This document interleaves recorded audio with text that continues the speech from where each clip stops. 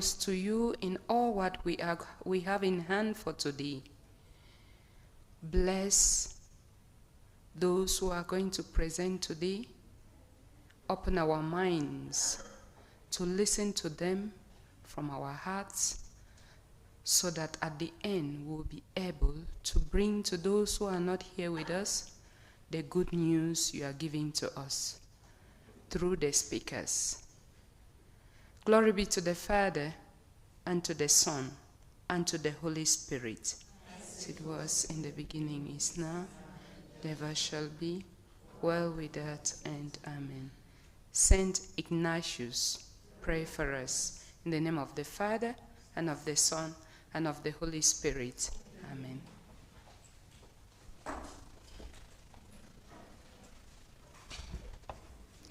So good morning again.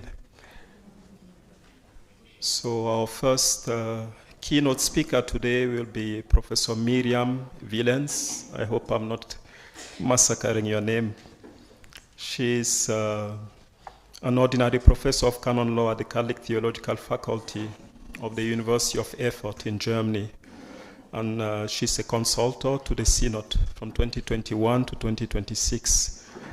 She plays a variety of other roles within the church and beyond, and I will invite you to look at the details of our biography in the program that you have been given. But in order not to take much of her time, she warned me yesterday not to steal any of her minutes, so I will let her take the floor and deliver a keynote speech for us. Thank you. Welcome, Professor Willens.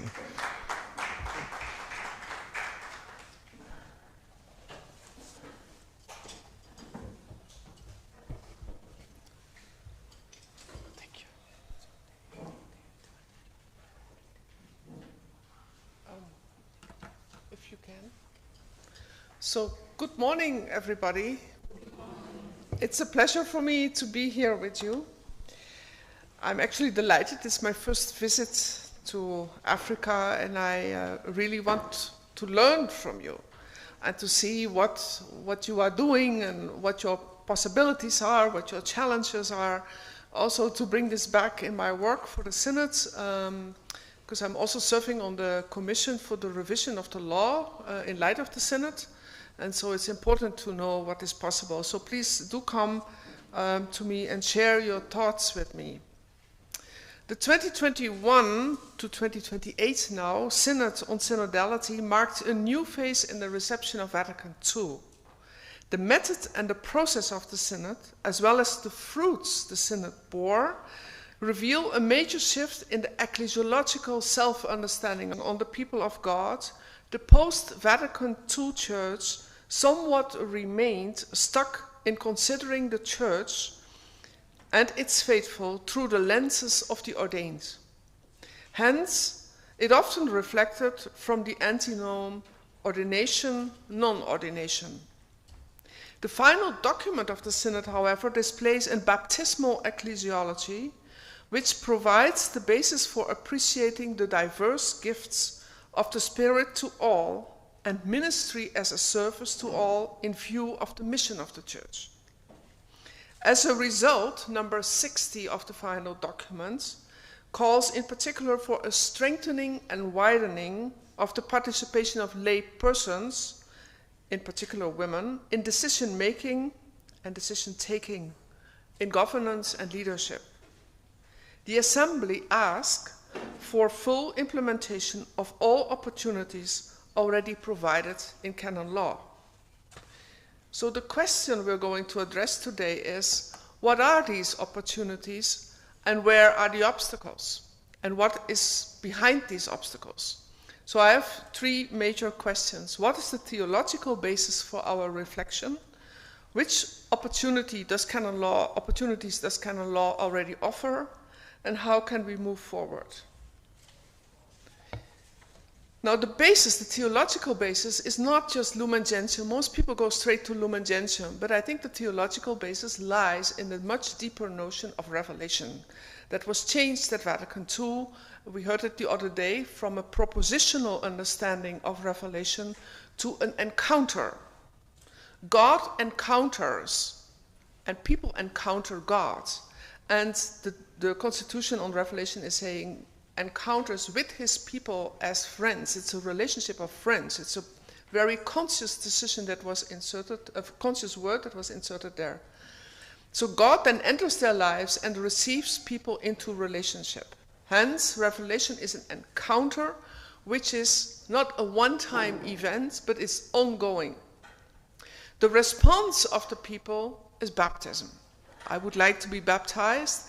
Baptism then means living in communion, and the community then means the community takes me up too. So baptism is a communal event, the celebration of the sacrament too, but you actualize it, you live it in communion, which then inserts through baptism us in the people of God. Now with baptism, all participate in Christ's prophetic, priestly, and kingly office. Thus, all members of the faithful are acting subjects in all domains. So the active participation in the liturgy, you are all used to this, is not only active participation in the liturgy, but it's in all three domains. The problem is, we haven't really unfolded that yet. With this comes an understanding of the church based on baptism. And the communality then leads to the term Christi Fideles. So we don't speak about laity, but the common term for everybody is Christ faithful. And it's interesting, Christi Fideles laity was a document that came after the Synod on the laity. But the term Christi Fideles appears in the notion on Christi Fideles. So it includes everybody. It doesn't begin with a differentiation. Baptism then implies an equality with regard to dignity and activity of all the faithful. And the Code of Canon Law has this in one of its canons, which therefore it should be a lens to read and interpret the other canons. Now many of even the canon lawyers will have just learned this canon by heart, but you have not learned to take it as a lens to read the rest of the book. That's the problem. Because your teachers went from one canon to the next, but never told you that this should be the lens. Canon 208 is the first one of the whole section. It should be the lens of reading the rest. So all from that baptism, that also means that all hold a responsibility for building the kingdom of God, which we call the mission of the church. Now, although all are acting subjects, there is a diversity among all members of the faithful. Why? Well, there are different charisms and ministries, and they are granted to individuals for the benefit of the mission of the community, that is, for the benefit of the whole church. And a specific dimension within the charisms and ministries is those roles and those positions for which there is ordination. Ordination places a person not apart from the rest of the community, but places the person in a new relationship within the community. With the ordination comes the power necessary for the fulfillment of the ministry. You find this beautifully in the text of St. Augustine, and Pope Leo has already referred to it. For you, I'm a bishop. With you, I'm a Christian. So the bishop is within the community, not above. Yesterday we saw the pyramid. The Pope said it needs to be upside down, and he puts it upside down because the bishop is to be inserted within the community. Yesterday, the question I think you asked, or one of your colleagues, the bishop to preside over the liturgy. So it's not father or bishop saying mass and we are all praying our rosaries in the church. No, we're all subject of that one celebration of the Eucharist. From what I said so far, we can see that, I should have pointed this before. So the charism and the ministry and the ordination. This implies, the whole thing implies a change in perspective. A change in perspective from a distinction between hierarchy and laity, with a focus on a personal ontological change, to an ecclesiology of communio, within which there is ministry and ministers at the service of the mission of the community. So the ordination, or also the commissioning of a person, creates a new ecclesial relationship. So also the ontological change shouldn't be just understood like a change in that person. It's a new configuration in your position in that community. Now, which opportunities does canon law already offer for the participation of women and laymen in governance? Never say lay women and lay men, because women are always lay, so there is no need to repeat that. And lay and women are both sisters and other women. And have there been any developments that we can build up? That's another important question that I will ask. What can we already see has developed over the time? So I will go back. So I'm a canon lawyer, and I will tell you a little bit about the development in canon law. And I think you will be surprised by what you will hear. So the 1917 Code of Canon Law says that only clerics could exercise the power of jurisdiction. This is how it was called. The question is, who in the 1917 Code was a cleric? Well, the cleric was the one who had received tonsure. Everybody knows what tonsure is? No. I can see how young you are. So tonsure, some priests have it by nature, given to them already. It remains perpetual, no? But Father Paul, be careful. The tonsure was a rite that would happen at the beginning, and they would be shaving a little bit of the hair. So you can see the more stronger the observance, the larger also the tonsure. So you will see, like, for example, the Benedictines had a very wide tonsure. But that made you as a cleric, and they had other minor ordinations like subdeacons. We still have that in the Eastern churches, some of that. But the notion of cleric came with tonsure, not with ordination. Clerics could exercise jurisdiction. In 1971, Pope Paul VI changed the law, saying that laymen could be appointed as judges in a collegiate tribunal for marriage cases. A collegiate tribunal means the lay person, the layman only at this time, could do this together with two clerics. And usually there were two priests. So up till 1971, the one who would annul the marriage of people were always three priests. But in 1971, it was changed to include men as one of the three judges. In 1972, Pope Paul VI abolishes the minor orders. So those who had been able to exercise jurisdiction are now suddenly not able to do this anymore, because these minor orders don't exist anymore. But that gives us a leeway, because it shows that the church has a tradition that before ordination you could exercise jurisdiction. In 1973, an American bishop from the United States writes a letter to Rome saying, I have a sister here whom I sent to study at the Catholic University in Washington. She has a degree in canon law. She has worked for many years as a notary in the tribunal, and I would like to appoint her as a defender of the bond. Please give me the permission to do so. And the Holy See said yes. Was the first sister to be appointed in the world. In 1974, the laymen were allowed to be judges on all cases, not only on marriage cases, but also on other cases that might happen in the church. Then we get Pope John Paul II.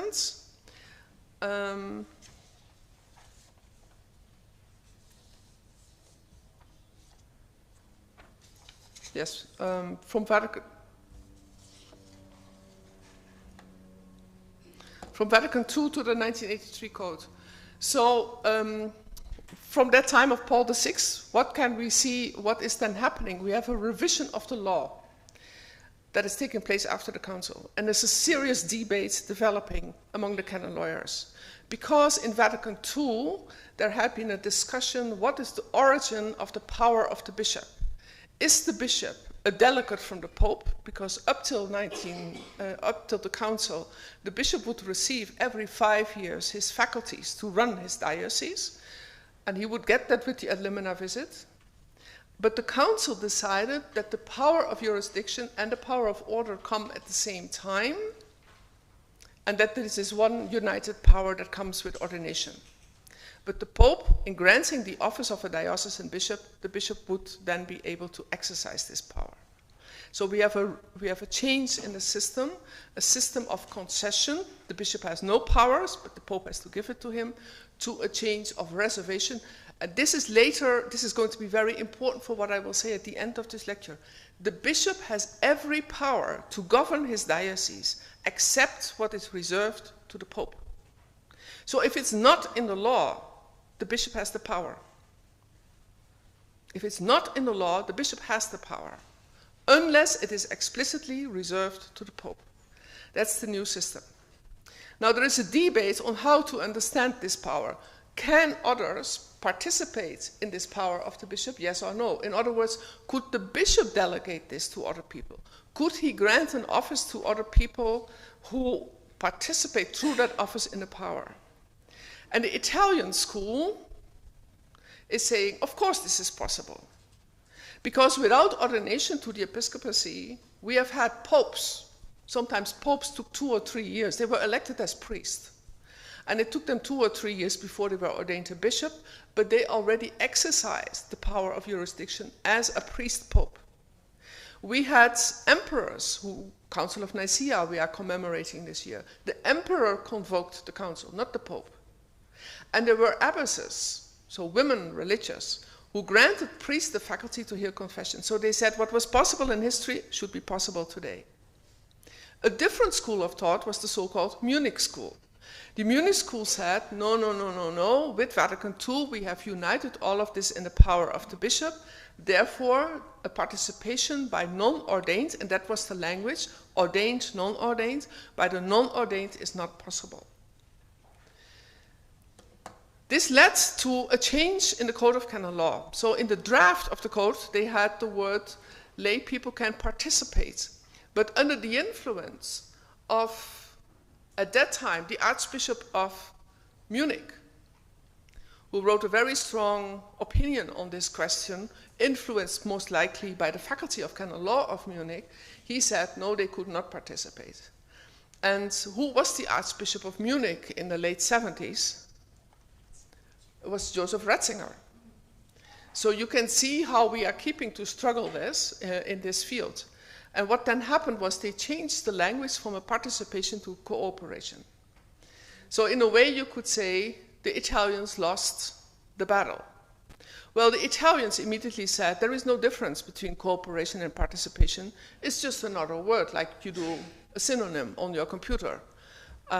Because, they said, laymen and women can be appointed as judges on the marriage tribunal. So in 1971, laymen could be appointed. Now, as of 1983, they took out the word men and they said lay women could be appointed as well. So that included sisters. They didn't say laymen, lay women, they just said lay people can be appointed. From 1983 onwards. But for both of them, they had to have 2 clerics beside them. And the 2 clerics could now be married deacons, because we had installed the permanent diaconate, and so they could be married deacons. So you can imagine how different the photo would have looked like of the tribunal making the decisions. You now had maybe a woman and 2 permanent deacons. A tension remains with another canon which said that only clerics can obtain offices for whose exercise there is required the power of orders or the power of governance. So, cooperare, participare, how do we understand that? At the same time, we should not only look to the law, so Pope John Paul II changed the law in allowing women to become judges. he also already appointed a female religious as undersecretary at the Congregation for the Institutes of Consecrated Life and Societies of Apostolic Life. So that's the action. One thing is the theory, the other thing is the action.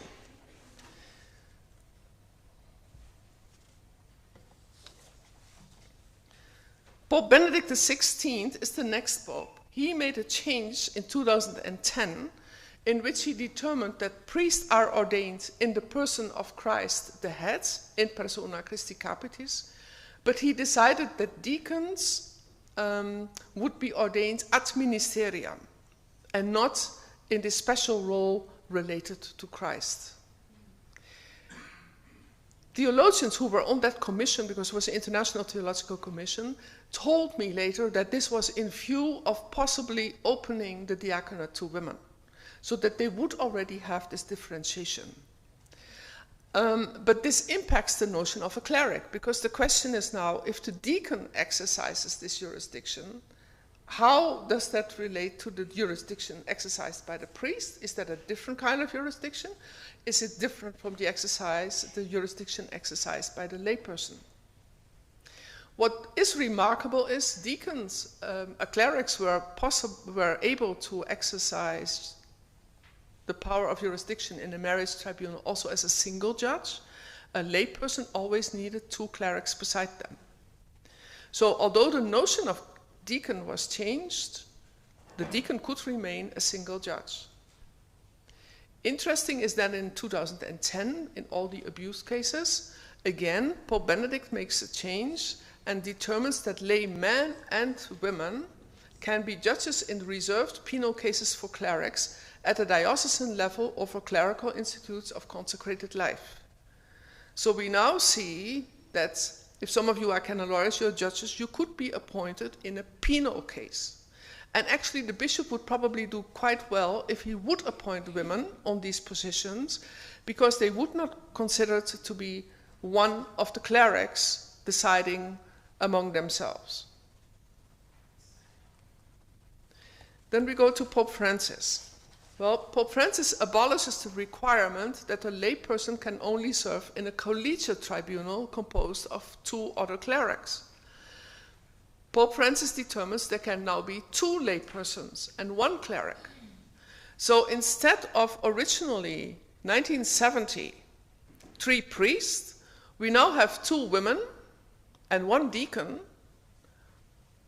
declaring the marriage null. Now imagine they come for a picture and they bring their whole families with them. What a difference the picture would look like. 1970 you have 3 priests, and in 2015 you have 2 women and a permanent deacon, all with their spouses, their children and their grandchildren. So the question we must ask is, what happened there theologically? So on the level of law and on the level of action, we see all these changes. Another important aspect, I think, arises. Pope Francis abolishes the privilege of cardinals, bishops, and nuncios to be heard in the trials at the Vatican city-state courts only by the Roman pontiff, who would usually delegate this to other cardinals. And he now allows laypersons to serve as judge, even as presiding judge, at these trials. And indeed, with the trial of Cardinal Becciu, the presiding judge was a layperson specialized in mafia cases. Why? Because I think the Pope realized that for this very complex financial transaction issues that had to be investigated, you needed competent people with regard to the matter, and not just being ordained or having an ecclesial office where you had just no idea how to even do this.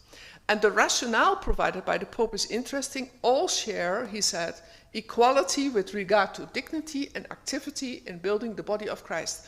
So we can see the Pope took this canon, but also what originally comes from Lumen Gentium, as a lens to further interpret the law. Now we go to Pope Francis and Pope Leo. What did they further do?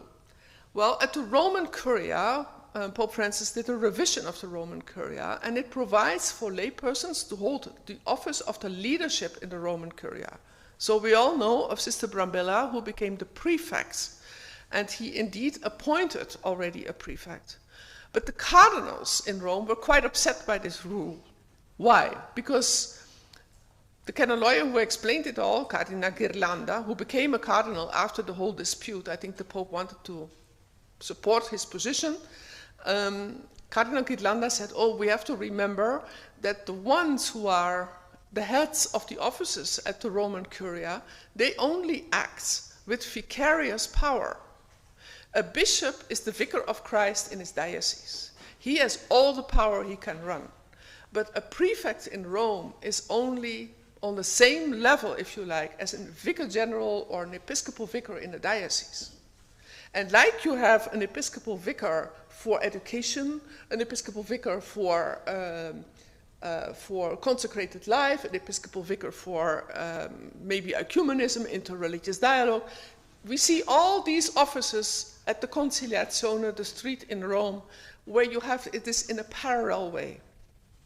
We can then turn the question around. If this is possible for all these offices in Rome, would it not be also possible in the rest of the world in every diocese?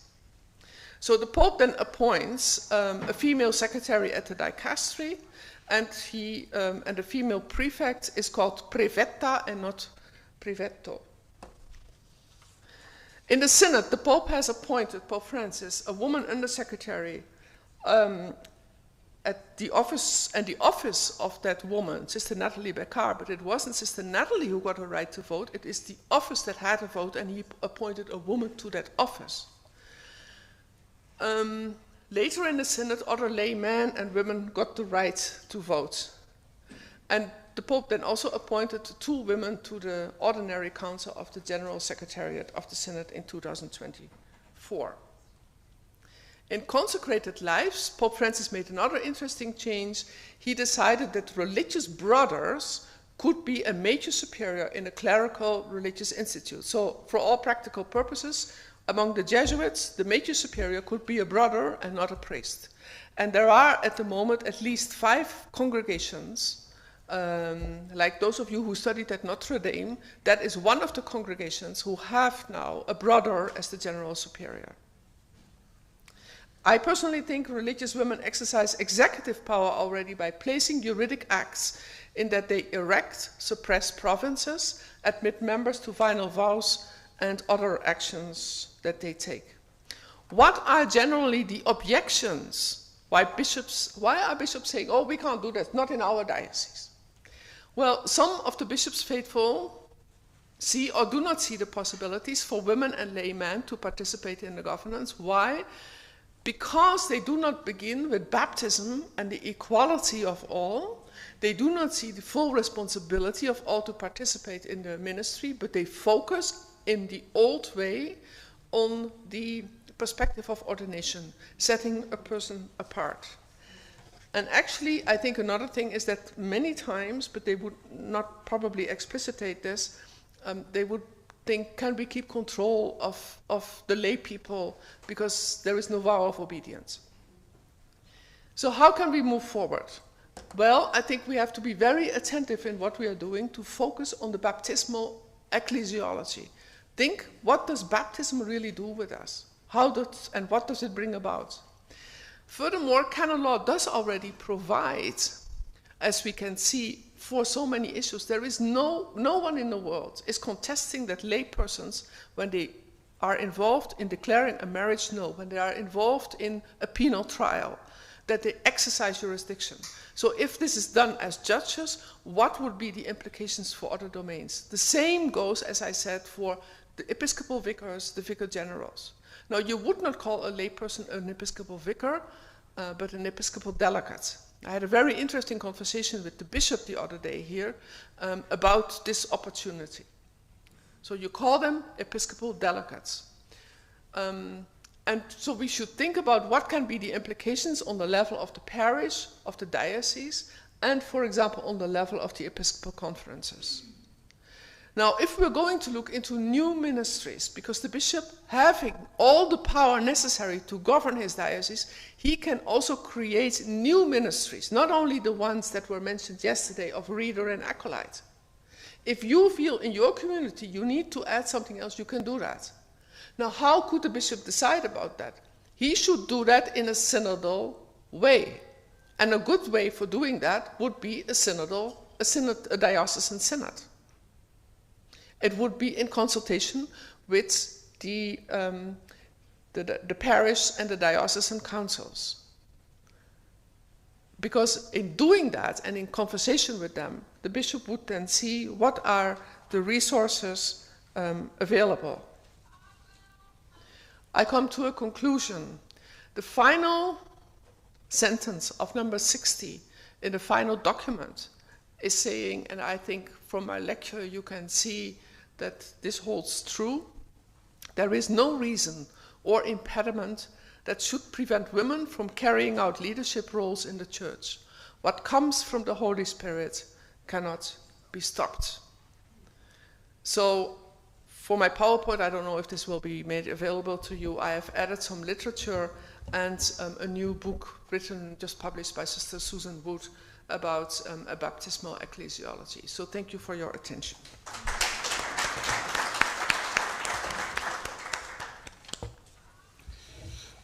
Thank you very much, Professor Willems, especially for keeping to time and for presenting some of these opportunities that are present for women's participation in leadership and governance within the church. And as Professor Willems was speaking, I think you received a handout that she prepared on possibilities for women in the Catholic Church. You have a whole list that is provided there, so you could make use of it. Yes, we put this handout together, José and myself, I think it was during the Synod, just to give an indication and to imagine what women can do in different parts of the world. This list is not complete, but when we hand this out to bishops, they are really surprised, because they did not realize what women are already doing in different parts of the world. And it was actually interesting, if I may continue a comment, we had workshops, if you like, during the Synod on the Wednesday afternoons. And I was speaking about this subject, and I said, so you can, to the bishops, you can appoint women to do this. They can issue dispensations. You can give them the power to grant a dispensation. And they were like, oh, but we're already doing that. I already have a sister or a woman doing that. And I went back to the bishop and I said, do you mean she is typing the dispensation? Or is she signing the dispensation? Oh, no, she's typing. I said, that's not making the decision. And they said, really, she can sign that? I said, yes, you can. You can give her that power. And in, for example, the English-speaking world, this is very common. North America, English-speaking world in the sense of North America. I think also in England you have so-called chancellors exercising these positions as well, granting dispensations, for example, in marriage cases. Okay. So there is more possible than we sometimes can imagine. Thank you very much, Professor Willems. Join me in thanking her again, please. So we are going to have an opportunity to interact with her now, based on the lecture she has given us now. And as such, you have the floor eventually for questions, for comments. I suggest maybe we begin by a series of 3, and then we'll take it from there.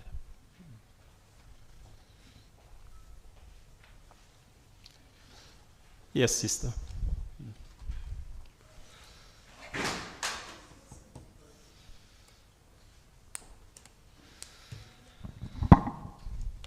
Thank you very much, Professor Willems, for your presentation and for this compilation you have put together. As you were presenting, I was equally looking at this compilation you made with Sister Jose. And as you were talking, you got to a point where talking about cardinals. And I thought we were going to say something about who can become a cardinal, who cannot become a cardinal. And, is it administrative? Is it, in the governance of the church? And, what's the role of a cardinal in the church? Okay, we know they go to conclaves and all that, appoints. What's the relationship with this office of the cardinal and women? And the question I'm asking is because last year it came up here, one of us here said a woman can be appointed as a cardinal because being a cardinal doesn't require ordination. So canonically, what do you have to say to that? Thank you. And take a second and a third one, and then we'll give the floor to Professor Violence. Someone already has a microphone there. Okay, go ahead. Thank you very much, Professor Miriam, for that very enlightening presentation. And you have clarified a lot of things, and we can see that from the Code of Canon Law, there are very many provisions for participation of lay people, including women. You said something about the obstacles, but I didn't get it clearly. Could you elaborate more on why is this not happening, and especially in the church in Africa? Thank you. A third one, and then we'll take note of the hands that were already up so that when we begin the new series, we take the three of you. Thank you very much, Professor, for this wonderful and unsettling and also looking to the future of what the possibilities are. I have two small questions. The first is, how do you resolve the tension that apparently could be there between some interpretations of Scripture and the exercise of canon law? And I think this can even take us to the question you asked yesterday, in a sense. And then the second question has to do with, is it not a misnomer to speak of hierarchy and synodality together? How do we reconcile these terminologies ecclesiologically? Hierarchy and synodality. Thank you very much. Thank you. So we are going to give the floor to Professor Violence to respond to these queries. Thank you. Well, thank you very much. They're very interesting questions. So the first one with regard to the cardinal. The origin, if we go back to the origin of the cardinalates, the Pope is in the first place the Bishop of Rome. Because he is the Bishop of Rome, he is the Pope. It's not because he's the Pope, he's the Bishop of Rome. Why? Because the Eucharist is always celebrated in a specific community. And as a bishop, he's presiding over the Eucharist. So the Eucharist, the community of the Church of Rome, is the first among the others. And the tradition of the Church was that the clergy of the diocese would elect its bishop. And the clergy of the diocese being the priest. Maybe deacons, I don't know that. I'm not firm enough from a historical perspective on that, but it was the clergy. I can't give the whole story, but a bit shorter. It was felt that because the Bishop of Rome has this worldwide responsibility, he should not only be elected by the local clergy, but there should be a participation of the clergy worldwide. So priests from other parts of the world were included in this body to elect the Bishop of Rome. I'm saying priests. And they were called cardinals. Cardinal means like a hinge in a door. So it's like they were incarnated to the Diocese of Rome. Because they wanted this widening, we still have till today that every cardinal has a church in Rome. So this is a fiction. This is now a fiction of the clergy electing the Pope. Among the cardinals, that cardinals are bishops is a very, very recent development. And it came about at Vatican II. And it regretfully came about, I'm saying this regretfully, with Pope John XXIII, who began to ordain all kinds of priests in functions that were priestly functions and made them into bishops. So when, for example, the head of the today the dicastery for the doctrine of the faith, at the time it was called the Holy Office, Cardinal Ottaviani was a very, very important cardinal, as you can imagine. And he, for example, with his office, they said that Yves Congar, the very famous French theologian, could not teach anymore. He got a prohibition. But Cardinal Ottaviani, because he was the head of the dicastery, he was a cardinal, he was a simple priest. And he participated as a priest in the conclave that elected John the 23rd. He was not a bishop. He was only made a bishop in April 1962, so just half a year before the council began. And from that time onward, the Pope began to ordain all the heads of the different dicasteries and made them bishops. So Rome did not have, I think now there are more like something like 80 bishops in the Vatican, which is ecclesiologically impossible, because all these bishops have no Eucharistic community. But there is also this wider participation. So if you look, so we have that, the increase of bishops. Even you see it at the Synod office in Rome. 2 undersecretaries were appointed, a priest and a woman. The priest was made a bishop, the woman not. There was no need to make this person, the office of undersecretary doesn't require at all to be a bishop. So we have a tremendous increase in bishops as honorific titles. For a little while, we had a layperson as a president of a pontifical university in Rome. And then Pope Francis appointed a member of a religious institute and made him into a bishop. We all know there is no need for the president of a university to be a bishop. So we have a development that I think is not very healthy. Why do I not think it's so healthy? Because if you think about it, when we celebrate the Eucharist, we always celebrate and we refer to the bishop in the Eucharistic prayer. All these bishops who are working in Rome, their name is never ever mentioned in any Eucharistic celebration. So they are bishops without faithful. They are bishops without the Eucharist. And the question, I'm a canon lawyer, but I think the question has to be given back to the ecclesiologists.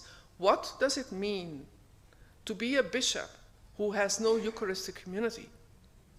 Can we take the Eucharist? Can we separate episcopacy and Eucharist? Come back to your question about the cardinalates. So the origin is those who elected the bishop. Now I'm going to say something, I don't know what to think about this. So during, because I haven't thought about it, I'm just thinking out loud, so it's not a finished thought. There is a requirement that there is a larger participation.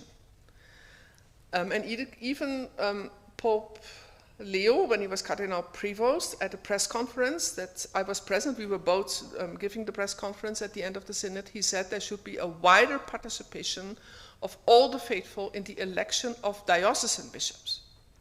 So let's go and take that step first. All the people of God somehow participating in the election of the bishop. And there's a special study group installed. They are working on that question at the moment to look into how can we actually do that. How can more people like you be asked who should be the next bishop of Nairobi or Dar es Salaam or whatever the city is where you're from. If that is happening there, then the question could also be what does that mean for the Bishop of Rome? But the body of priests that is advising the Bishop of Rome is like in a diocese, the Presbyteral Council. So we are enlarging at the moment also the Presbyteral Council with a strengthening of the diocesan pastoral councils. So we will have to look into what are actually these councils exactly, what is the unique relationship between the priest and the bishop in relation to governing the diocese and election, and what would and could be the participation of the other faithful. So in that sense, we already see, now we have a prefect who is the head of a dicastery, and we will have to see how the church will receive and take the next steps in what does that mean for the role of these women in the advisory bodies that they have. Pope Francis created a new institution, the Council of Cardinals, of 9 cardinals, for which it was important that they came from all continents, and they were all diocesan bishops, because the College of Cardinals is also composed of diocesan bishops, not only cardinals in Rome. So there is this mixture of all of it. So it's a bit of a complicated answer, I guess, but we will have to see what does the history tell us and what does theology tell us. And I think the theologians would have to reflect on the deeper meaning of all these functions. In the last conclave, there was one member participating in the election who was not a bishop. There was a priest, and there was Father Timothy Radcliffe. He was made a cardinal last year, just before the Pope died, and he asked not to be ordained as a bishop. And he was under the age of 80, so he could participate in the synod, and the Pope said, yes, you can. So this is where we're going. Now, with regard to the obstacles, what are the obstacles? I think oftentimes people do not know what is possible in the law, and again, I think the greatest challenge for the whole church is to go to an optician and to get on new glasses. Glasses not with Vatican I lenses, but with Vatican II lenses.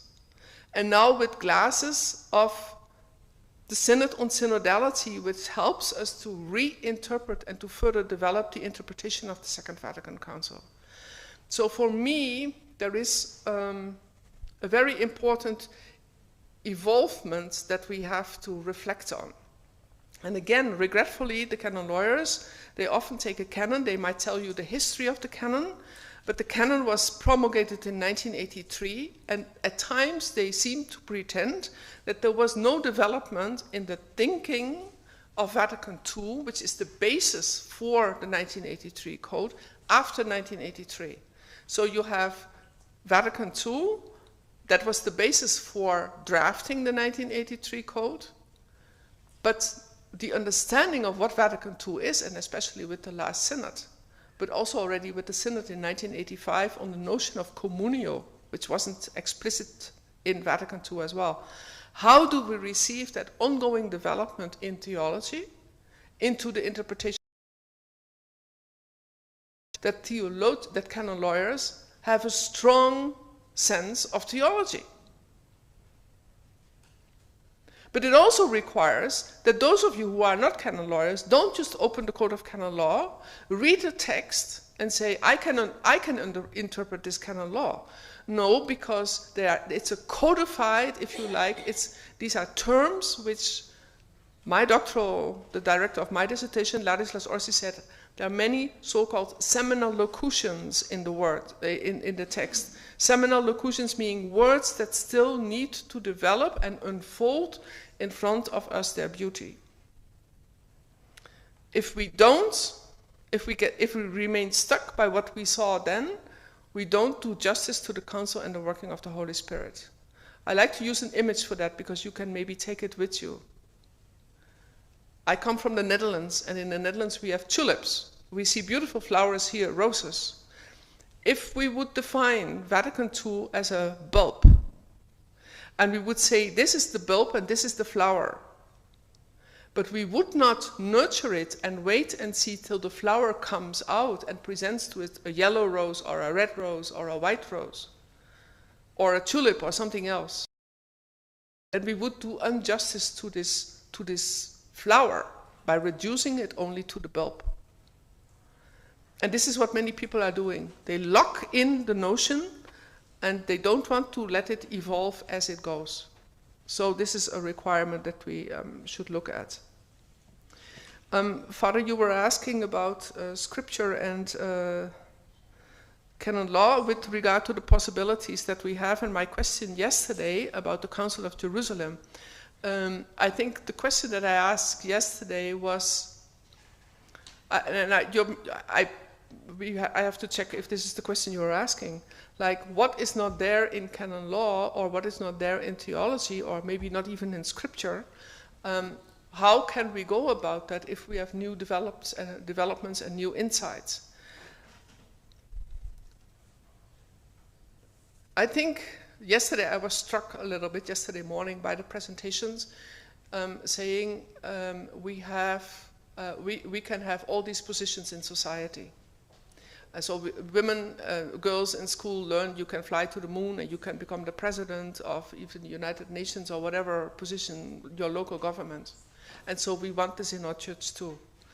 I think what for me was remarkable, having read the reports of almost all countries in the world, that the people of God around the world were not asking for an equality and opportunities for women because of sociological reasons. They were asking for it because of baptism. And I think that's a very important difference. And that then is also, I think it was your question, is not, are we dealing with democracy? No, we're dealing with a consequence of the equality in baptism. So we are not a democratic institution in that sense, in the sense of all participating because we want to be equals. No, we're equals in Christ. And therefore the Holy Spirit works in every person, and we have to discern this together, what this working of the Holy Spirit is. I was asking yesterday if the question of further developments of positions of women, if we do not have this in Scripture, because the Scripture does not always give that answer, Peter and Paul, the early church, they were confronted with the problem what to do with the Gentiles. Should they get the circumcision, yes or no? Now, if they had looked to Scripture alone and the tradition of the Jewish faith, they would have said yes. But Paul said, wait a minute, we have such wonderful experiences. So what they did is they confronted, and this is another methodological new thing for our church, to bring into dialogue the Scripture, the tradition of the church, with the experience of today. And not to force that the experience can only be in as far as Scripture allows it. So they are brought in what we would call a hermeneutical relationship. And they prayed then together. And this is the beauty. We have the Council of Jerusalem giving us this framework on how to do it. And the Council is in Scripture. The church has taken from that Council the model to have the Council of Nicaea and to have councils till today. So that modality, I think, is so important, to ask those questions, to go in council. And then the beauty of the Council of Jerusalem is that at the end, they end up with consensus, not just majority. So again, democracy is majority. Discernment is consensus. Now, consensus is not the same as unanimity. It's rather remarkable that at the World Council of Churches, I have the privilege of serving there on the Faith and Order Commission. In the World Council of Churches, we do not vote. It's forbidden to vote on faith issues. We have to arrive at consensus. But the Catholic Church, being very much rooted in Roman law tradition, prefers to have security and thus takes votes. And I had the privilege in Geneva to moderate over years a whole process on moral discernment in the church, and we finally produced a document on that. But the document was agreed on in consensus. And that is a very good basis for reception.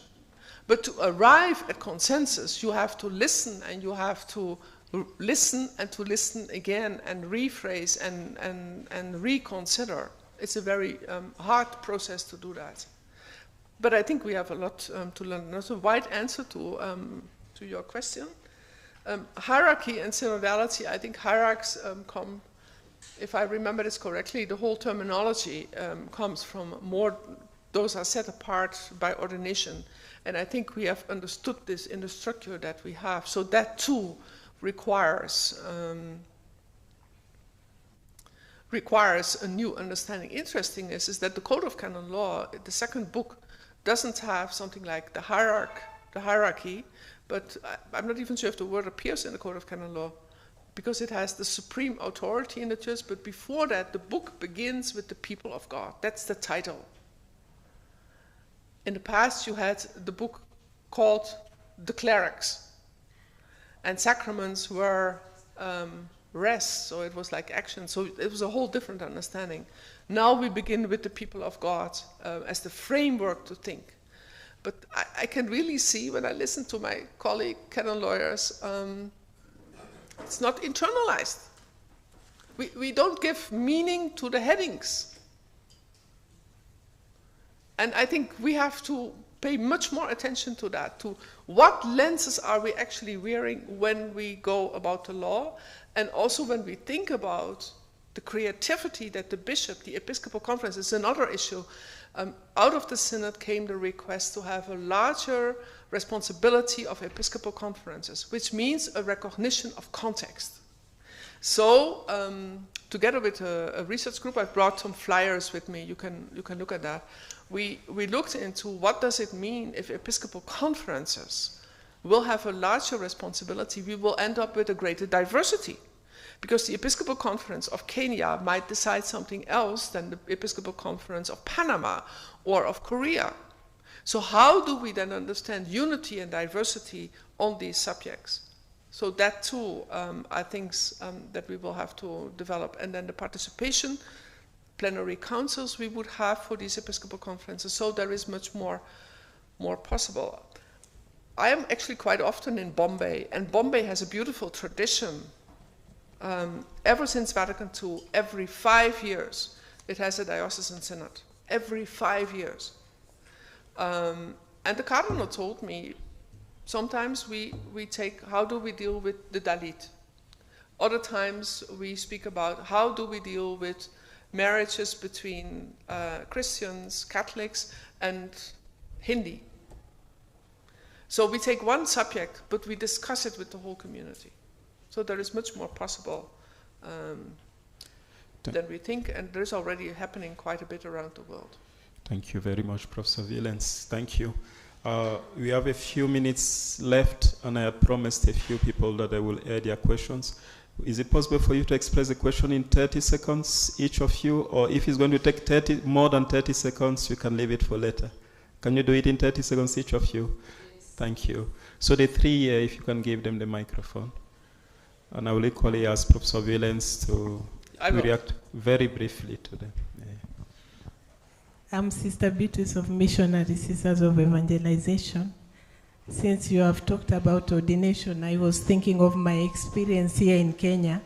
There are sisters who stay in the village, and they cannot even attend Mass every day. Or maybe in the formation house, they have a lot of formis, so they have to go out for Mass or to bring in the priest to celebrate the Mass, and that means that they have to give something, and the community is not well up financially.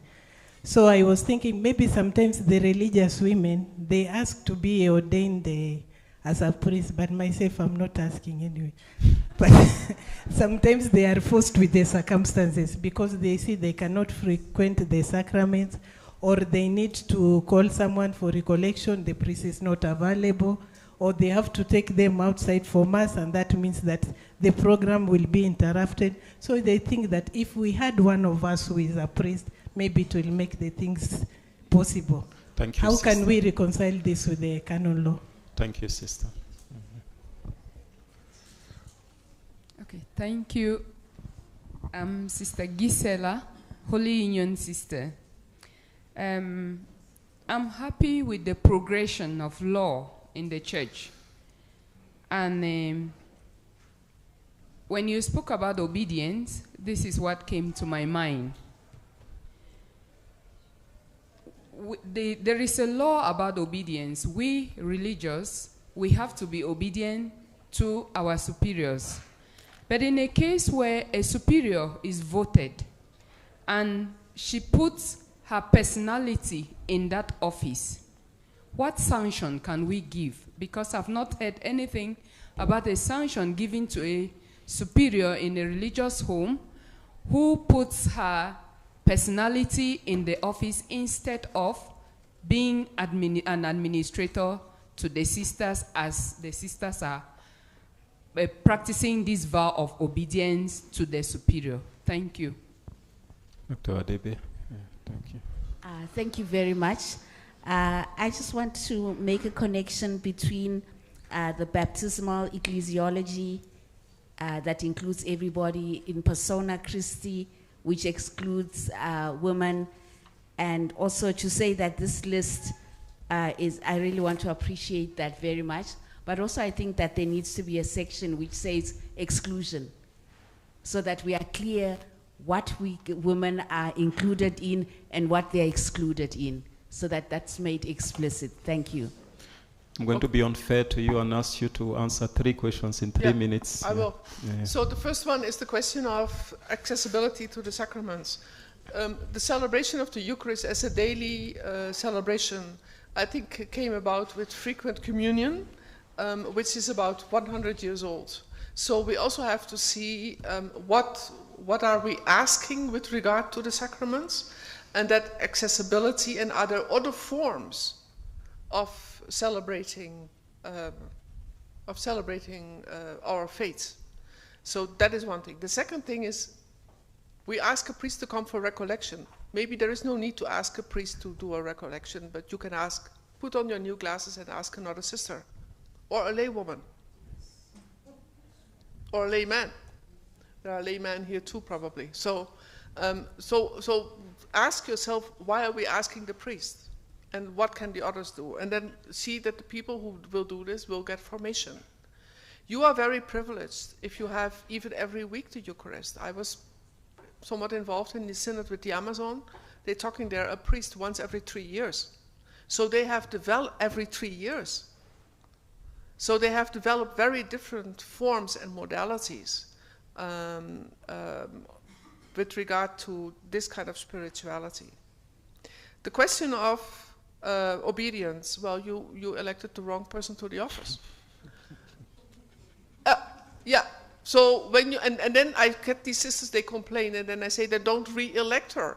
And they say, oh yeah, but we can't do that to her, and we're so sorry about her, and if we don't re-elect her, she will be really sad. And then I think you are the master of your own luck. So if you see this, then don't re-elect the people, and ask yourself, how are we using, how are we choosing a person, and how do we profile them? And also, what is the role of the council to help? So it's not just the superior putting her on, but does the council have a backbone to say, we will not support this? In all your constitutions, you have so many decisions. Almost all decisions are never made by the superior alone, but always after having heard the council, depending on your structure, or the council with the superior. Then speak up your mind when you are a counselor. And don't give the permission. Now, what is interesting, in the Synod we discovered that the canon on consultation, Canon 127, is very clear that the person who is asking for advice, and if that advice is given unanimously, that person is not to, in principle, not to take another decision. And if this would happen more, sometimes there are good reasons not to follow that, because the superior might know something that she cannot share with the others.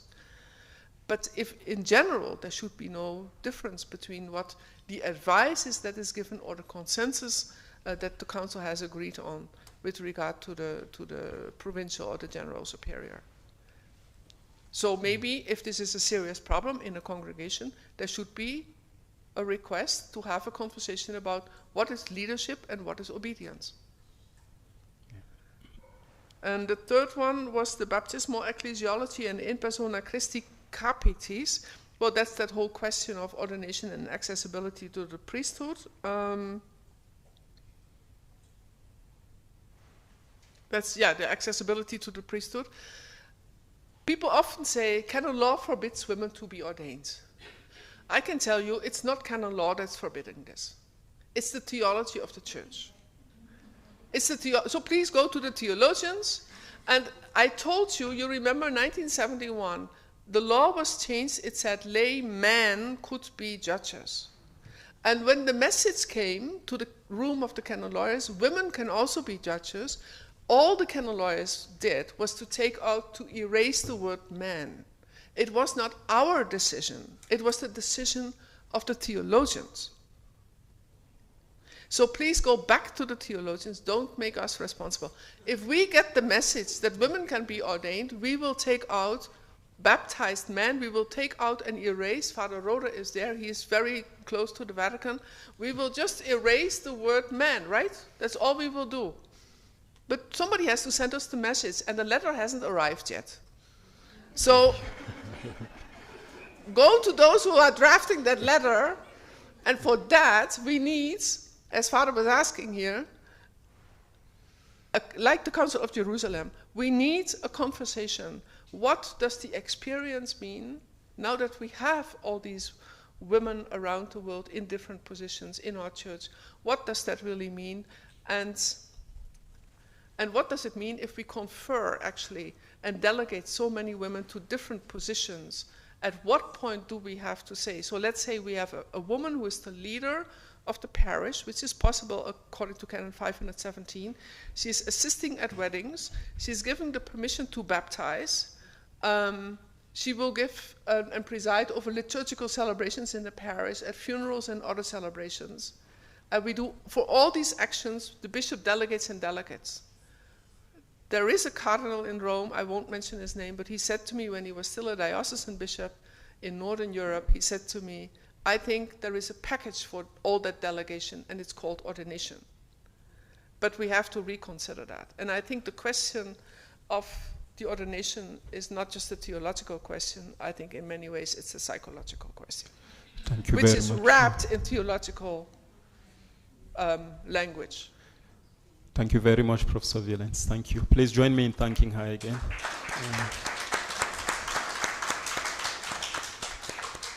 Thank you for that very engaging talk and for your clear answers to the questions that were asked.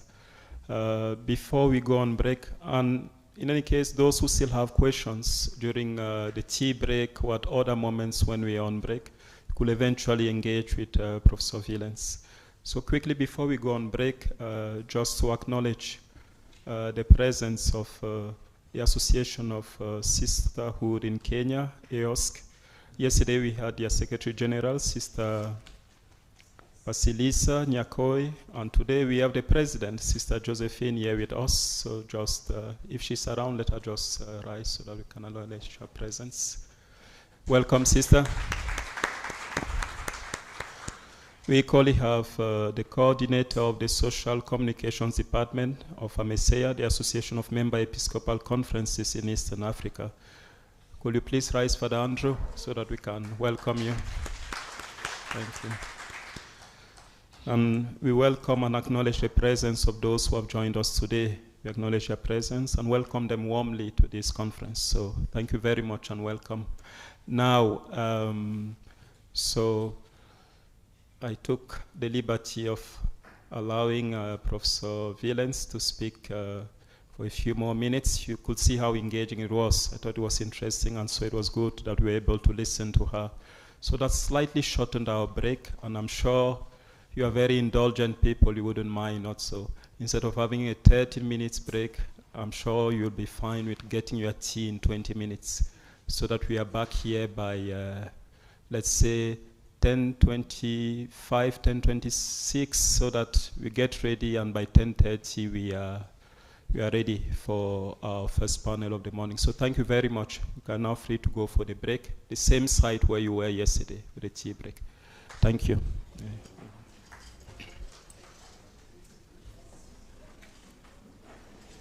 Thank you very much. Thank you. Thank you.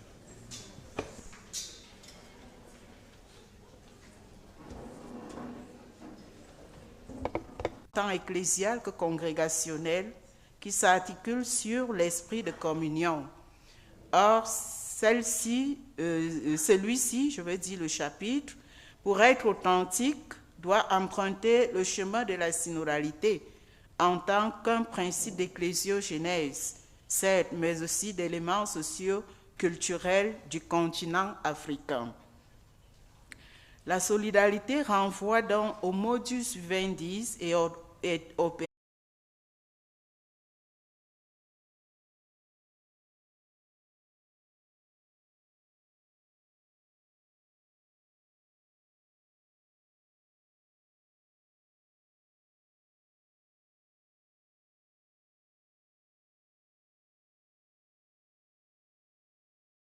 général, lieu d'illustration de l'esprit synodal et de la palabre africaine. 2. La participation différenciée comme élément de recherche et de construction.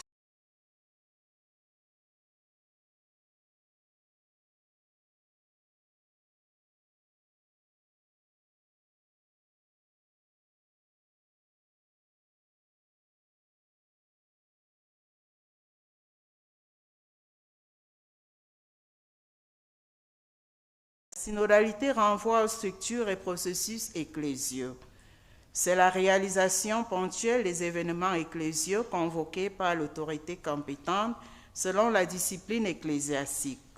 Bref, dans leur diversité, toutes ces formes ont en commun le fait de se réunir pour dialoguer, discuter et décider. Dans ce sens, on peut appliquer la tenue de la palabre africaine à une assemblée synodale. Point 3. En quoi consiste la palabre africaine et quelle est son incidence dans une assemblée capitulaire? Le concept de palabre africaine. En Afrique, l'institution de la palabre est une plateforme analogue à la pratique synodale. Le terme palabre provient de la langue espagnole et signifie parole, car en effet, au cours de la palabre, tous les participants ont droit à la parole.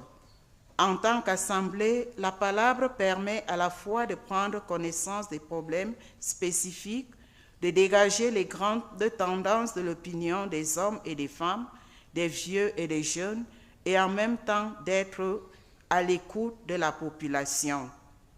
La palabre vise le rapprochement des points de vue contraires, la négociation, l'amour et l'équilibre communautaire ou social.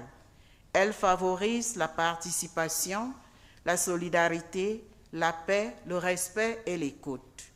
Appliqué à un institut religieux au sens strict, le concept de synodalité renvoie à la communion interne des membres d'un institut religieux, du fait non seulement que le religieux n'est pas seulement un appelé selon une vocation individuelle, c'est aussi un convoqué, c'est-à-dire un appelé ensemble avec d'autres dont ils partagent l'existence quotidienne. Tout comme l'Église est l'affaire de tous les fidèles du Christ, l'Institut religieux en Afrique est aussi l'affaire de tous ses membres. Vu que l'Africain se définit à partir de relations d'appartenance, l'Institut religieux devient pour les religieux africains leur famille.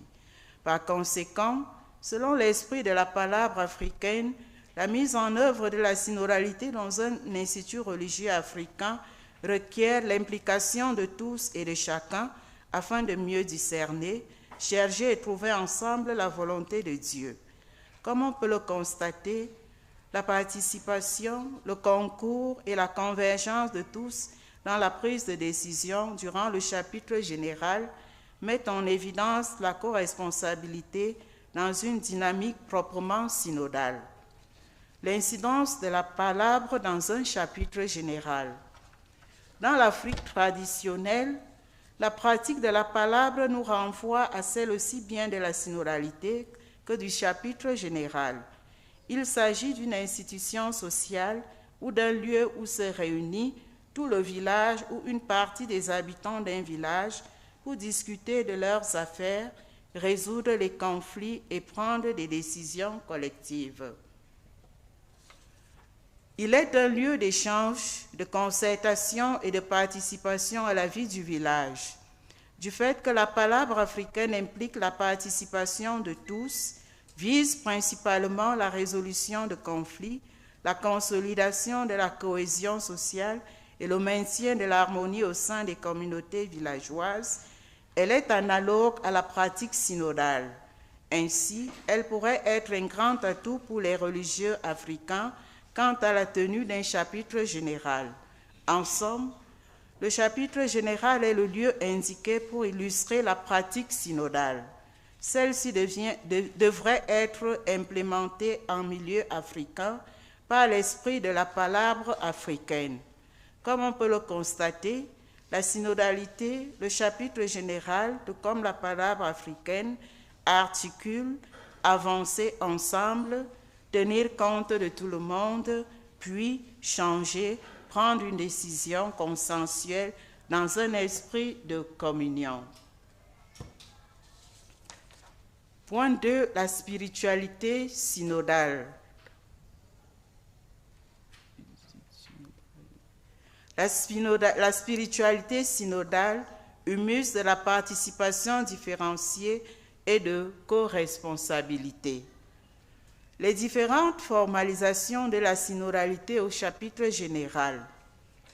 La dimension synodale doit s'exprimer au moyen de la mise en œuvre et de la direction des processus de participation et de discernement, capables de manifester le dynamisme de communion qui inspire toutes les décisions ecclésiales. Par analogie, la vie synodale s'exprime dans un chapitre général par des structures institutionnelles et dans des processus qui conduisent à travers plusieurs étapes, notamment la préparation, la célébration et la réception des actes capitulaires. Concrètement, la synodalité formelle du chapitre général se manifeste à plusieurs niveaux. Il s'agit d'abord de la préparation lointaine, ensuite de la préparation proche, enfin de la préparation immédiate. Parlant de la préparation éloignée du chapitre général, la synodalité formelle s'actue surtout dans les consultations amples et libres, les rencontres sectorielles ou communautaires, les commissions précapitulaires qui étudient les mémoires des provinces, des communautés, les propositions des personnes et formulent l'instrumentum laboris. Dans la préparation proche, la synodalité du chapitre général est évidente, aussi bien dans la constitution des offices particuliers que dans celle des groupes capitulaires. Il s'agit de la présidence du chapitre, du secrétariat du chapitre général, du modérateur, des scrutateurs, de l'expert canoniste et bien d'autres offices. Dans la préparation immédiate, la synodalité du chapitre général est manifeste par les groupes capitulaires.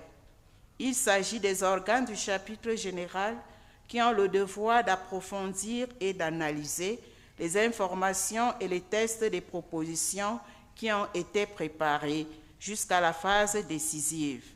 Il doit prévaloir dans ces groupes un climat de dialogue et de confrontation.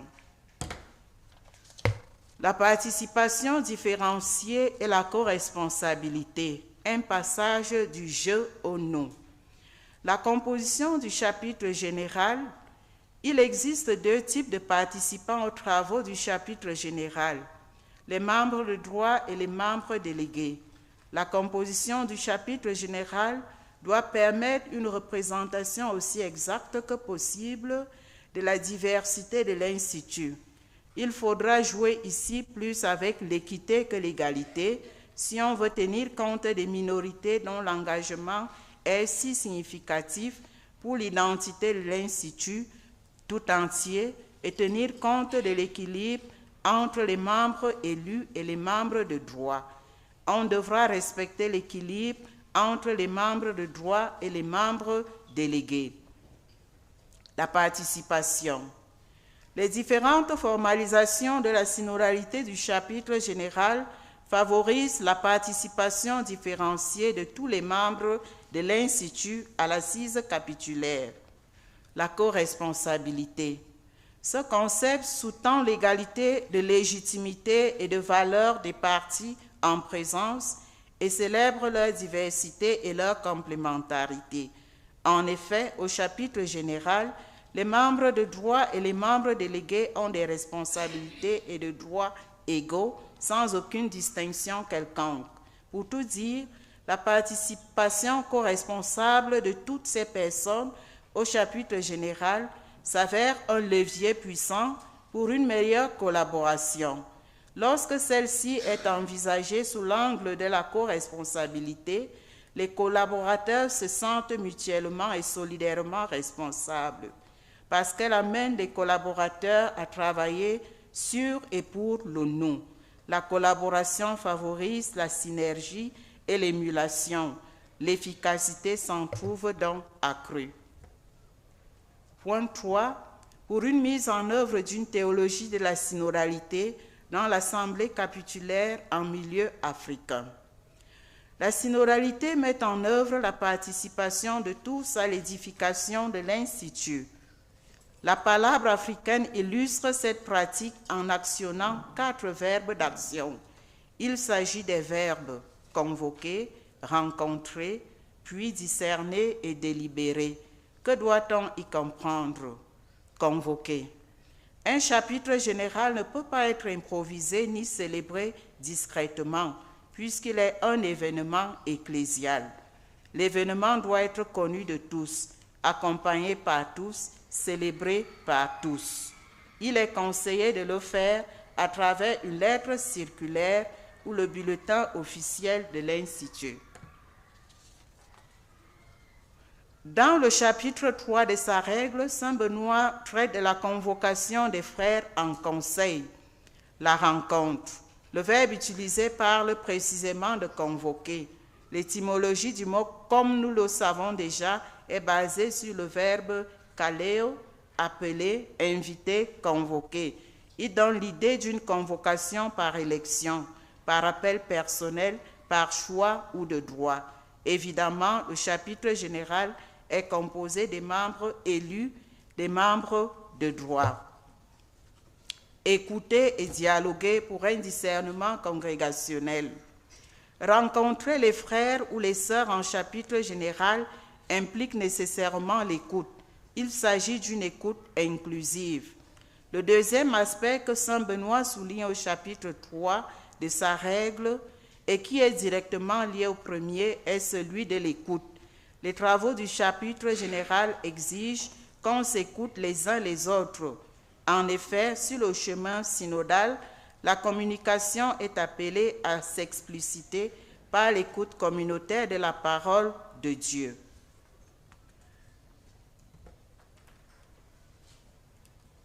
Discerner et délibérer.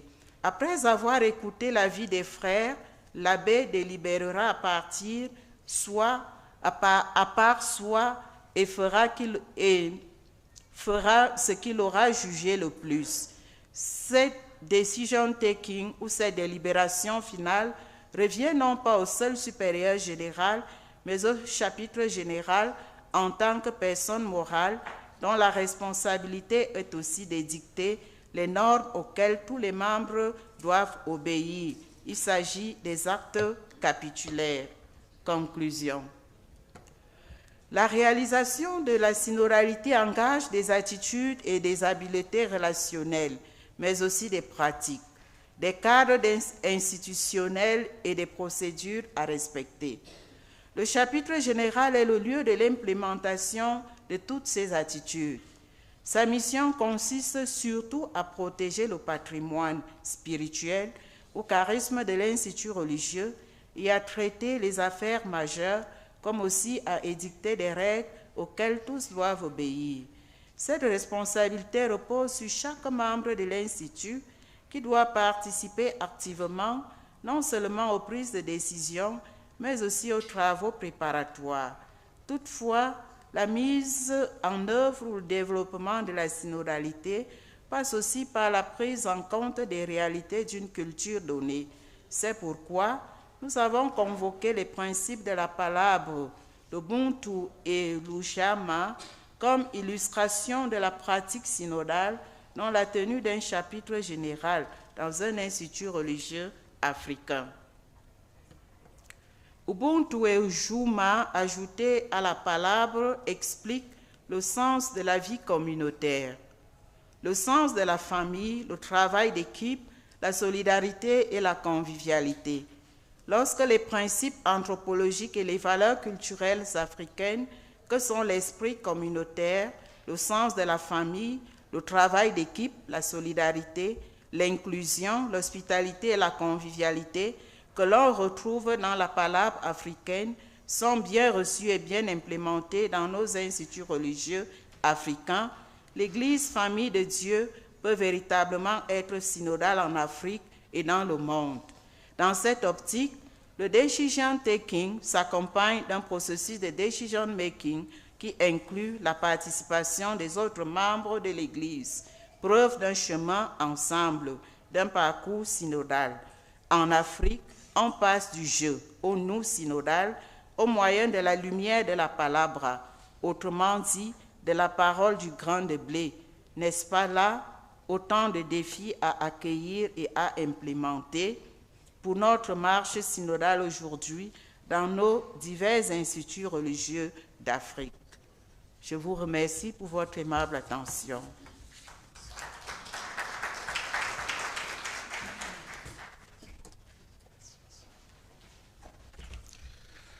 So thank you very much, Sister Sabine. A very big thank you. Please join me in thanking her again. So I hope those of you who are not fluent in French were able to follow on the screen as she was speaking. Before the Q&A session, I will remind us briefly of what she said in English. Now we are going to listen to Sister Anne Kirera Kinya.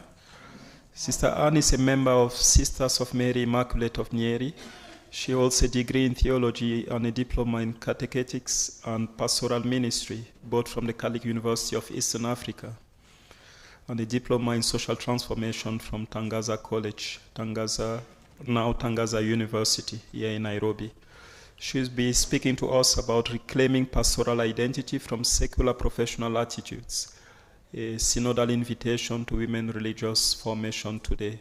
Welcome, Sister Anne. Thank you.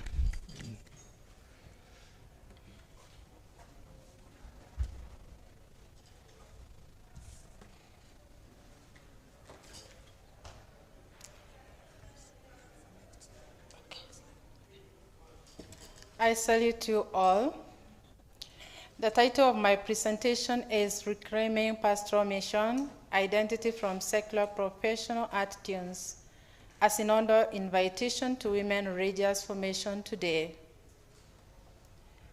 This reflection arises from a real tension faced today. On the one hand, women religious have become highly skilled professionals in education, healthcare, and pastoral ministries.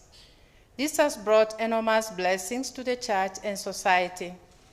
On the other hand, there is a danger that professionalism is slowly eclipsing the true identity of women religious.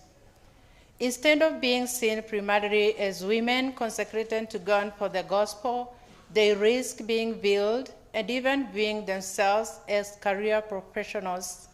In this, their charism are eclipsed by professionalism.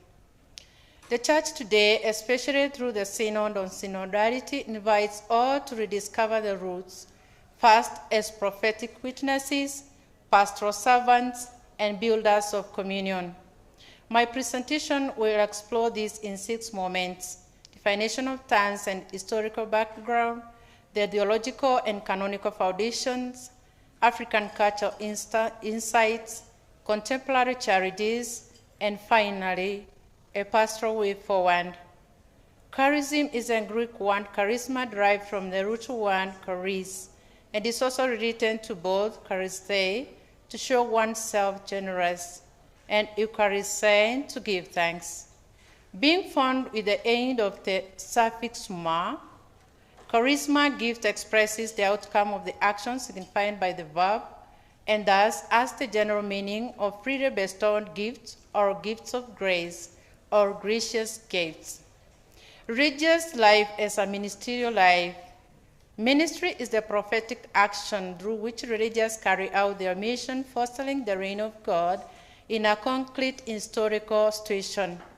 A particular situation demands a particular response, and the proclamation of the reign of God here and now calls for discernment on what the gospel response might demand in given situation. The pastoral ministry involves giving freely.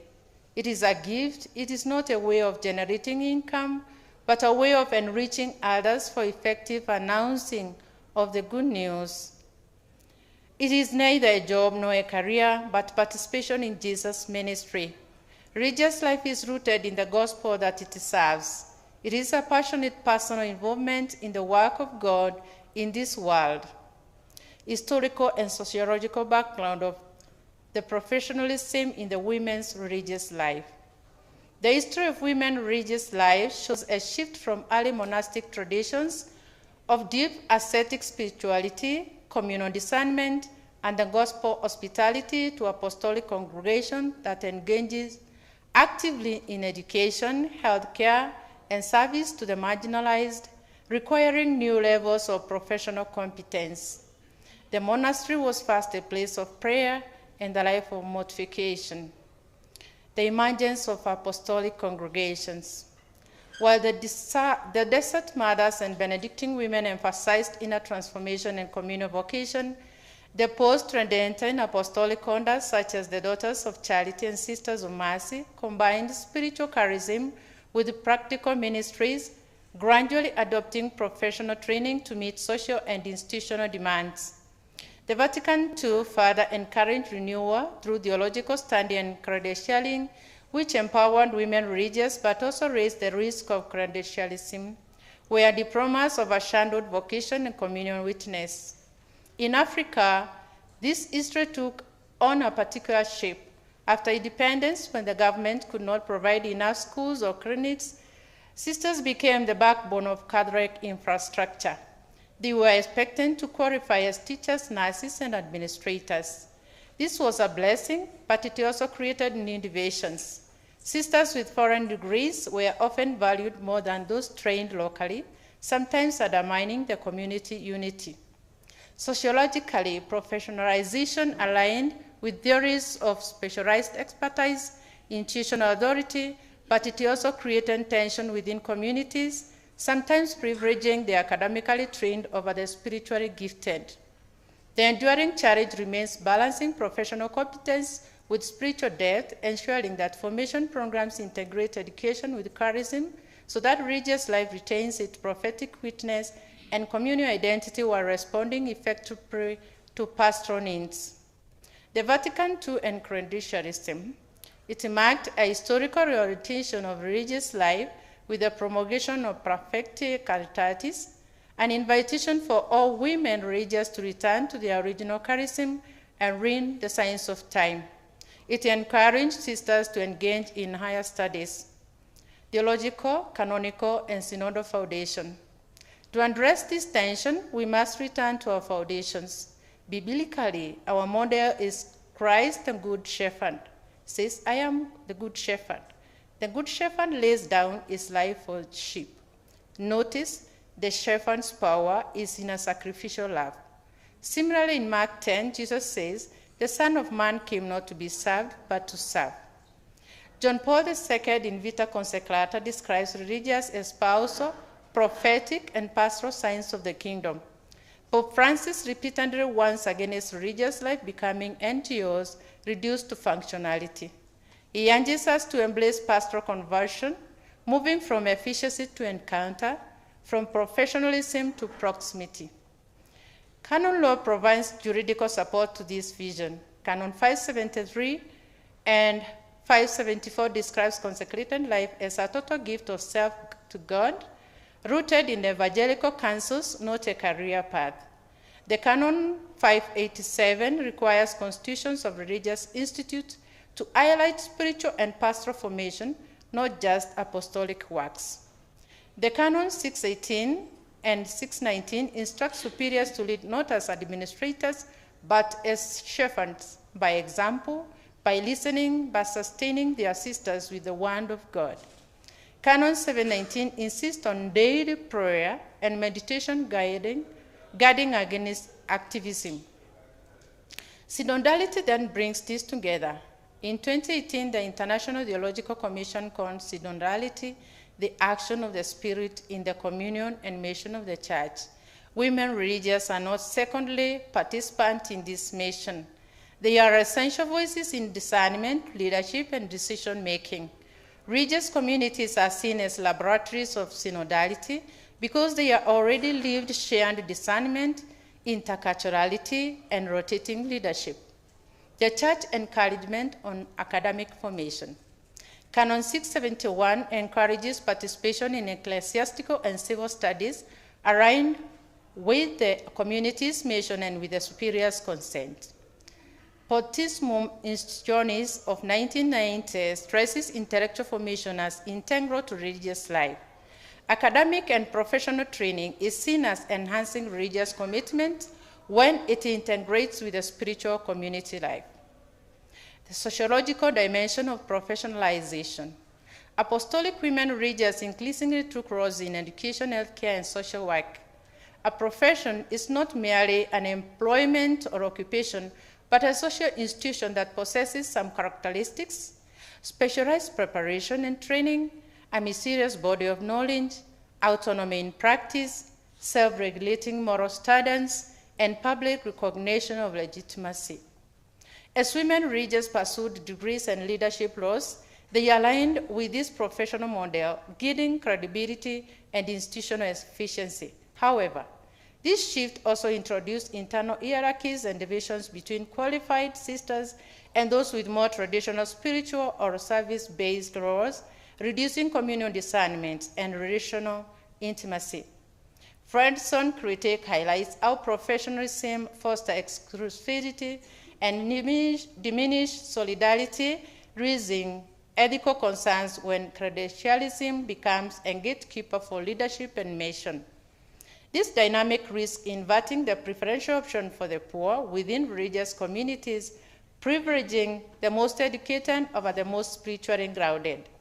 Thus, religious formation must intentionally balance professional competencies with gospel-centered values, ensuring that the original charisms of humanity, service, and communal discernment remain central in the identity and mission of the religious life.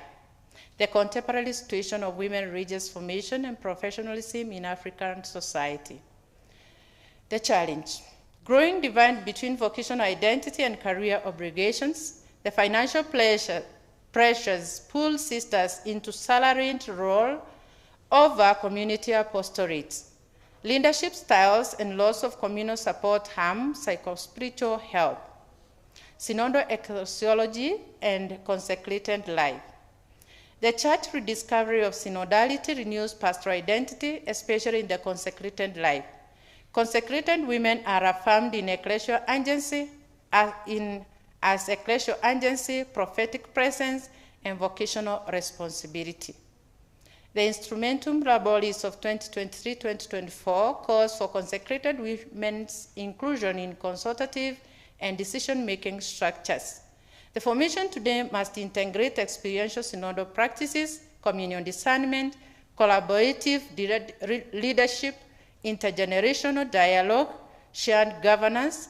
Therefore, it's time to reawaken the ideal purpose of the women religious.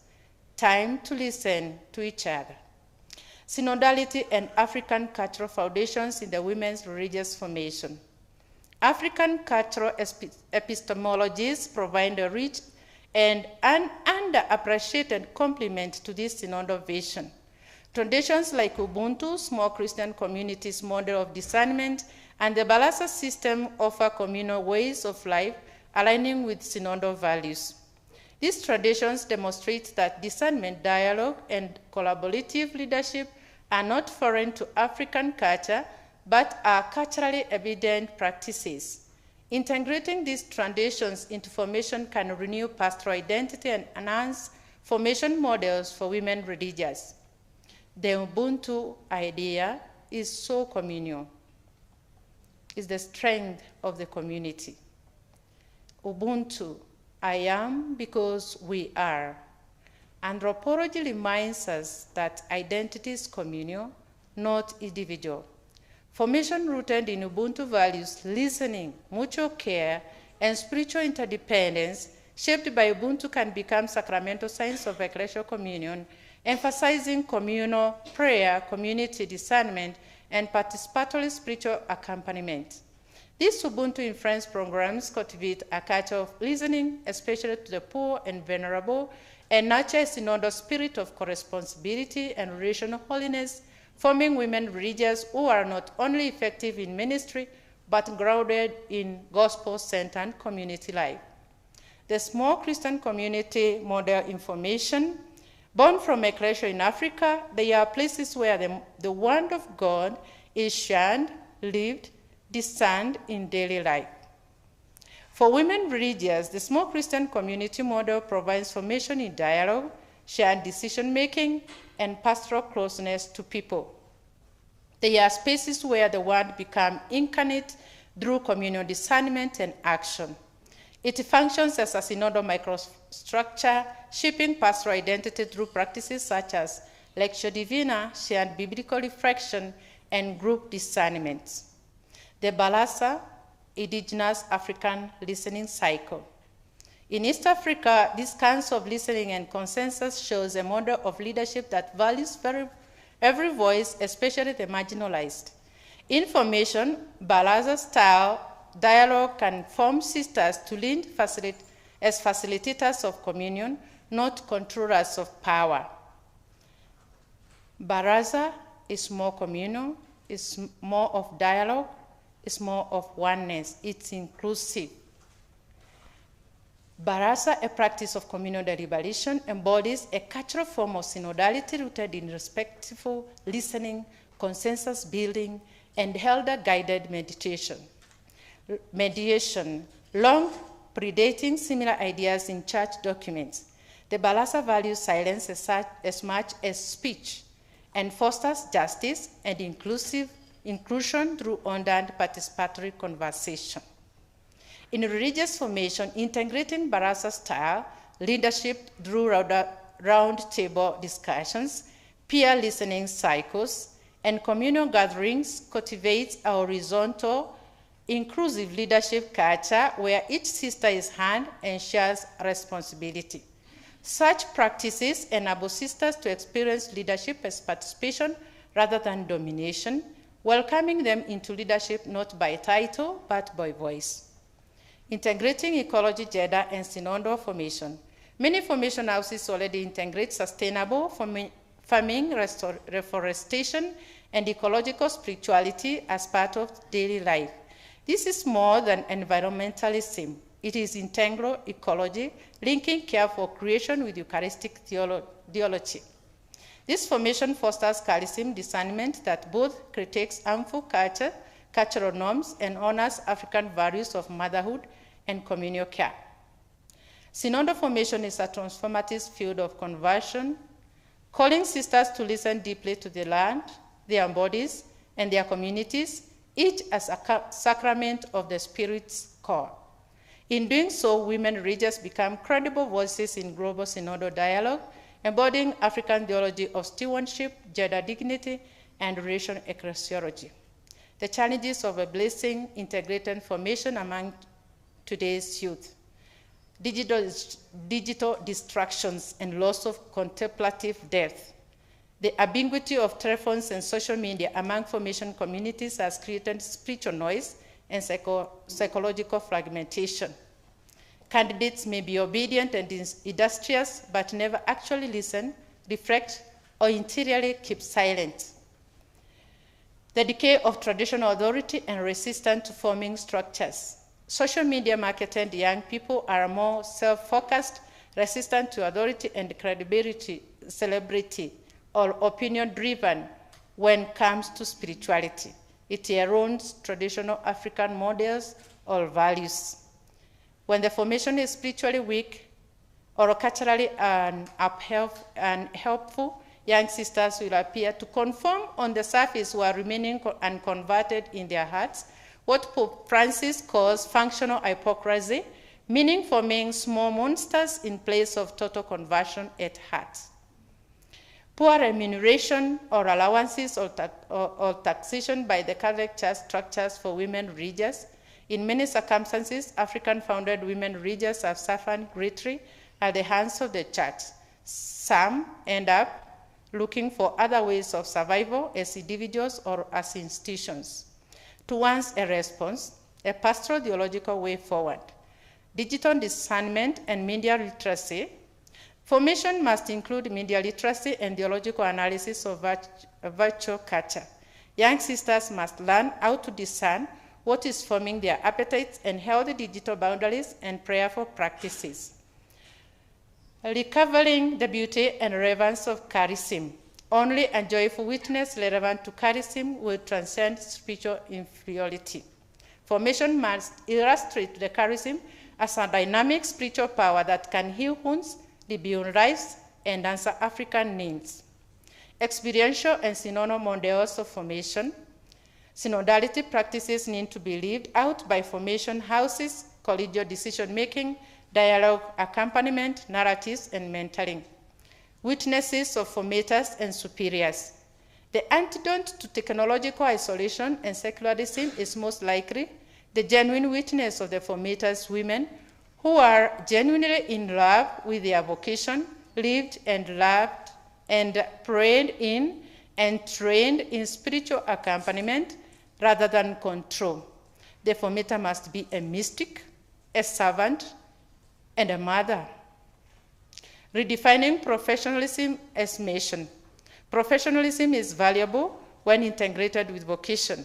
Sisters must be skilled and spiritual. Ongoing formation ensures pastoral integrity. Ministries must serve people, not possessions. Gospel witness remains central. Renewing religious formation for 21st century. Formation must shift from academic attitude to spiritual depth, holistic growth, restoring rhythms of prayer, silence, and the gospel discernment. Create African-rooted programs. Prioritize personal transformation, not just external achievements. Prophetic sisters for today's church and society.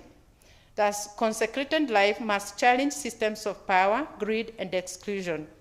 Sisters must be prophetic, speak truth, serve the poor, and live simply. So the 4 pillars to reclaim their identity would be spiritual depth, cultural integrity, pastoral vision, missionary professionalism.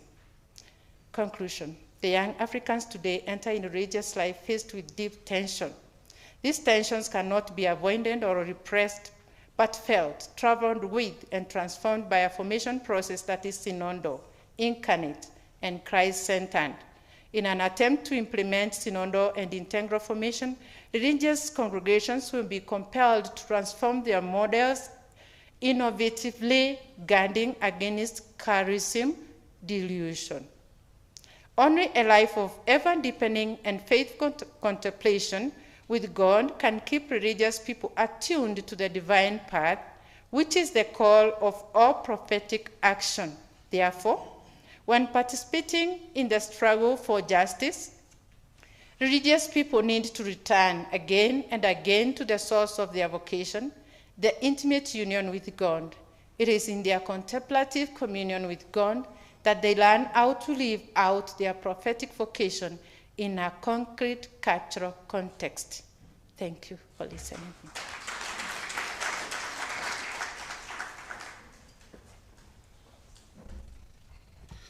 So thank you very much, Sister Anne. Give her another round of applause, please. Thank you. Our third speaker in this session will be Sister Dr. Jacinta Auma Opondo, a Franciscan sister of St. Anne. Sister Jacinta serves currently as the Deputy Principal for Academic Affairs here at Ekima University College. She holds a doctorate in Canon Law from the Gregorian University, a licentiate in Canon Law from the Angelicum in Rome, and a Master of Education from the Catholic University of Eastern Africa. She will be speaking to us about Canon Law sine qua non for synodal cohesion towards truth, justice, and mercy. You are welcome, Sister Jacinta. Thank you.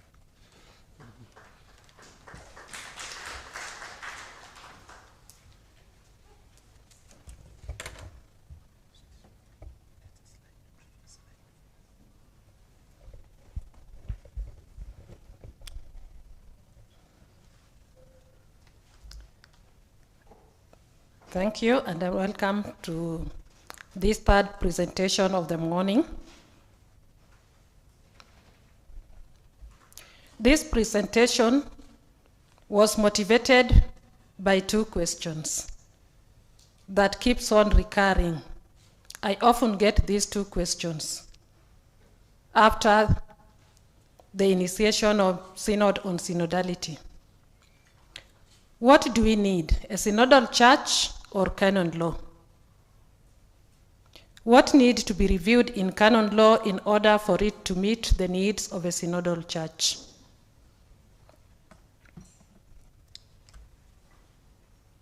And therefore, I begin with an observation that these questions are actually based on regurgitated issues that have been arising right from before Vatican II Council. We have been discussing issues of seminary formation since the Council of Trent. Those of us who are not there, we have read them in the documents.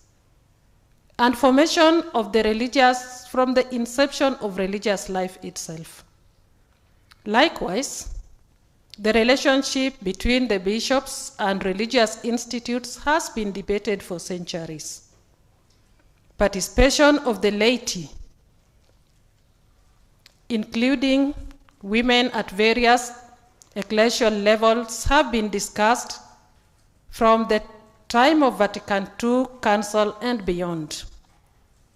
And in my opinion, these are clear signs that the focus seems to be more on the symptoms, while the root cause remains unaddressed.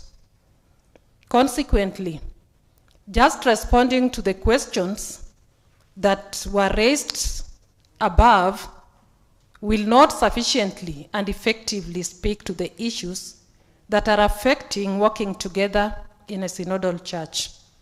In this presentation, therefore, while attempting to answer those questions, that is canon law a sine qua non, I will also move further to try and earth where the problem actually lies.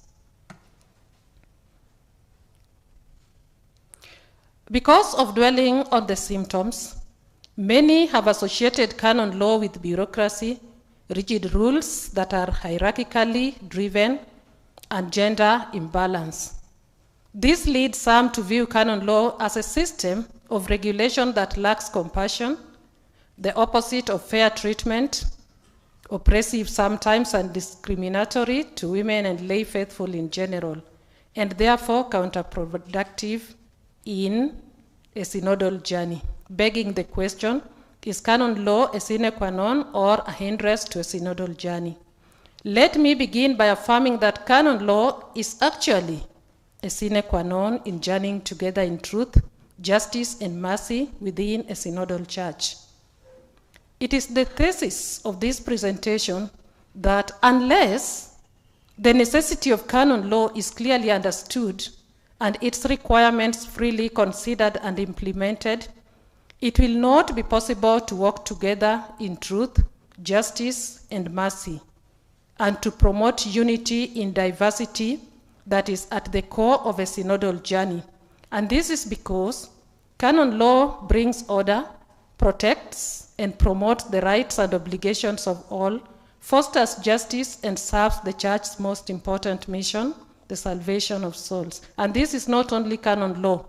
Any law actually is intended to respond to these needs. And any society requires some order.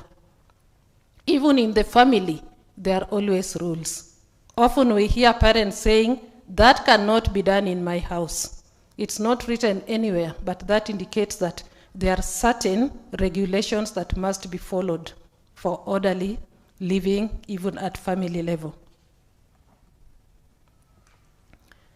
Law and synodality, therefore, are complementary. In fact, canon law already allowed for and even urged synodality before the Synod on Synodality. And we saw a very comprehensive compilation where collaboration is already acknowledged by the church in canon law by presenter, the first keynote speaker, Professor Miriam. This is because the object of canon law is to serve as a legal instrument for the life of the people of God, so that the community of faith can translate the values of the kingdom into reality in accordance with the demands of justice and mercy. Whereas theology provides vision for the church, Canon law provides norms, tools, and a system for action, safeguards sacred realities such as the validity of the sacraments, and ensures that ecclesiastical institutions and offices operate with integrity and accountability. As St. John Paul II wrote during the promulgation of the 1983 Code of Canon Law, the 1983 Code of Canon Law actually translates Vatican II theology into a legal language. So whatever is in the Code of Canon Law is actually founded on Vatican II theology. Moreover, canon law understood from its spirit becomes a powerful tool for fostering unity in diversity, in collaborative ministry rooted in truth, justice, and mercy, and by emphasizing the foundational principles of justice, charity, and the common good. Canon law provides a framework for promoting greater participation and responsibility within the Church while upholding its core values. Law within the Church serves as a vehicle for mercy. Therefore, charity does not nullify justice, nor does it relativizes rights. Consequently, in the name of charity or mercy, we cannot neglect what is a duty of justice. Because charity itself requires the objectivity which is typical of justice. More so, through baptism, Christ's faithful receives a call to mission. And with this call comes a right and a duty to collaborate in mission. Canon law protects this right. Canon law provides a clear basis for active participation in the life and work of the Church, a call for collaboration and shared responsibility in being what the Church is, namely a communion on mission. Synodality calls for recognition of distinct functions of the members of the Church, which are intended not to separate, but to help Christ discover this communion that the Church needs in order to fulfill the mission of Christ. And therefore, the question arises, does something need to be reviewed in canon law in order for it to meet the needs of a synodal Church?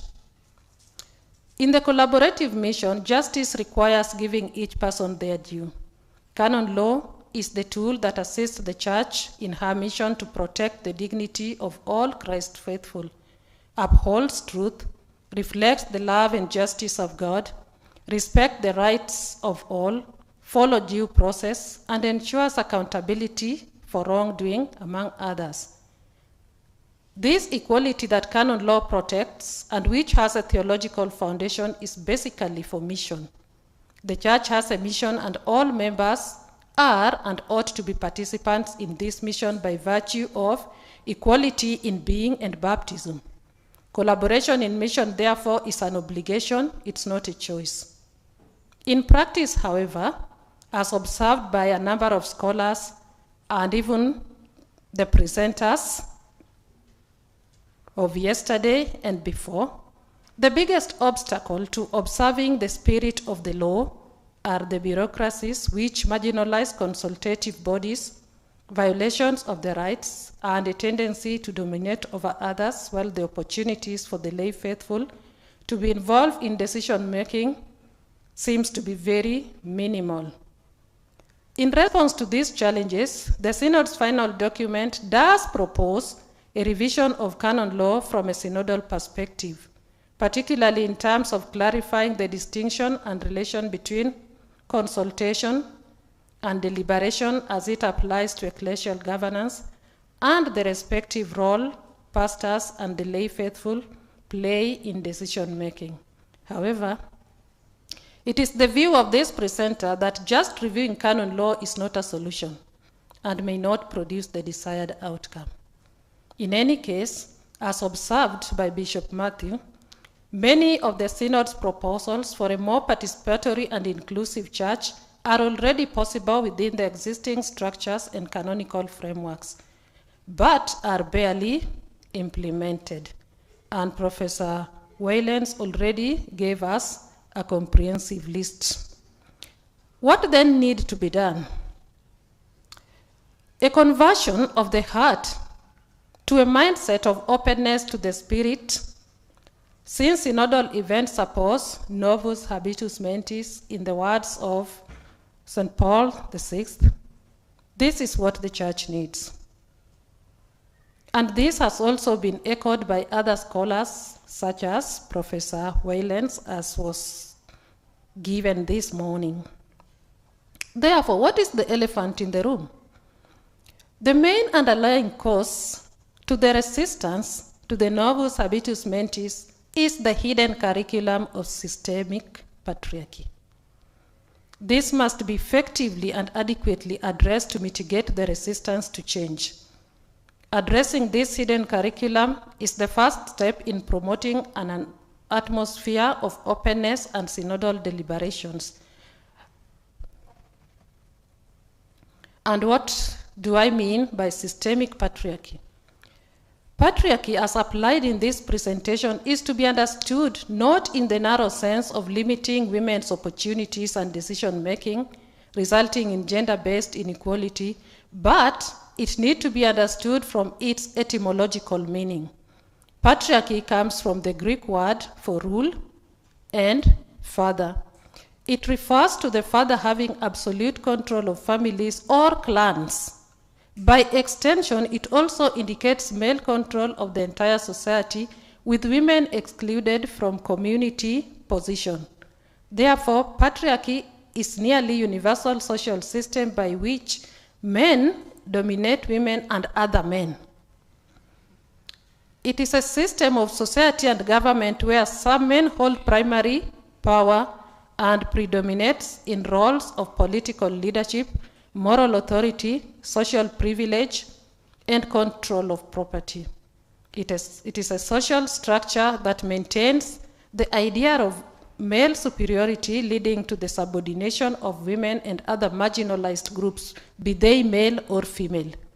And from this definition, we can deduce that patriarchy can exist in any relationship. It can exist in the relationship between parent and child, authority, subject, male, female, race that is perceived as superior, and race that is perceived as inferior. When we talk of authority subject, we include men and women, because we have women who are also in positions of authority.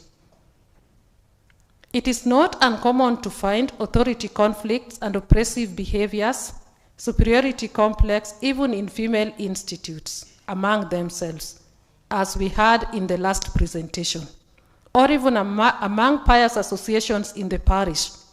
These days, some of the pious associations in the parish, they don't work together. And normally, the problem is the other group considers themselves more superior, more important than this group. So just as women often feel oppressed by male authority, so the same women feel oppressed by their fellow women in leadership.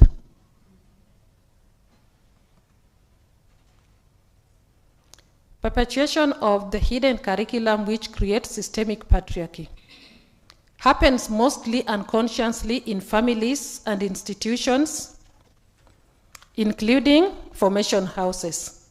So in families, we have systemic patriarchy, which begins in the familial unit in which patriarchal tradition, practices, and ideals are vertically transmitted from generation to generation. Parental guidance is shaped by patriarchal beliefs about gender norms, which are usually a large part of patriarchy in practice and perpetuated through household, both consciously and unconsciously. Then we move to education and we find patriarchal relations in institutions such as religion, media, education, which further perpetuate this systemic patriarchy. And we go to formation houses, and with candidates to formation houses coming from patriarchal families and institutions, then encountering formation that is basically patriarchy dominated, there is less emphasis during formation on fundamental rights of all human beings and of Christ's faithful, resulting in what I call pseudo-formation. Pseudo indicates that something is spurious or has a resemblance to something else without actually being what it is. What is the ripple effect of the hidden curriculum of systemic patriarchy? It leads to replacing equality in being and complementary in function with domination, deeply seated insecurities, belittling others, submission, manipulation, abuse of authority, and power struggle. Secondly, it leads to replacing formation with instruction. And finally, inadequate understanding of roles, canonical obligations, and rights. And those who suffer systemic patriarchy may belittle others or dismiss their opinions, creating an emotionally imbalanced environment, while deep-seated insecurities cause superiority or inferiority complex, and these complexes often act as a defense mechanism to mask feelings of inadequacy and vulnerability. Men might compensate for these insecurities by asserting dominance and sometimes being arrogant, while women become either overassertive or timid and very vulnerable. Individuals with this superiority complex may also exhibit constant need for asserting control in various interactions from family, friendships, and workplaces, and even places of mission. A formator with pseudo-formation can only give instruction. Therefore, she or he cannot teach with authority, since teaching with authority requires practicing what one teaches. Instruction gives to people getting married or those in formation the possibility of getting married or being clerics and being religious with clear knowledge of marriage, priestly or religious life in general. But if formation is limited to instruction, it risks forming families, priests, and religious specialists without arriving at the essence of the call to mission. The outcome is having married people, priests, and religious who are giants in theory, but actually dwarfs in practice. A formator who is a product of pseudo-formation has his or her own peculiar patriarchy idols, which prevent him or her from adequately educating learners on the complementarity of roles, canonical obligations, and rights. And the candidates consequently leave formation with very little understanding of collaborative mission and more patriarchy idols. Such formation affect collaborative ministry in the sense that when collaborators are not well informed about their canonical obligations and rights, collaborative ministry becomes a slow, time-consuming process which can allow power to be manipulative or vested in the few, with the following consequences: confusion about the nature of collaborative ministry and misunderstanding, generating tension and unnecessary conflict, and opening a door to factions, manipulation, and unhealthy politics. 2. Manipulation by self-promoting personalities, lack of tolerance of others' point of view, danger of clericalism and anti-clericalism, and lots of meetings which often are emotionally draining with minimal action. Pseudo-formation then acts as a buffer zone causing resistance. The result is more talks with minimal action. Usually one's meaning perspective is passively formed right through one's life experiences in childhood, during the youthful years, and in young adulthood. Meaning perspective may include real truths but also some idols. Whatever they are, as long as they are active, these elements serve as a filter in perceiving the present reality and in determining how to organize and interpret one's current experiences, or as buffer zones that block any new learning that is incompatible with the current. Hence, when a person gets married or a cleric is ordained or a religious takes his or her vows in a given institute, she or he assumes all obligations and is entitled to all rights that come with such vocation. The assumption is that there were no buffer zones in his or her formation. Therefore, she or he has a fundamental understanding of these obligations and rights. And this, okay, let me move on. So, what is the fundamental understanding? It is what provides the framework for leadership, membership, relationship, or cleric-lay relationship. Therefore, as long as insufficient fundamental understanding persists, there is bound to be conflict in mission, abuse of power, feelings of insecurity, violations of rights, and neglect of obligations. What is the role of women then? As clearly affirmed, canon law is necessary in journeying together in truth, justice, and mercy within a synodal church. And in this section, I wish to emphasize that women are essential protagonists in making this necessity of canon law clear, appreciated, internalized, and practiced.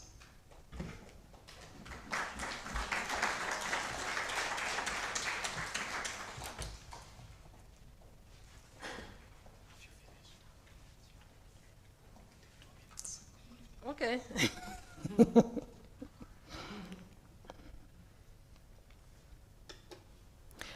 How do women do this?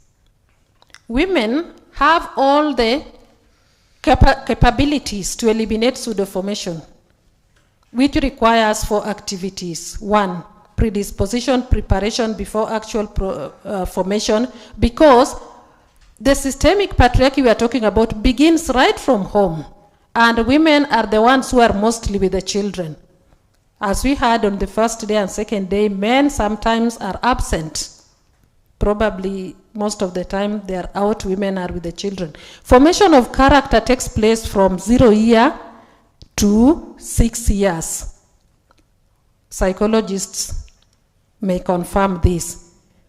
By the age of 12, the character is well established. What we can do is to mold that character. So women have the responsibility to impart the right values in these children and to deconstruct these patriarchy idols we are talking about. The second thing that is needed is holistic formation that does not remain at the level of instruction.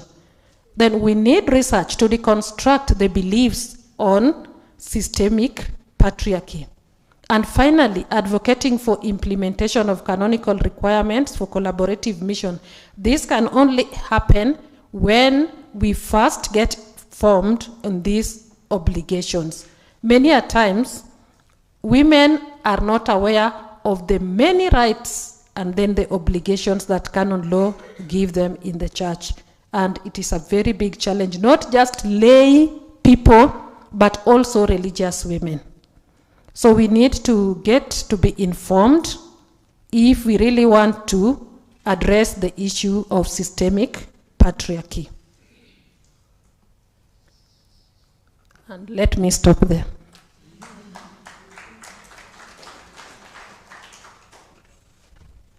Thank you very much, Sister Jacinta. Please join me in thanking her again. Thank you. She's my boss, so you will understand why I gave her a few extra minutes. I don't want trouble after the conference. So. Yeah. Now, you have been listening for more than an hour, so I'll just ask you just to stand up where you are. You are not going out. Just stand for a moment, just to stretch your legs a bit. Mm-hmm. And then I was wondering about what kind of exercise you could. Yeah, you can just stretch. You can yawn as much as you want. And then I was thinking one exercise could be to punch. If anyone annoyed you this morning, just punch the air a bit, just to just punch whoever. You can fly, as Dr. Adebe is suggesting. Just stretch a bit, as much as you need to. Yeah. Okay. Thank you very much. Thank you, really. So be seated. We have had a wonderful keynote speech this morning, and then in continuity with that, in line with canon law, we have had 3 good presentations by Sister Dr. Sabine Ursule Ngeme, Sister Anne Kirera Kinya, and Sister Dr. Jacinta Auma Opondo. So Sister Sabine spoke to us about ways in which the general chapter of a congregation can become, if you want, a synodal locus, and she relied on a number of cultural elements drawn from our African context, be it the African palaver, be it the question of Ubuntu or Jama, to show how really a general chapter of a congregation through the convening, meeting, discerning, and deliberating can really be a place where the synodal process is made really concrete in terms of the decisions that are eventually arrived at. Sister Anne highlighted for us a tension between pastoral identity and professionalization and professionalism, if you want, within religious life. And she underscored the need to redefine professionalism as mission in order to, if you want, rescue that pastoral identity that she feels maybe is being lost sometimes due to the hyper-professionalization that is observed in religious life.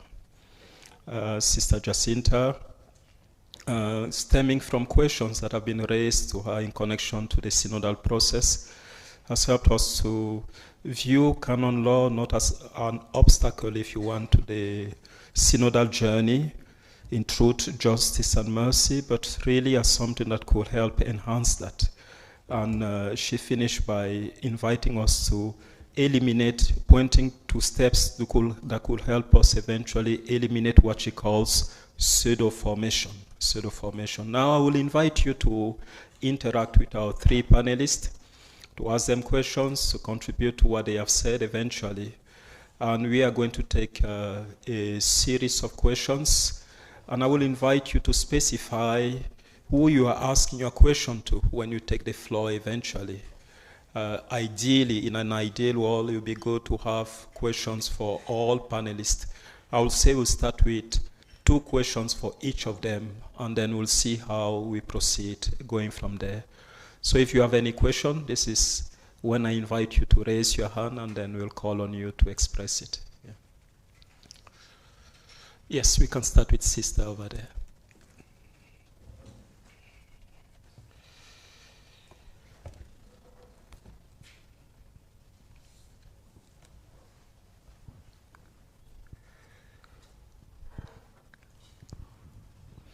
My question is to Sister Sabine.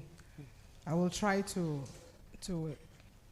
ask the question in French to her so that she can understand well what the points I'm coming from. And then you translate it in English for the rest. Yes. Yeah, yeah. Mm-hmm. Ma sœur, je pose la question s'il y a quelque chose qui nous interdit à vivre l'expérience de la chapitre générale. L'expérience que nous avons faite pendant le chapitre général, après le chapitre général, l'expérience de la synodalité. So the question I ask her is there anything that stops us from living the experience of synodality that we've seen during the general chapters after the general chapter? Why does it stop with the general chapter? It doesn't continue in our lives after the general chapter. Even with the counselors, between the counselors and the superior general, it doesn't happen. Is there something that is blocking that? Thank you.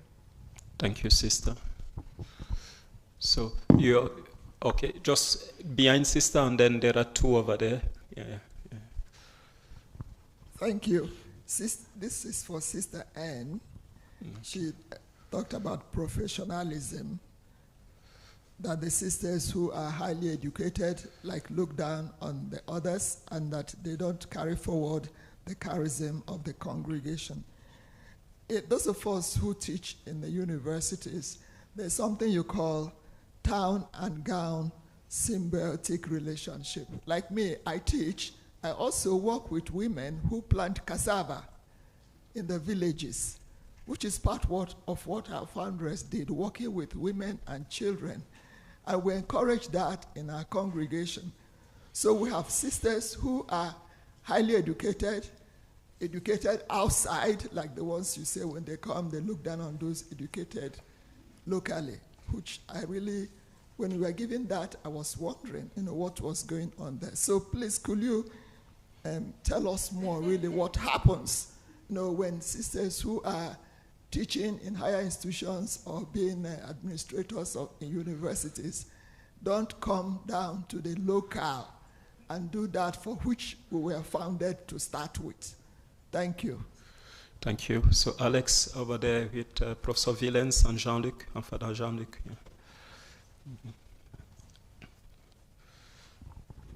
Yeah. Yes, my name is Jean-Luc Enyege. Thank you for the wonderful presentations.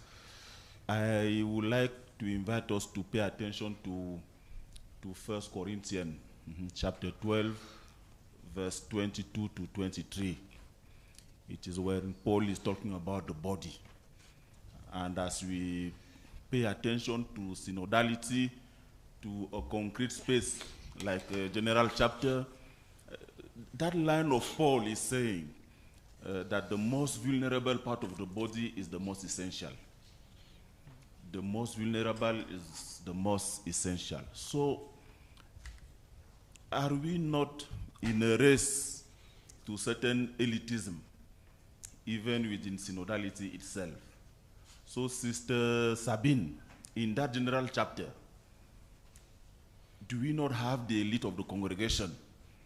And maybe the most vulnerable, the weak and the wounded, the ostracized are left behind. And actually nobody was able to listen to them. In the practice of mercy and justice, I don't know what is the place of the abuser as well, for example. This is something that is coming up in the context of safeguarding. We listen to those who have been abused, rightfully so, but in that church, is their place to be less professional and pay attention to what the Spirit may communicate us through the experience of the abusers as well. Traduit pour la sœur Sabine, Jean-Luc, la partie de la question. Voilà, donc ma sœur, à partir de la première épître de Saint Paul aux Corinthiens, chapitre 12, versets 22 à 23, où il est dit que la partie la plus vulnérable du corps est la plus essentielle. Comment est-ce que cette partie-là est-elle représentée dans le chapitre général, où en fait on se retrouve avec une certaine élite de la congrégation, alors que ceux qui sont blessés, marginalisés, parfois ils sont restés derrière et dans certains cas peuvent même constituer la majorité. Thank you, Professor Willems.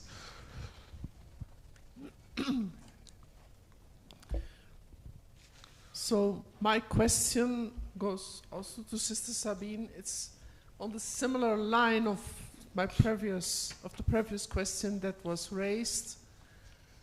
You work for the apostolate in a congregation, and the synod is talking about the marginalized. Often your apostolate is about the marginalized. Are you talking about them in the chapter, or are you giving them a voice? That doesn't mean you give away the right to decide, but are you giving those who you serve? The Catholic Church has signed the International Convention on the Rights of Children. How do you listen to the voices of the children? And my second is a comment, maybe a comment for Sister Jacinta. Thank you for your presentation.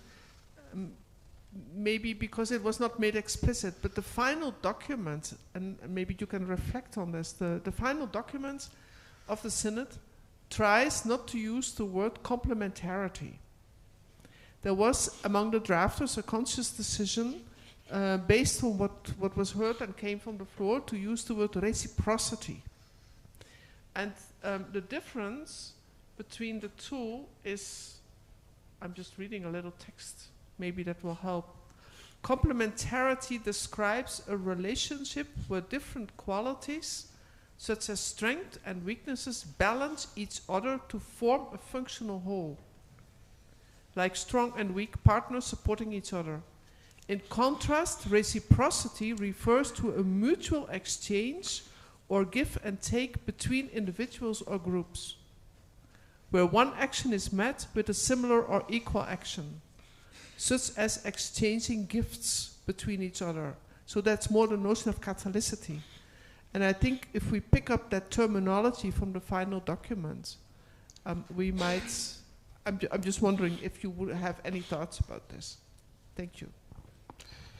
Voilà, donc la sœur Sabine, la question du professeur Villens est dans la droite ligne de ce que le Père Jean-Luc demandait au sujet de la présence. Comment est-ce que les voix des personnes les plus vulnérables sont représentées au niveau du chapitre général? Alors, qu'est-ce que vous faites pour prêter attention ou écouter ces personnes vulnérables-là dans le contexte du chapitre? Voilà. Okay, let's add 2 voices and then we'll give the floor to our panelists. I hope you have been taking note of the questions addressed to you. Okay. So, Sister Gisela and Father Elise at the back. Alex. Okay, yeah.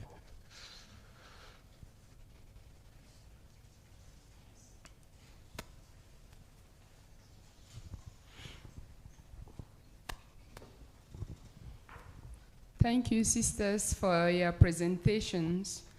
My question is addressed to Sister Anne. I listened to you, and I was happy to hear you talk what you've given to us. This is my question. Concerning religious life, you said religious life is not a way of generating income. And I know we religious, we work in schools, in hospitals, as social workers.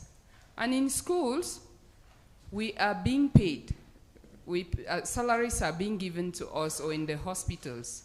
It's true we equally pay those who are working with us. And my question is this: if we have in mind that it's not going to generate income, how do we live when we do not have somebody to take care of our table, our dressing, and all of that? I end there. Thank you. Thank you, Father Elise. Thank you very much, and thank you for you sisters, your wonderful presentations. My question goes to Sister Anne. If I understood you well, your point is that the modern life has the imperative of professionalizing, because life is changing and is really demanding to develop some professional skills. But at the same time, these professional skills need to be informed by gospel values and pastoral approach. Now, the question is, how do we cast the balance? Probably if you could clarify where this imbalance comes from, because we have had pastoral actors who actually showed some sense of professionalism and yet rooted in their values.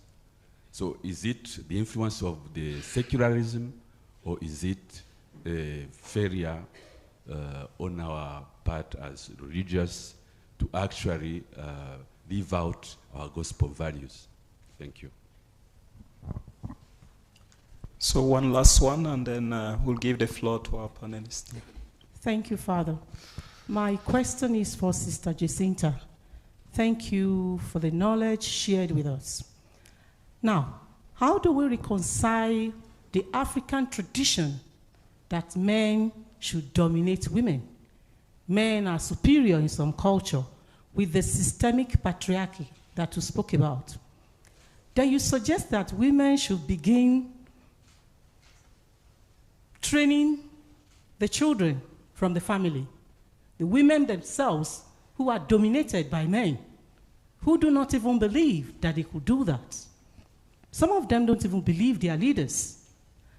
And the next question is, how do we get this message to our women, saying they should begin to train the children from the families? Thank you. So thank you very much. We are now going to give the opportunity to our presenters to respond to the questions that were asked to them. I will ask them to be succinct, to be brief in their responses. That way we can have another opportunity to take more questions. So thank you. We will go in the order in which you presented. So we'll start with Sister Sabine. Thank you. Okay. Merci pour les questions qui m'ont été posées. Je commence par la dernière question, qui est la même pour le Père Jean-Luc et pour le professeur. Alors, je voudrais dire une chose pour commencer. Il est prévu à chaque institut, pour chaque institut, d'avoir un droit capitulaire. C'est ce que le législateur prévoit. Ce document fait partie du droit propre de l'Institut. Dans ce droit capitulaire que chaque institut doit décrire comment doit se dérouler le chapitre général à partir de la convocation jusqu'à l'exécution des actes capitulaires. Voilà.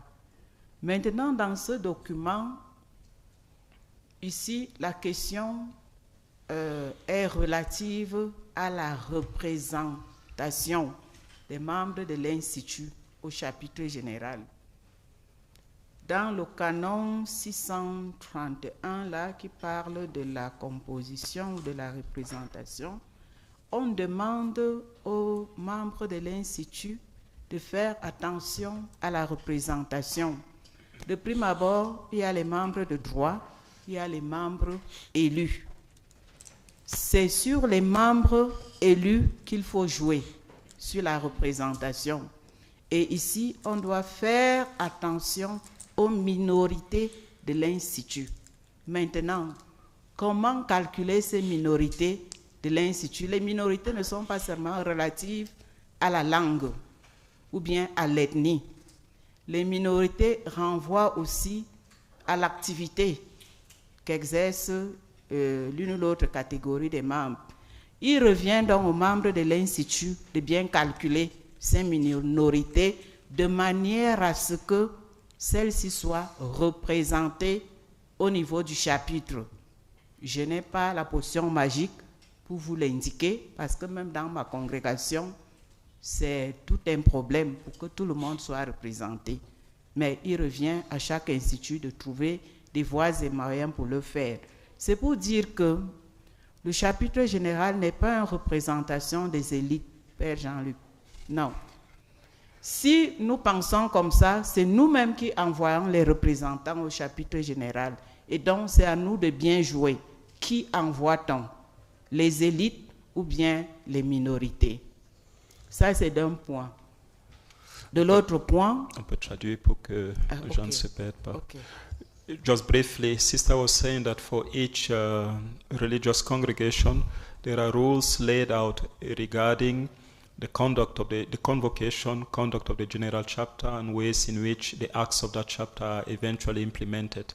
And regarding those who eventually make it to the chapter, there is a certain attention given to the fact that all minorities within the religious order have to be represented at that chapter.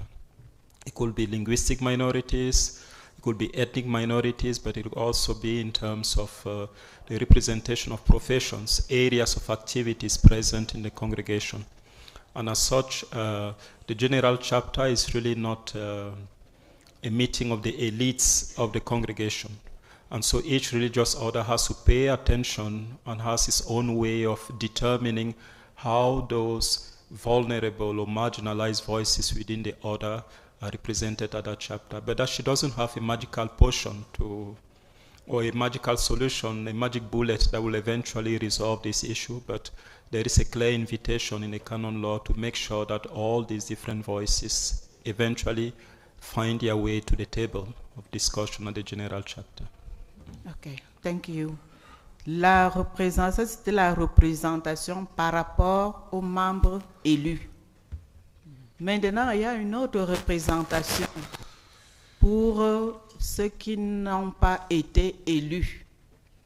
Il revient toujours au droit propre, donc au droit capitulaire, de mentionner comment les plus vulnérables, professeur, comment les plus vulnérables peuvent être représentés.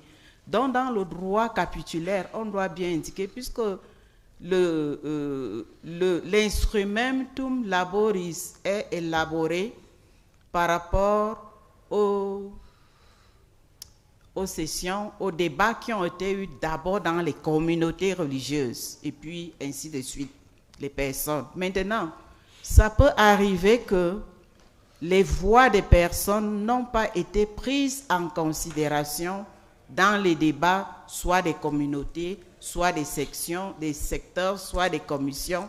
Il est prévu que celui qui veut faire entendre sa voix au chapitre général écrive au chapitre général et envoie cela au secrétariat technique qui enregistre tout ce qui doit aller au chapitre général. Et cela doit être bien défini dans le droit propre aussi, parce que tout le monde ne va pas se lever pour écrire à n'importe quel moment. Il y a un temps indiqué où on doit recevoir les lettres, soit des personnes, soit des communautés. Peut-être une communauté estime que sa voix n'est pas entendue.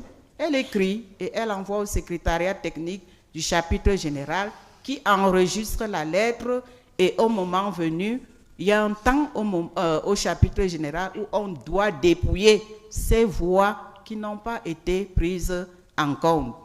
Et pour tout cela, il revient toujours au droit propre de bien décrire comment présenter ces voix qui n'ont pas été entendues.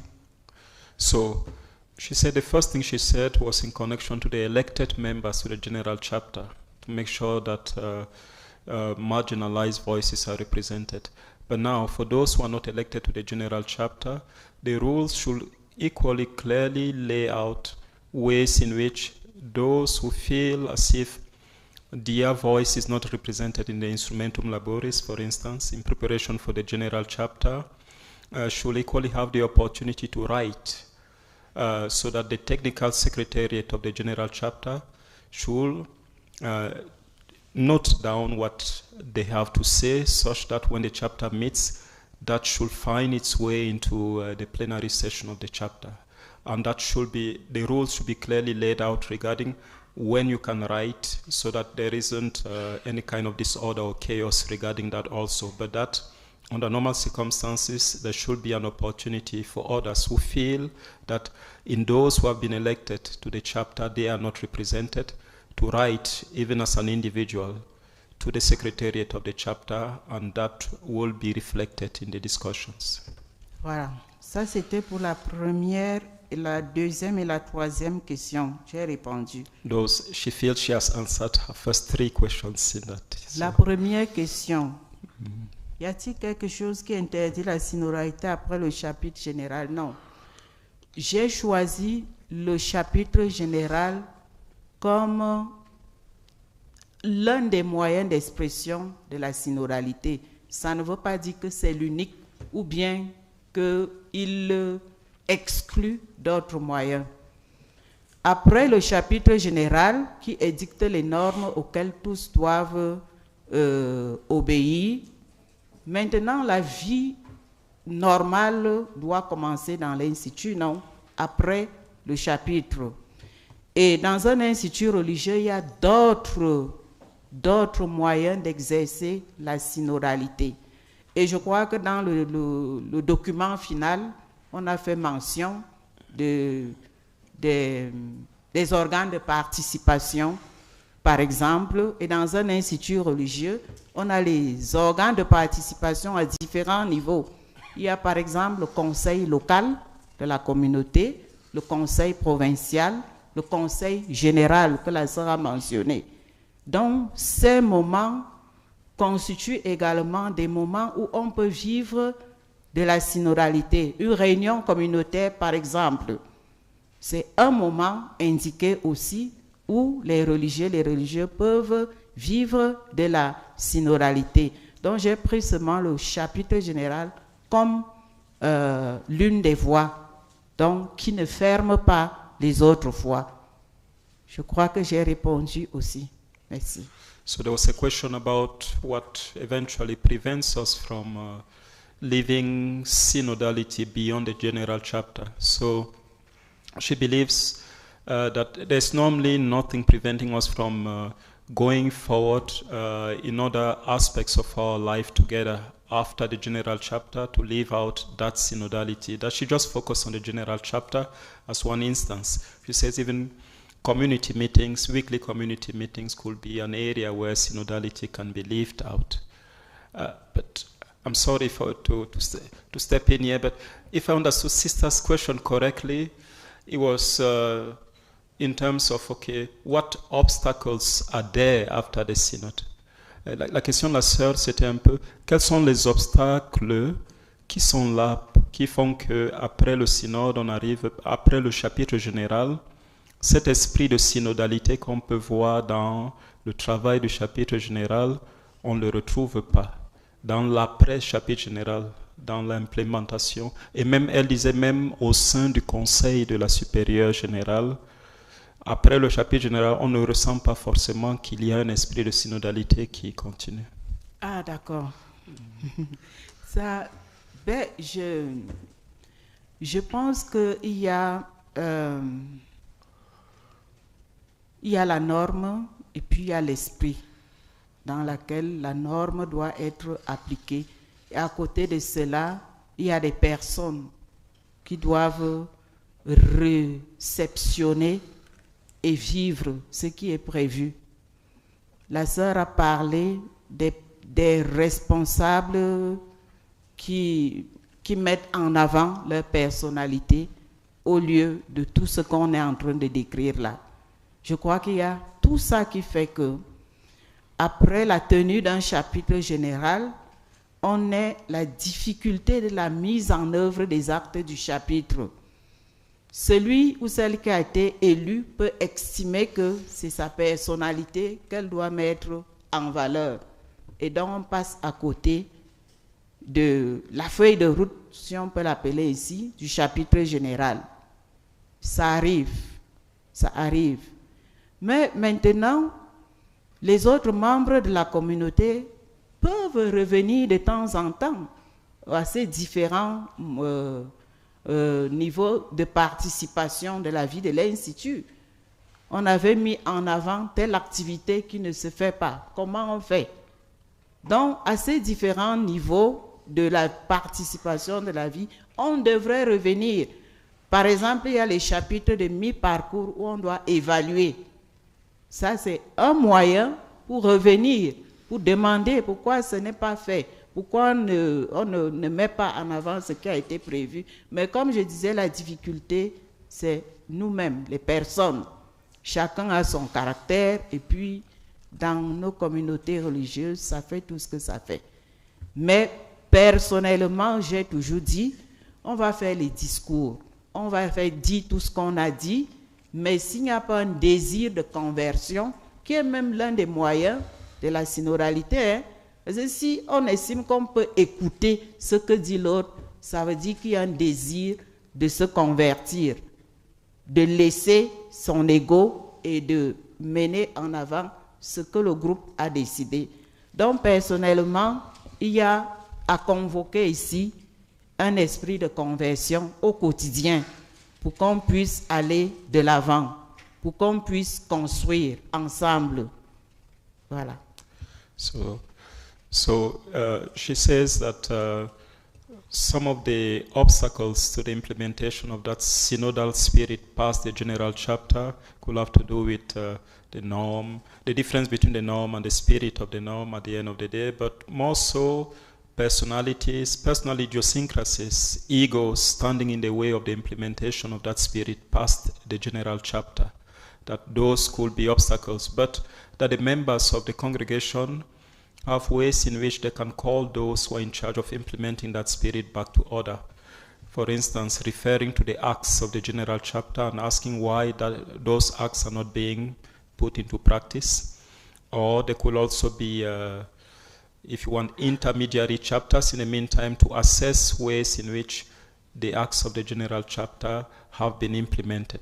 That's what she views as ways in which those obstacles can eventually be overcome, be addressed in a certain way. But she acknowledges the fact that personalities, personal idiosyncrasies, egos, etc., can stand in the way of implementing that synodal spirit past the general chapter.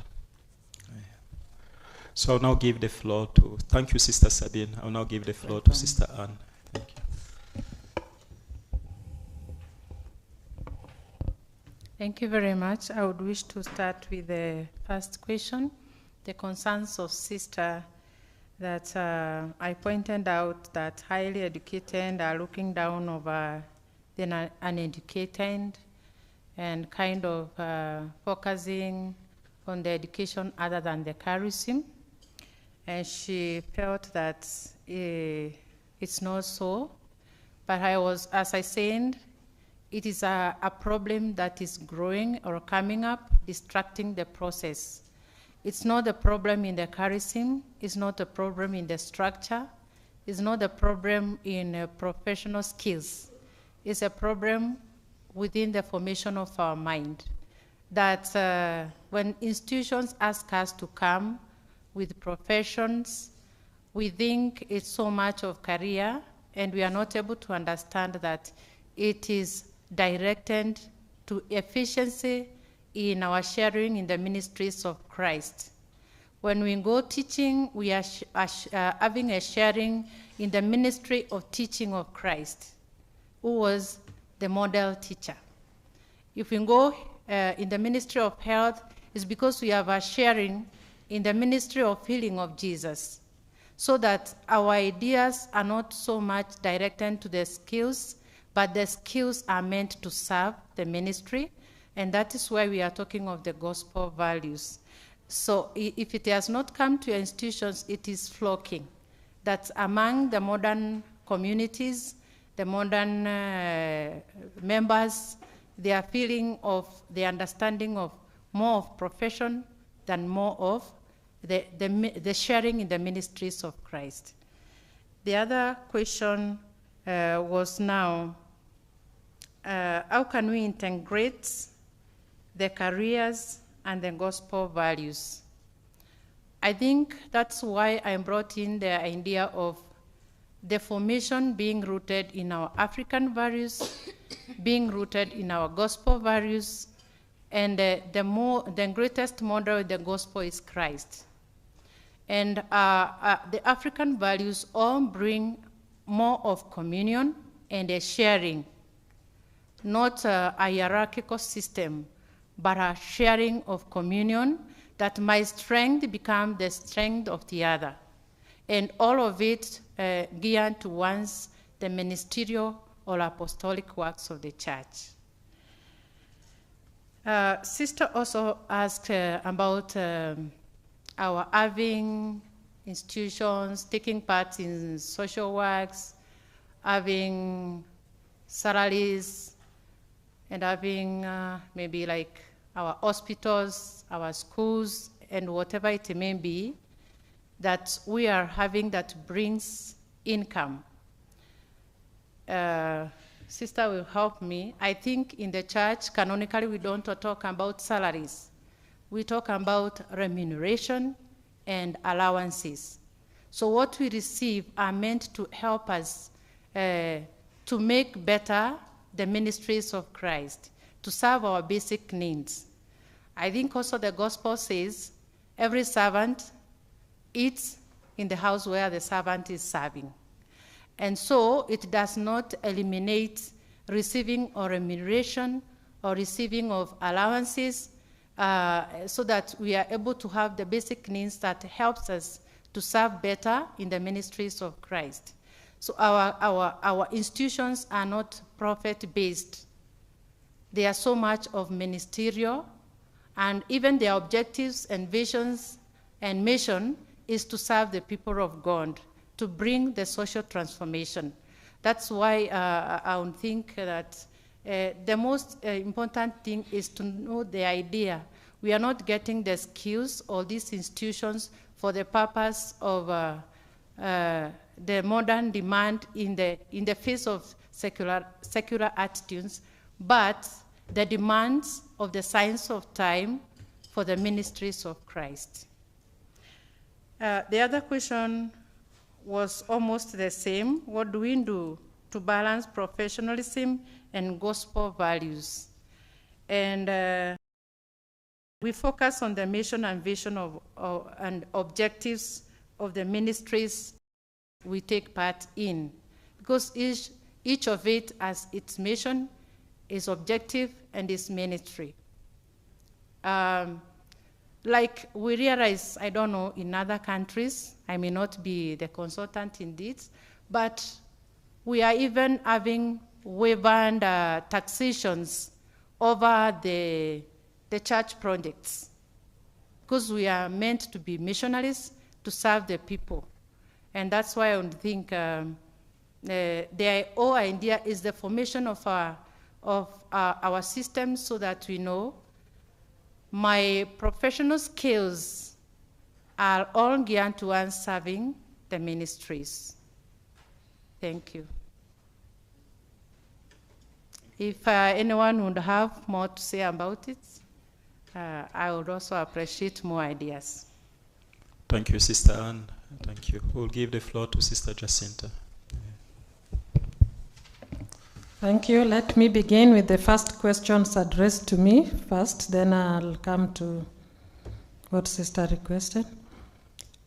How do we reconcile African cultural tradition that emphasizes that men are superior and systemic patriarchy?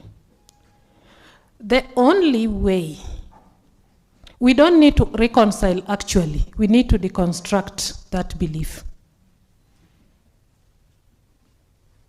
Simply because this belief does not have any empirical evidence. At least in my reading, I've not met any empirical evidence stating that men are superior than women.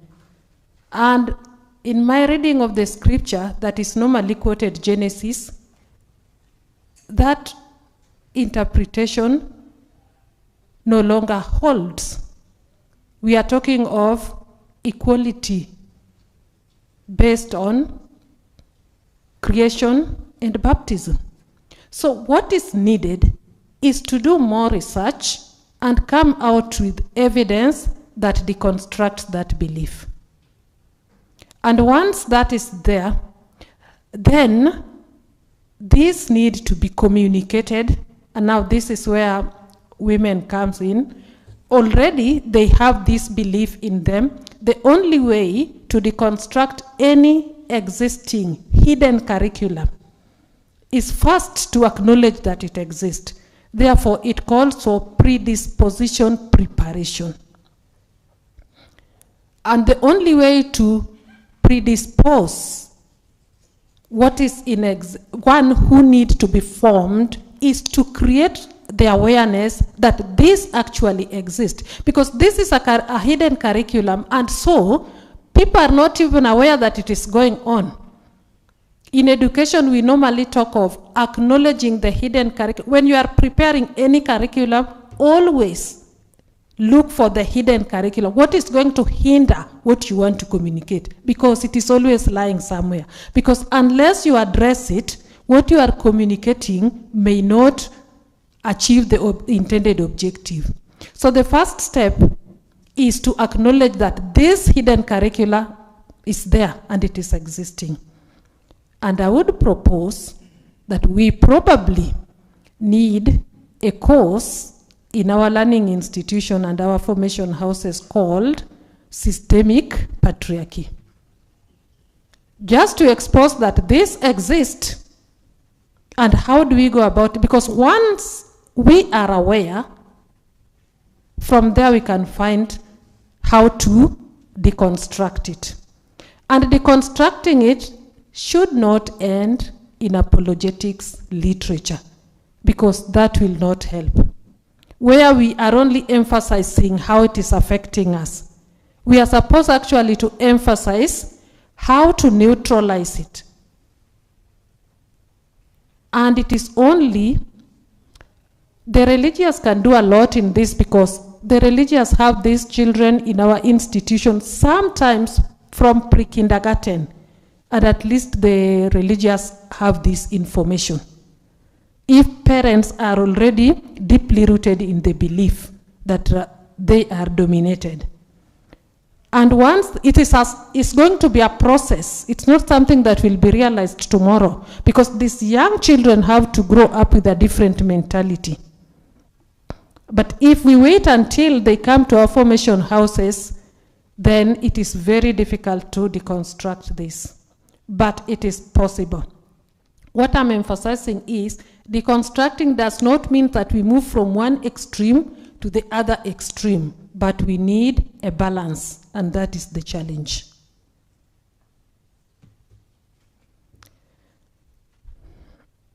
Then that is connected to the second question. Women at home are already dominated. So we need women who are already aware that this exists. And so it need not only to be done at homes. Let us extend it to our schools.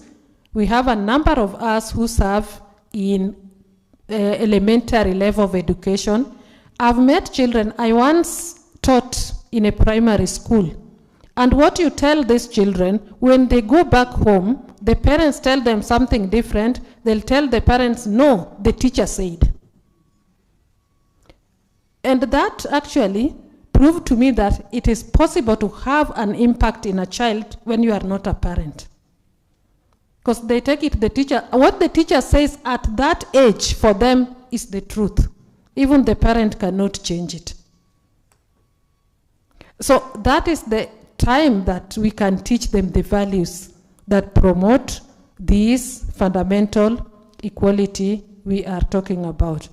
And with fundamental equality, we are leading towards reciprocity, as Professor Williams has just communicated. And with that, we'll not have men dominating women or women dominating men, because that is also possible.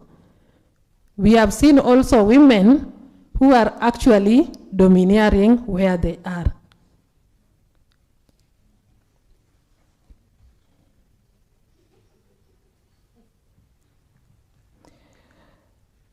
Religious.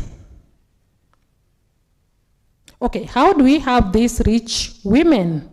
Again, it should be part of our ministries. A number of us here have expressed that they do some social work. We interact with women. And they are ready to listen. People are yearning for knowledge. From experience, the courses that we offer for lay faithful, we have one called Theology for the Laity. It was there. It stopped for some reasons. We have revived it. Those who have passed through that program, they totally have a different way of looking at things. So if they are made aware, there will be some impact. May not be 100%, but it is possible to have some impact. Sometimes certain things happen because people do not have the correct information. So we have a responsibility, we who are now informed of this. The approach is very important. I just said, if we approach it from apologetics perspective, it may not have the impact that is desired. But we need to have a balance. Going to the question of remuneration and allowances, what normally is intended is not working for salary because we are on mission, but there is what we call social impact entrepreneurship. Any activity that the religious are engaged in is not supposed to be geared towards profit making only. It's supposed to have some impact in the lives of the people. But for that mission to continue, the church allows the religious to engage in ministries that also bring in some income, because for you to carry out the mission, you also need resources, both human and material. So religious can be engaged in activities that bring in income. However, it must have the component of social impact. It must have some change, development towards a positive benefit in the lives of the people. So that is important. The only challenge is if it is basically profit making, then there is risk because it easily becomes exploitative. So it is a question of receiving what we need for the mission.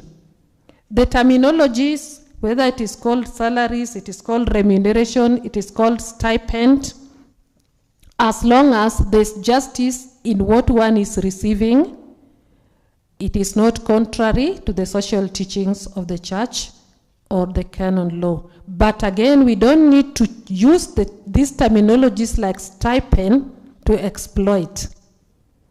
You know, we talk a lot about justice, and sometimes our own institutions may remunerate those who are serving. And sometimes we find ourselves in trouble with the state law. And some of us have been taxed. From my experience in my mission with the religious, the laity,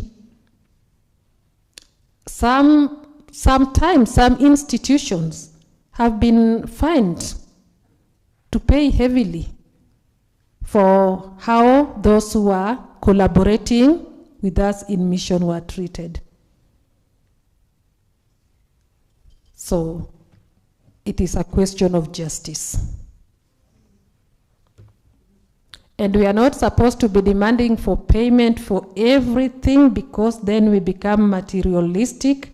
But also we are not supposed to be rendering all free services, because our mission has to stand. So it's a question of discerning where we need to offer free services. Let us render free services because we are on mission. Where we are supposed to be remunerated, let us demand that we be remunerated. Thank you.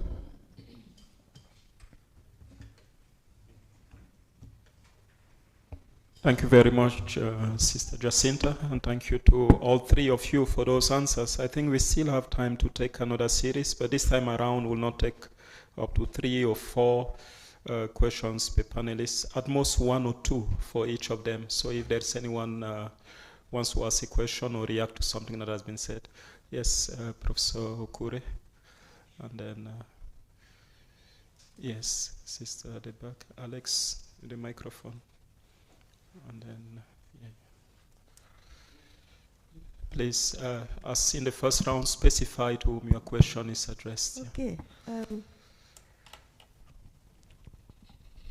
Sabine, la question, si la synodalité n'existe pas comme mode de vie dans la congrégation, est-ce que ça va exister? Il y aura la synodalité à la chapitre général.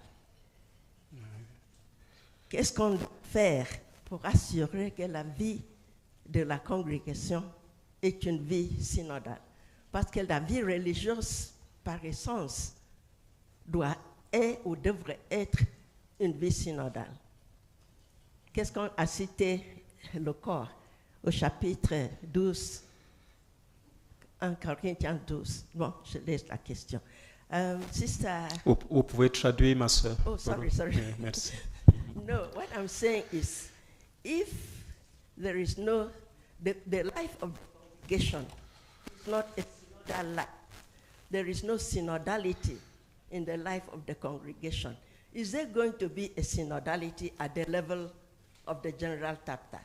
And if within the congregation are those who are dominated and those who are being, those who dominate, those who are being dominated, the minority, even the terms minority and this, does it belong to the religious congregation? So what do we do to ensure that the religious life is a synodal life? Because that's what it's supposed to be. That's my question. Sister Jacinta, thank you for your presentation. I mean, I didn't say thank you, but that's taken for granted, the rest of you. If I heard you correctly, you said that the code of canon law needs to be evangelized, if I heard you correctly. And I think the 1983 code did require that. And I was citing in a conversation just now that Benedict XVI in Verbum Domini, the word of God in the life and mission of the church, saying that everything needs to be done from the perspective of Scripture, meaning from the perspective of Jesus. So my question is, maybe before I put my question, you know, the question is connected with what Father Marcel asked this morning. Hierarchy and synodality are mutually exclusive. I think we need to address that question. And during the chapter, I mean, during the synod, before people sat hierarchically, I was there for the Second African Synod as a perita. But in this synod, people were sitting in a circle, and we had lay people and religious and voting, having equal voice. All right? So that's what I heard by hierarchy and synodality being mutually exclusive. So my question is something being done to evangelize canon law? All those terms that we heard this morning, I didn't have time to ask my question, but it raised so many questions in me. I mean, when Sister Miriam was making her presentation, do we continue two parallels, the gospel one and the canon law one, or is there a way of, you know, synchronizing them so that canon law itself promotes a synodal way of being church? Thank you. Thank you. So, Alex, after that, you give it to Sister Josephine, and then you come this way. I have a question for Sister Sabine. Ma soeur, ma question est de savoir, je pense qu'une partie de cela a été déjà répondue, mais je voulais que vous essayiez de nous aider un peu à comprendre. Tout à l'heure, vous avez parlé de la participation différenciée et de co-responsabilité. Comment est-ce que ces deux aspects peuvent s'articuler de manière concrète dans la vie religieuse à différentes étapes de la vie communautaire? Sister was talking about what she called participation according to one's charism, according to one's role. So my question is to know how can we integrate those aspects at a different level of religious life, or maybe even the level of the community. My other question is for Sister Anna. Thank you for your wonderful presentation. And I would like to know, we are talking about synodality, and somewhere you mentioned also the necessity of training the formees, young people in formation concerning this practice of synodality. Can you just help us also to understand how can we train the formees in synodality, participation, decision-making? And because most of the time we know formation, the formees are most of the time in a listening posture. So they are more receptive to what we teach them, to what we tell them. And at this level of synodality, they are also called to say something, to take some decision, which can also be applied in the community. So maybe in a concrete way, how can we live that experience today also? Thank you. Thank you, Sister. Yeah, thank you.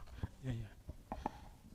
Okay, thank you, our presenters, for the excellent work you have done. I come back again to the issue of a religious looking down upon another on the basis of academic qualification. And my question is, to this person who looks down upon the other, what is the perspective that this person has towards that academic qualification or credential that she or he has? And this could happen not only in the religious life, but even to the lay people. If at the back of their mind, they don't have the clear meaning and the purpose for which you have those credentials, then it creates problems in the community.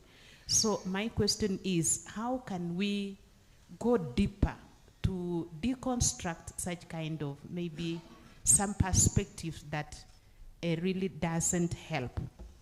Then there was a question about a balance between professionalism and gospel values. My question is it really a balance? Can we balance gospel values and professionalism? I think it should be something like the priority and what sustains the other. Thank you. Thank you. I take it those questions were for Sister Anne. And Sister Josephine. Okay, thank you. So come this way, please. Okay. Yeah. Merci beaucoup pour les présentations. Ma sœur, j'ai une petite question, peut-être de clarification.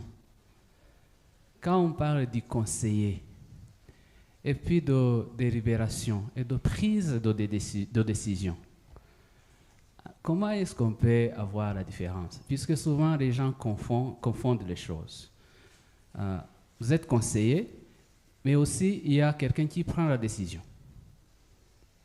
And I think Sister Jacinta can answer the same question. So really demarcating some lines between having an advisory role and decision or consultation and decision making, decision taking. And that can apply certainly to a chapter, ça peut se référer au chapitre, mais même dans l'organisation en général. That can go to a chapter or even in an organization in leadership. Merci beaucoup. Thank you. Just behind you, Marcel, the microphone to Sister in Blue there. And then we'll finally come to Dr. Adebe here. Okay, thank you for the opportunity. And thanks to our presenters today. My question is to Sister Jacinta, responding to the statement, giants in theory and dwarfs in practice, as a result of pseudo formation. I am looking at it from a perspective of a girl child who grows in a family and the mother keeps telling her that your father is bad in quotes. And this forms a kind of perception from the girl point of view that this father is not supportive, does not provide as he should, and eventually she joins religious life and she finds the same from the women leaders.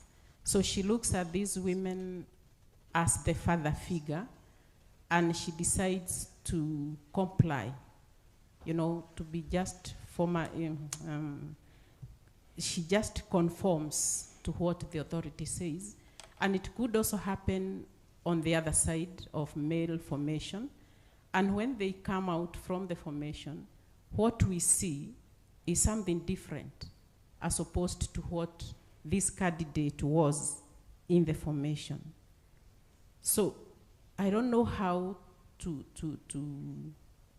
define that, because looking at the youths of today, and you rightly said the canon law was revived at some point, they seem not to embrace the traditions of the church.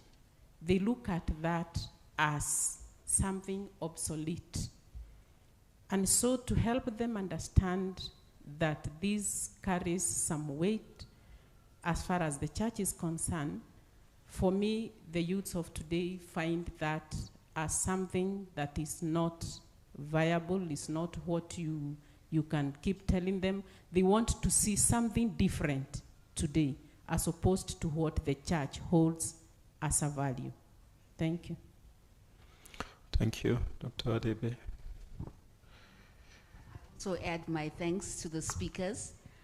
So quickly to Sister Jacinta, I think I missed the connection between institutionalized patriarchy, revision of canon laws, and women, participation of women. If you can just tighten that argument for me. And then for Sister Anne and Sister Josephine, in terms of going back to culture, that seems to be more a rural setting.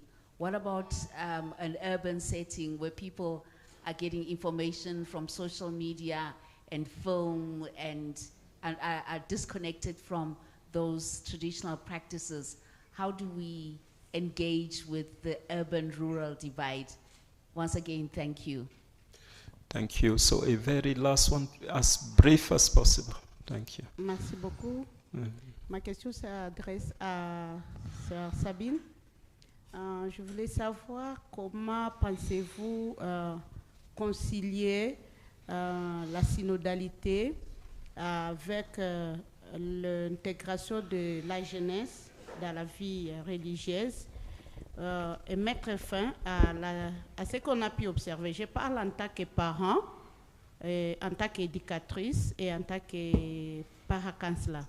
On a remarqué dans les années passées où la technologie n'était pas avancée qu'il y a eu beaucoup de renvois de jeunes filles, presque même à la fin de leur formation, même troisième année, quand on fait l'évaluation, on les ramène en famille. Et ça les a beaucoup affectées.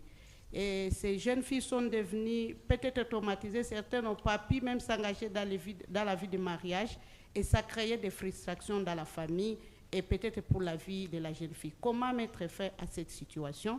Parce que c'est une situation qui est vraiment très préoccupante. Deuxième volet, c'est de savoir si la conférence des femmes théologiennes peut penser à cela aussi comme un remède pour créer aussi un centre de récupération de ces jeunes filles-là qui ont commencé la vie de religieuses, mais qui n'ont pas pu encore se retrouver dans la vie de mariage et qui sont restées blessées. Comment la synodalité peut intégrer cet aspect aussi? Merci beaucoup. Vous pouvez traduire ça rapidement, brièvement.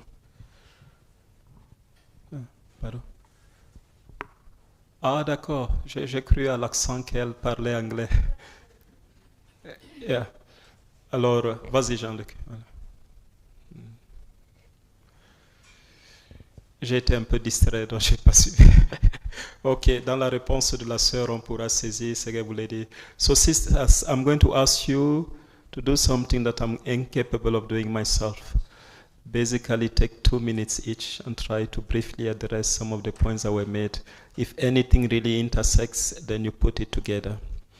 Because you are the only thing standing between us and our plate of ugali right now. So make sure you do that quickly. So thank you. Sister Sabine. Thank you.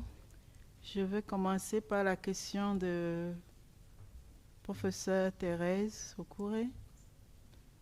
Alors, j'ai envie de dire, et je crois que ça fait partie de la vérité historique, que la synodalité est intégralement liée à la vie consacrée.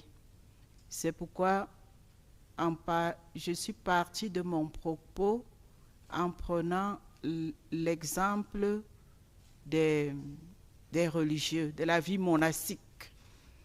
Et donc, c'est plutôt, ici je dirais que c'est plutôt la vie consacrée qui apprend à l'Église sur la synodalité.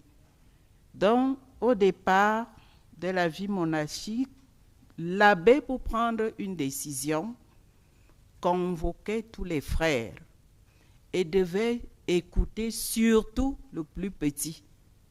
C'est après avoir écouté tous les frères et surtout le plus petit qu'il pouvait prendre un temps pour discerner et prendre la décision. Donc pour moi, la vie consacrée est intimement liée à cette pratique. Dire que comment la vie religieuse pourrait vivre sans la synodalité, non. La vie religieuse a toujours vécu ainsi. Et pour dire une chose contraire, c'est que dans ma congrégation, pendant les années du synode sur la synodalité, il y a eu des formations permanentes sur la synodalité. Alors il y a une sœur qui dit, mais finalement, vous nous fatiguez avec votre affaire de synodalité. C'est comme si le mot là a commencé à exister aujourd'hui. Je dis non, évidemment, le mot n'a pas commencé à exister aujourd'hui. L'Église se rend compte certainement que l'expression n'est pas vécue telle qu'on aimerait qu'elle soit vécue, et c'est pour cela qu'on revient sur le concept et que le pape a eu la brillante idée de convoquer le synode sur la synodalité pour entrer dans la profondeur de la pratique. Parce qu'évidemment, les organes de participation existent depuis. Le Conseil pour les affaires économiques a toujours existé dans l'Église. Le Conseil général a toujours existé dans un institut religieux. Donc, certainement, on a vu qu'il y avait un problème dans l'implémentation de cette pratique. Alors, le pape nous demande de nous tourner davantage pour aller en profondeur. Donc, pour moi, la vie religieuse existe toujours dans un esprit synodal, dans un esprit de communion, tout comme l'Église. Tout comme l'Église. Et donc, le mot n'existe pas qu'aujourd'hui avec le synode sur la synodalité. Pour la vie consacrée, le concept a toujours existé et on a toujours vécu dans cet esprit-là. Il y a une question sur la participation différenciée, la co-responsabilité. Évidemment, dans une communauté religieuse, dans un institut religieux, tous les membres n'exercent pas les mêmes responsabilités. Il y a le supérieur local, il y a le supérieur provincial, il y a le supérieur général, il y a les conseillers, il y a les simples membres, il y a les économes. Chacun participe donc à l'édification de la communauté selon la position qu'elle occupe. Et bien évidemment, les supérieurs doivent respecter ce qu'on appelle le principe de subsidiarité. Tu ne vas pas aller prendre la décision sur une parcelle de responsabilité qui avait été réservée à quelqu'un. Non. Participation différenciée veut donc dire que chacun vient construire la communauté selon la responsabilité qui lui a été donnée dans le respect des responsabilités de l'autre, sans piétiner, sans emboîter dans la responsabilité de l'autre. Je pense que c'est ainsi que la communauté peut exister. So, at the level of participation, she said, first, to the first question connected to synodality and religious life, she agrees with Professor Okure that synodality is really intrinsic, an essential part of what it means to be religious at the end of the day. It doesn't just begin with the synod on synodality, but it's a part of it. It's a part of it. In answer to the question of that if there is no synodality in the way the congregation functions, that's not going to happen at the end of the day at the level of the general chapter. And the question on differentiated participation, she says each one in the religious congregation participates, takes an active role in the edification, in the building of the community based on the position that is theirs. And she insisted on the importance of subsidiarity, with superiors not making decisions in the place of those to whom they have delegated the authority. Voilà, merci. Parlant de oui, la participation, on a fini sur la question du Père Marcel sur le conseiller, la délibération, la décision. Alors, je veux répondre ici à deux niveaux. D'abord, au niveau du conseil général. Le conseiller, comme on dit, doit conseiller le supérieur provincial ou régional. Du point de vue canonique, on considère ce conseil à deux niveaux. Il y a un vote délibératif et un vote consultatif. Et après, le supérieur doit décider suite à l'un des deux votes. À la seule différence que le vote délibératif lie celui qui doit décider. Parce qu'ici, il est question de prendre le consentement du conseil. Lorsque le consentement est donné à celui qui décide, il doit seulement procéder selon le consentement qui a été donné. Par contre, le vote consultatif peut être pris en considération. D'abord, chaque fois que le droit demande que le supérieur fasse un vote consultatif, il doit le faire. Première chose. Et lorsque le vote consultatif est fait, le supérieur est libre de prendre l'avis qui a été donné ou pas. Cependant, s'il ne prend pas l'avis qui a été donné par le conseil, il doit motiver, justifier pourquoi est-ce qu'il ne prend pas cet avis. Mais chaque fois que ce vote lui est demandé, il doit toujours recevoir ce vote délibératif qui renvoie à l'avis. Ici, le conseil doit donner l'avis. Par contre, le vote délibératif, le conseil doit donner le consentement qui lie toujours le supérieur. Maintenant, au niveau du chapitre général, le chapitre général décide aussi, suite au débat capitulaire.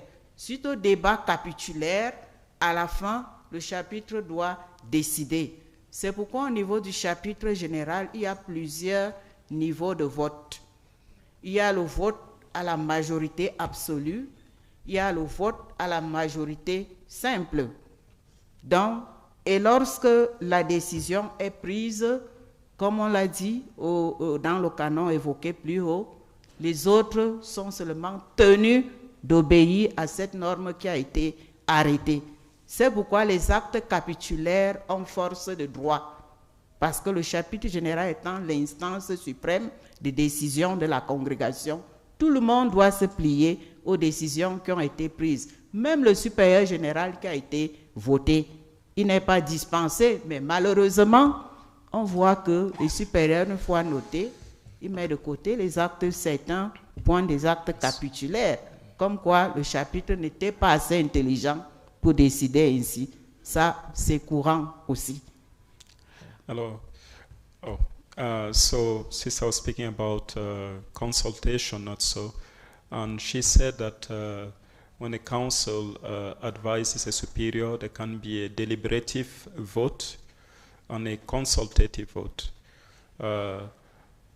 And when it is a consultative vote, I think the superior is not bound by it, if that's what I understood.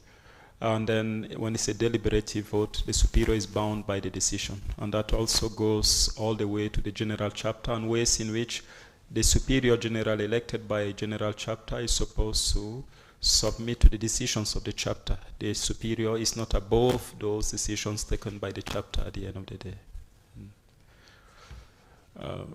Il y avait une dernière question là. Rapidement, ma sœur. Oui, la synodalité, la jeunesse dans la... Bon, j'avoue que j'étais un peu perdue sur cette question-là parce qu'elle a un lien étroit avec la formation des jeunes.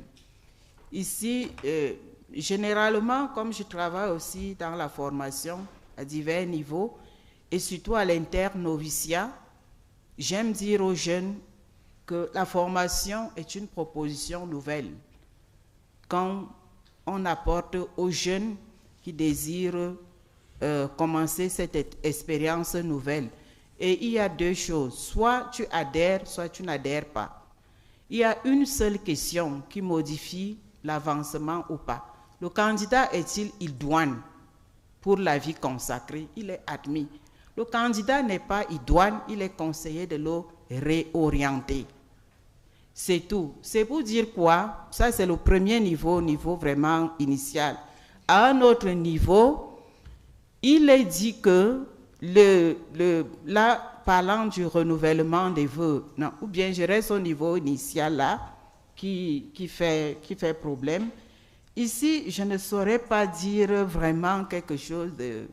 Pour moi, la formation, on la prend ou on ne la prend pas. C'est tout. Donc dire après qu'on est blessé parce qu'on n'a pas été admis, il faut s'interroger soi-même.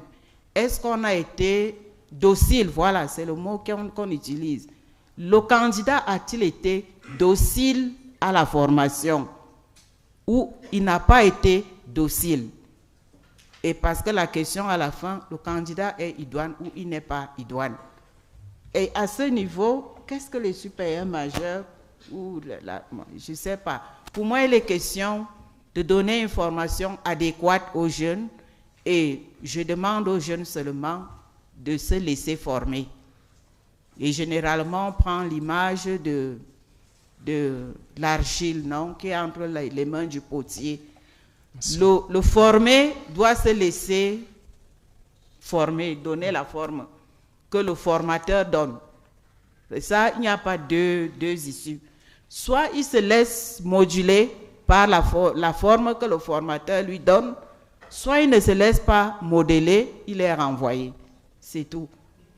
So, to the question regarding young girls being dismissed from religious life or dropping out of the formation process, she says that the only question when it comes to formation is a candidate ideal for religious life or not? At the end of the day, if the candidate is ideal, the candidate moves on. If not, the candidate is reoriented. And the question of people being hurt in the formation process, at the end of the day, it might have to do with expectations that people have in connection to the formation process. And the question is, did they allow themselves to be molded in the course of that formation, or were there some resistances at the end of the day that someone shouldn't be allowed to proceed just because people are worried about the person being hurt at the end of the day? It has to be, is this a candidate that is good for religious life or not? That should be the only thing that's taken into account. Now, quickly, Sister Anne, the food is getting cold as we spend time here, so let's do it very briefly, please. Yeah, thank you. Okay, thank you. The first question was about how synodality could be implemented among the formees so that they are able to have full participation and decision-making on their journey of formation. It is very possible because the formator is not meant to dictate or to be at the giving point, but to facilitate the formation of the formees, to listen deeply on what the Spirit is telling them so that they are able to make the right choices for what they expect, and also to purify their intentions by understanding what the Spirit is asking of them. And that's why I brought in the idea of Baraza model, where you sit to discern together. The formator is only a companion on the journey, so that discernment is around dialogue, understanding, listening, and a lot of avoidance of judgment, because the formee is coming from somewhere, is going somewhere, so that the Spirit is the one that is guiding, where the formee will be able to understand the mission of Christ for her charism, both for the institute and for the personal charism. The other one was these persons whose perspective of credentials does not help. They keep underlooking others who may not be of their same level of understanding about things or the skills they have acquired. Here, I think it's more of personality or the ego that has not been formed, and that would mean the need for an ongoing formation so that the person is able to internalize the call of God and the mission of God in her life and be able to form the ego or the personality that could be interfering with what God desires of that particular sister or religious. That means we are not looking for a balance as such. We are looking for skills that serve the effectiveness of sharing the gospel values, and that a religious remains a witness and like an instrument of God's mission. The other question was, how do we balance between the formation of those coming from the urban and those coming from the rural? And probably those coming from the urban areas may not understand the Ubuntu model, the Barasa model, or the culture values of the Africa. These values are not strange. They are also gospel values. We are only proposing a model that is more understood. And once this model is initiated to these for me's, becomes a uniting factor, because each for me is coming from diverse perspectives of life. So what we are looking for is a unifying factor that links every person coming from their backgrounds, but towards only one mission, the mission of Christ, the mission of the church. So it's only a model to help the formator to facilitate a better understanding and can be initiated to them. They are always very receptive when they are focused on what they want. And so the process of formation is to unite all of them so that when we see a sister, we may not be able to look at her from urban or from rural, but we are seeing a witness of the gospel values. Sister, quickly. Yeah. That's what I would propose. That is only a model to facilitate the conversion process and the formation process. Thank you. Thank you. I know Sister Jacinta is very good at summarizing. She's going to do that for us. Yeah.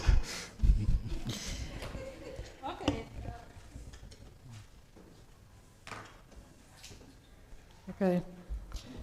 So the first question was, do we need to evangelize canon law because hierarchy and synodality seems to be mutually exclusive? Well, I would rather talk of domesticating canon law. What do I mean? The reasons that have been given claiming that canon law actually is not meeting the needs of synodality.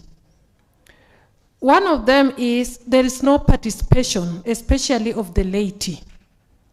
And most of the norms require simply consultative vote, and this consultative vote is never taken seriously.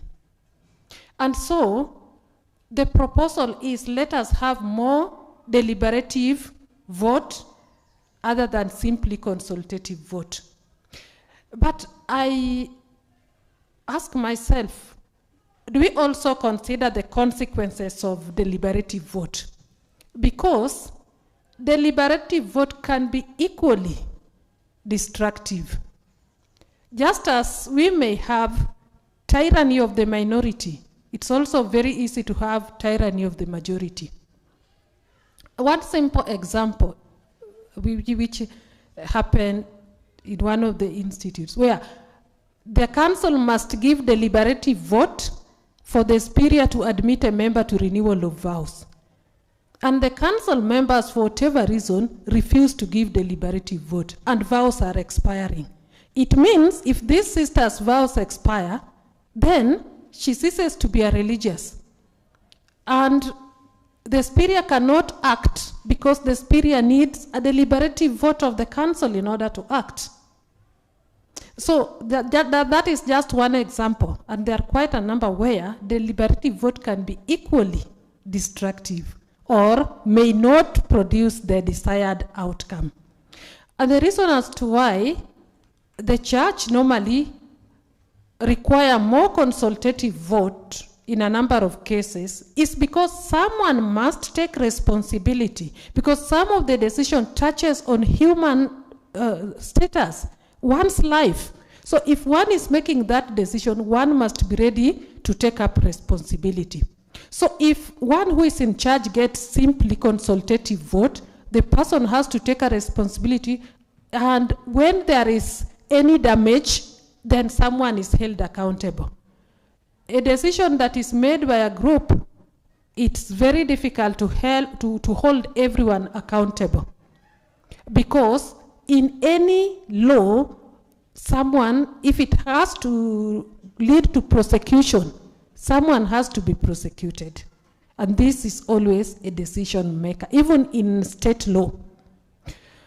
Now, having said that, consultative vote seems not to be producing the required outcome. That is very true.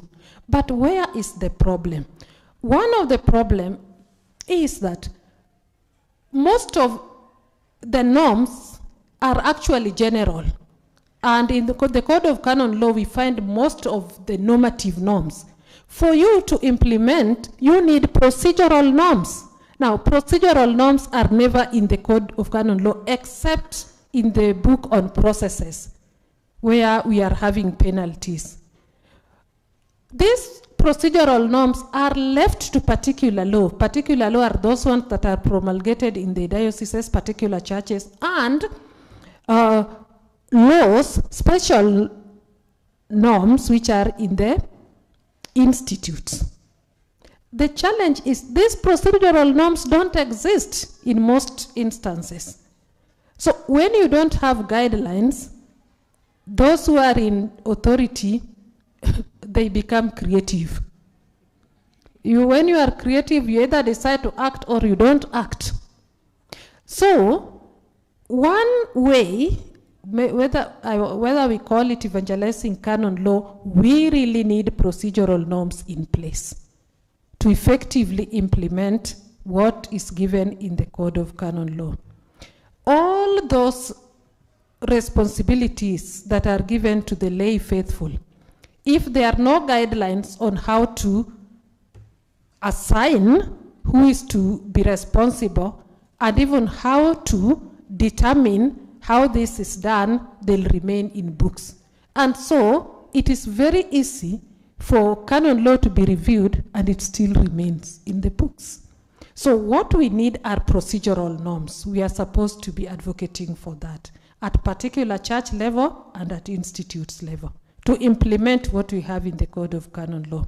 The second thing is, we are saying that the Code of Canon Law actually is not in harmony with the synodal church. But how much of the Code of Canon Law has been implemented? So are we saying we need to review because it is not working or it has not been implemented?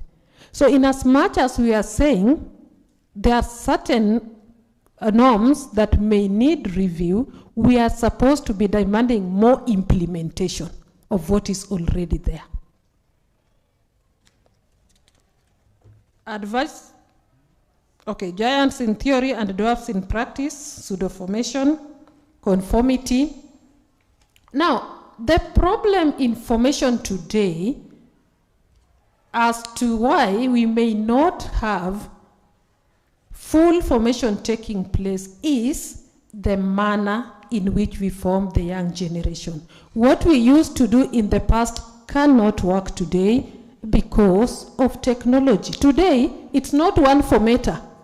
One who is formally assigned is forming, but there are so many other formators because they are learning a lot from the media. So what is needed is to let them understand the why of anything that we do. They don't, no longer works. So if we take our constitution and we tell them this is what the constitution expects of you, this is what you are not expected to do, if you don't tell them the why and they internalize the why, you will get the outcome that you are talking about. Youths who don't accept. It's not that they don't accept, they are not convinced. And for them to be convinced, they must know the why and internalize the why we do what we do. Or why our constitution says we should do this and we should not do this. If we are talking about the vows, why do we leave these 3 vows? They need to internalize that and be convinced they will leave it. But if it is simply the church requires it, it will not dig deep. And what you are not convinced of, you cannot put into practice. That is the problem when we have mere instruction, because it goes to in the intellect and it doesn't reach the will, where change takes place. Thank Thank you, sister. Finally, we are in the 30 seconds. The last question. 30 seconds. Institutional patriarchy formation and women participation. I said that institutional, we have systemic patriarchy being perpetuated in our institutions, including religion, mass media. They have places of work. So in religion, if we keep on teaching that the fall of a man was because of the woman, and Professor Kure brought it out quite clearly, that is what they will internalize. And then at another time we will tell them, now we are talking about equality, fundamental equality. It confuses them.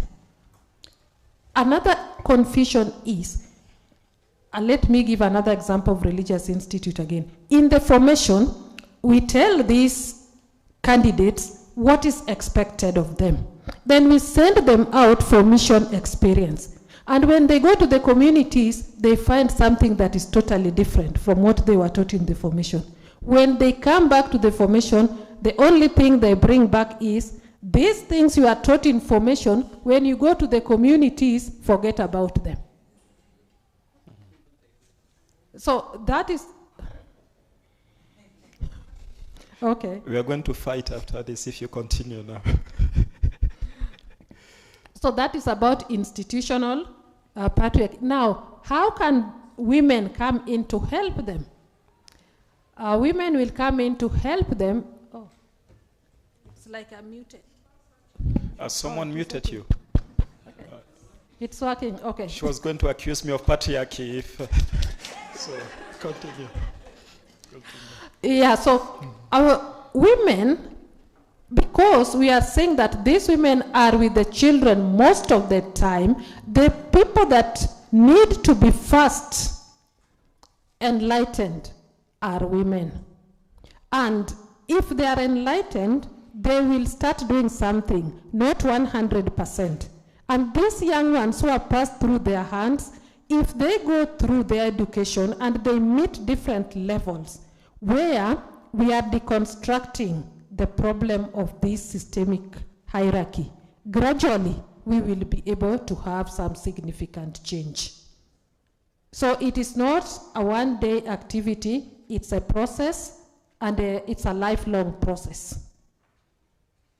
That's what I would say in summary. We can continue conversation outside because time is up, and the moderator is not happy now. At all. I'm not happy at all. Please join me in thanking all our three presenters, please. Thank you very much, really. Thank you to all three of you. And thank you to all present for your patience in engaging with our presenters. So we are going to go for lunch now, and hopefully after lunch you have some time to rest before we resume at 3 p.m. To make things easier, we are just going to say the grace before meal now, in faith and hope that there will actually be food waiting for us out there when we get there. And that way when you get there, you just help yourself and then you eat.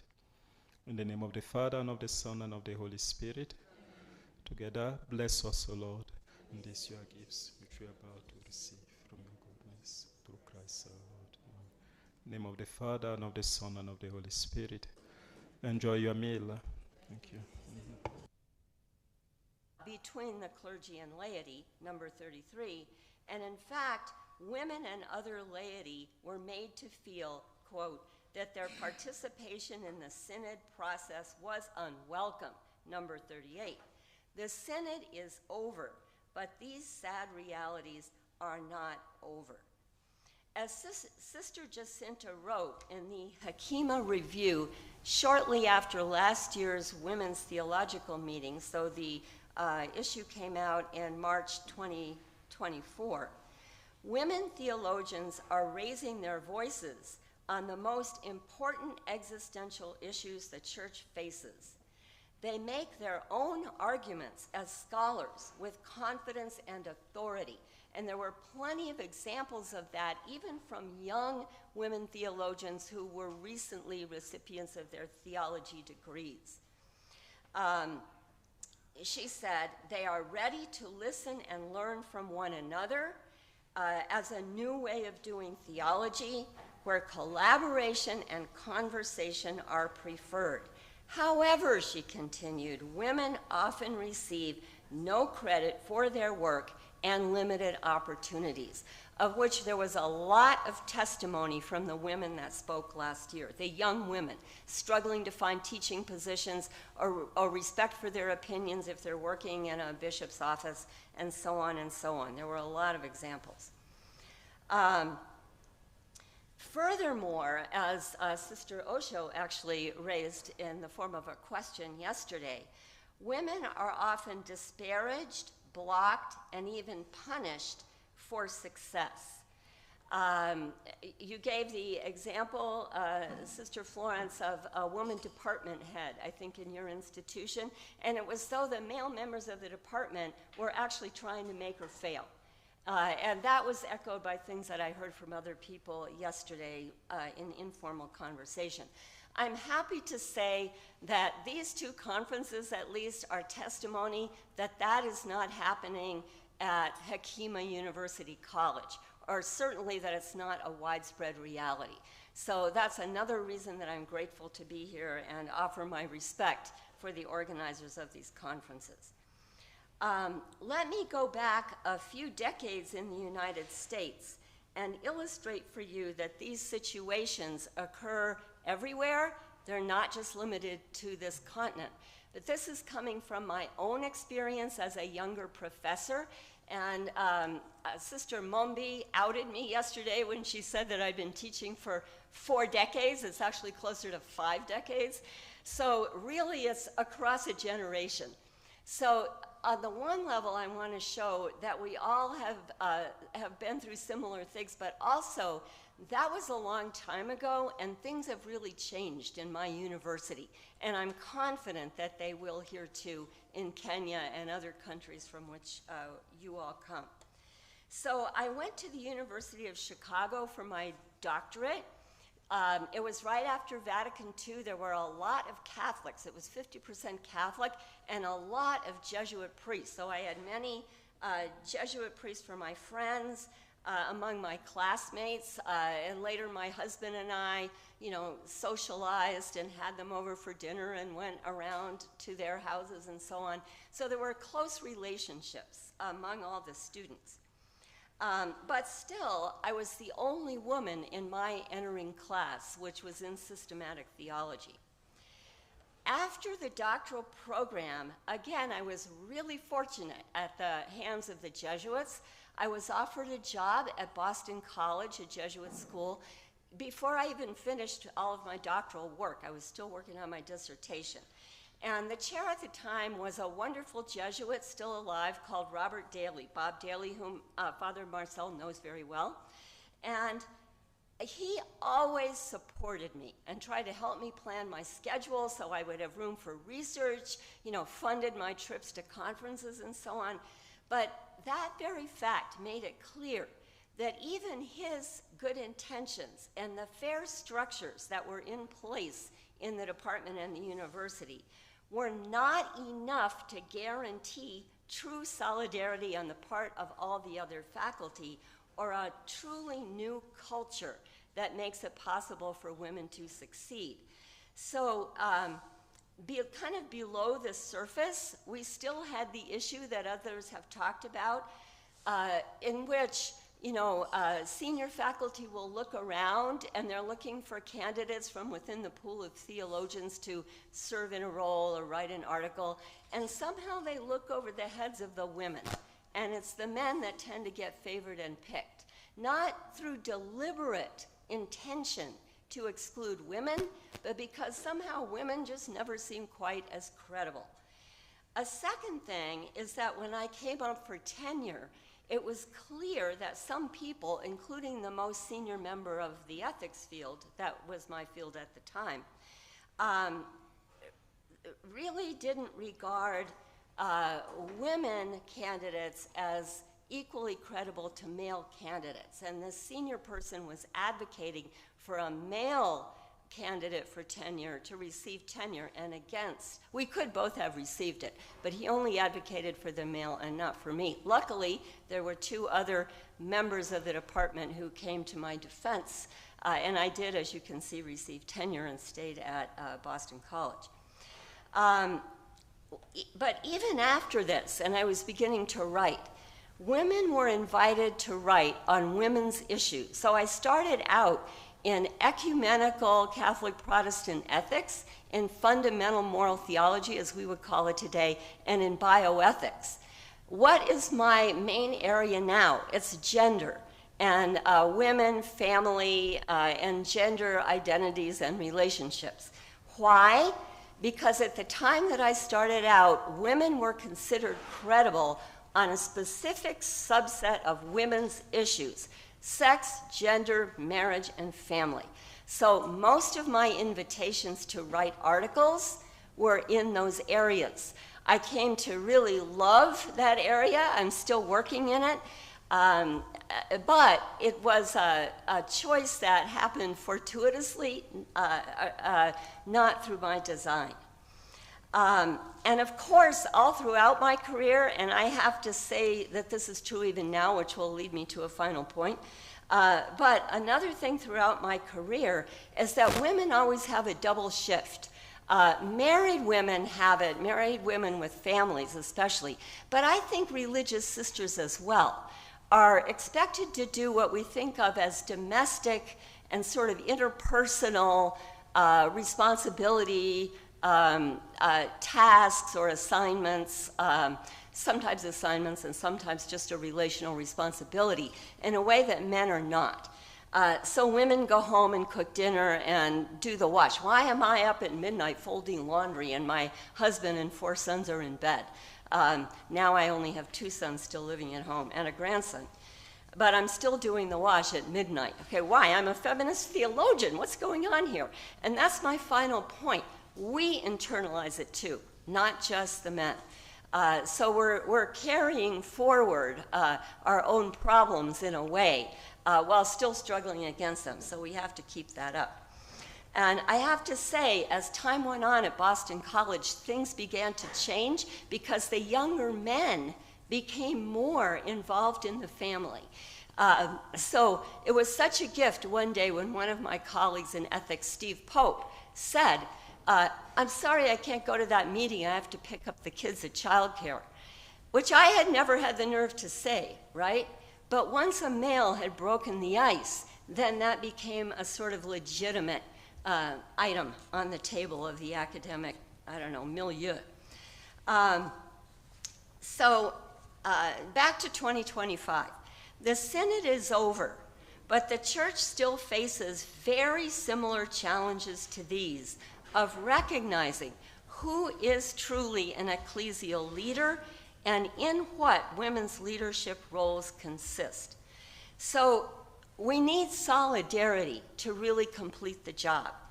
As Pope John Paul II defined it, solidarity is commitment to the good of all and of each individual because we are really responsible for all. That's from Solicitudo Rei Socialis, number 38. It's a beautiful ideal, right? But it's not easy to achieve it because solidarity amounts to a real sense of one's oneness with other people, of empathy, sharing, a kind of realization that we're all in this together. We're not just here to compete. In reality, this makes solidarity a very tough mandate. We talk about it, it's great, we endorse it, we need it, we don't do it, or it's very hard to do it. And for its fulfillment, Pope Francis can't just do it at a synod. He relies on the local churches and the local communities. So that's all of us, men, women, and everyone. In an address in Ireland last year, Agbonkiagmege Arobator, familiar to all of you probably because he was a former principal here at Hakima College, and he was a participant in the synod, insisted the very idea of solidarity and collaboration entails accepting that no one person has all the answers, That's especially true, he said, in a very diverse church with women speaking in their own right, in their own voices. As a Robotor sees it, solidarity is the option we make to journey with others. So how can we make that option a reality? That's the next question. And I have 3 answers to this I'll try to cover pretty quickly. For the first one, I'm going to refer back to a question that Father Marcel asked Suki Naidawa yesterday about the responsibility of administration and academic leadership. You were talking specifically about sexual abuse, but I'm talking more generally about women's status and respect for women. And she said, the leadership needs to make it a priority for resources. We also have to recognize the magnitude of the problem. We need to step up, or the administration needs to, the leadership needs to step up and support women who are targeted. And above all, don't isolate women, like one woman in a department. That's tough, okay? So a critical mass of women is always better. And of course, we always oppose victim shaming and victim blaming, even when it's not quite outright. Let's see. So one thing I'll just add to that, and I think Suki would probably agree, and it is this, and Father Marcel already might be worried about this, which is when the leadership does step up, that doesn't mean they're immune from backlash. So there can still be, and often is, resistance even to the leadership and non-compliance. And non-compliance can take a lot of forms, less and more direct. So a sort of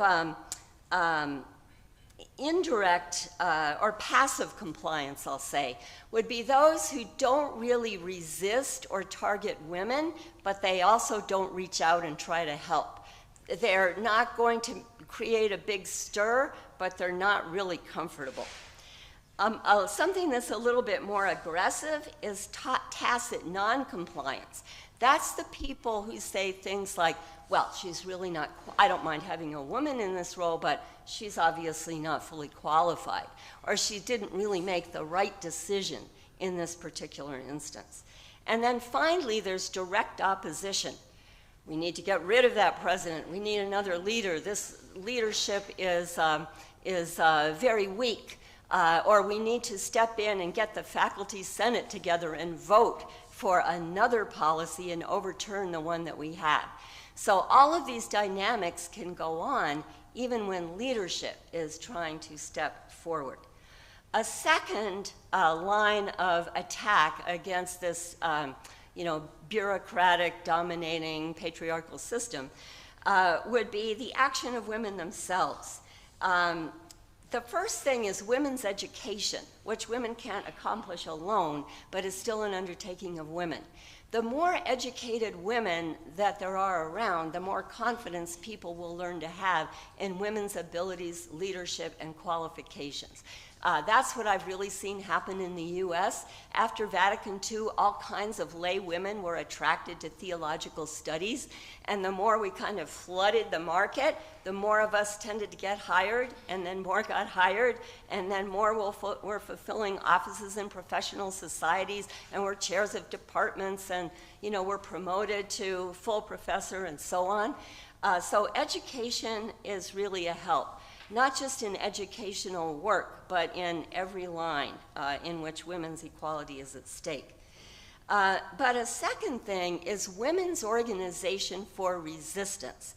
And it's got to be broad-based. So again, not limited to within the Catholic Church, although that's very, very important, but reaching across social groups, interreligious, organizational, because it's a broad social problem.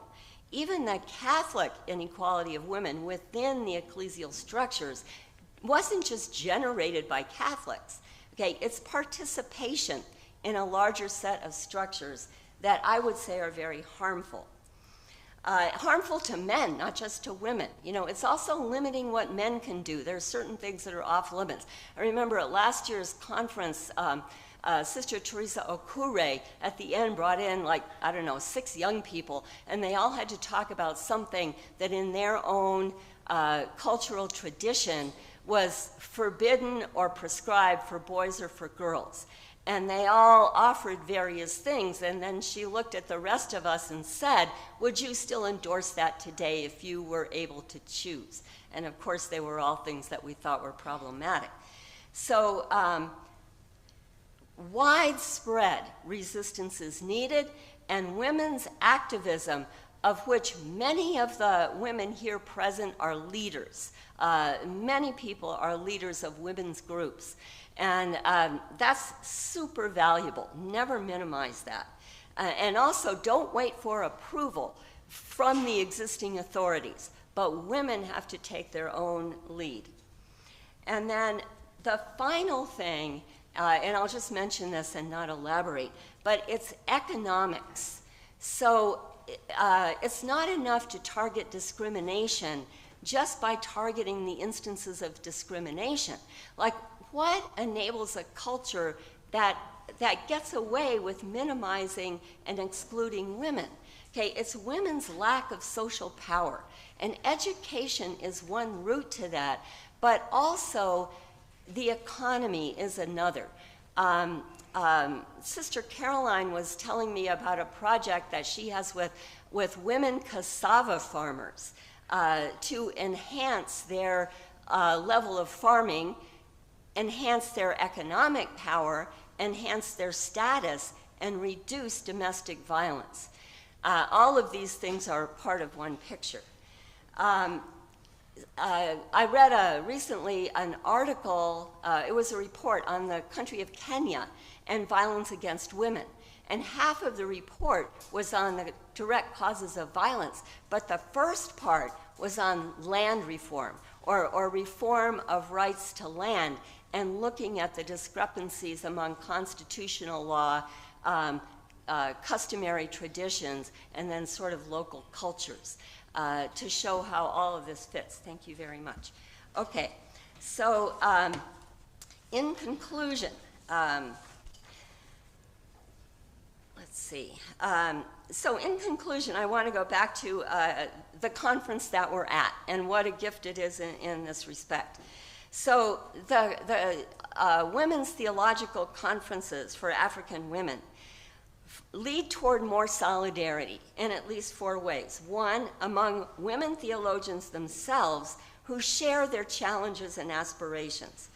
2, among women theologians and the scholars of Hekima, where solidarity is being witnessed and strengthened among women and men. 3rd, among women theologians and the larger church, most immediately the church in Africa, where women are striving for recognition. And then finally, among African women theologians and women theologians worldwide, including myself, in what my friend Sister Mumbi has called a global sisterhood. And I would be happy to consider that our male supporters are honorary members of that sisterhood. So if synodality and solidarity do begin to change all of these unfortunate relations and even the church itself, then what would we see? And my answer is that women's power to carry the gospel into church and the world would not be created because it already exists. It would be recognized, it would be unleashed, and it would be magnified. Because women already have vitality, women are already exercising leadership, and we are here to make sure that those changes continue and that the role and the prominence of women continue to increase. So thank you for allowing me to be among you as a guest, and also to Hekima College for hosting these 2 conferences. Thank you.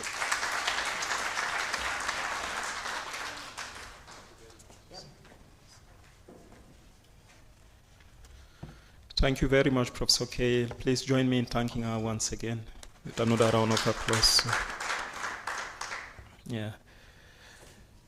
She mentioned that all the male partners are part of that sisterhood. I hope Sister Mumbi heard and will no longer resist my attempts to join Watawa Wata. Now, we are going to listen now to Sister Dr. Anne Arabome. Sister Arabome is a member of the Sisters of Social Service in Los Angeles, California. She is the founder and co-director of Sophia Institute for Theological Studies and Spiritual Formation in Namibia.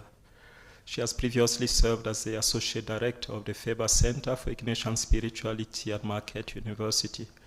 She holds a PhD in Systematic Theology from the University of Roehampton in the UK and a Doctor of Ministry in Spirituality from the Catholic Theological Union in Chicago. There's a lot more you can learn about her by reading her short biography in the program booklet. She's going to speak to us today about synodal leadership, women at the forefront of ecclesial renewal. You are welcome, Dr. Arabome. So she'll be speaking to us online, please. Okay. Can you hear me? Yes. Okay. It is a wonderful privilege, dear friends and colleagues, to join you from Los Angeles, California, where the time is currently 5:37 a.m. in the morning.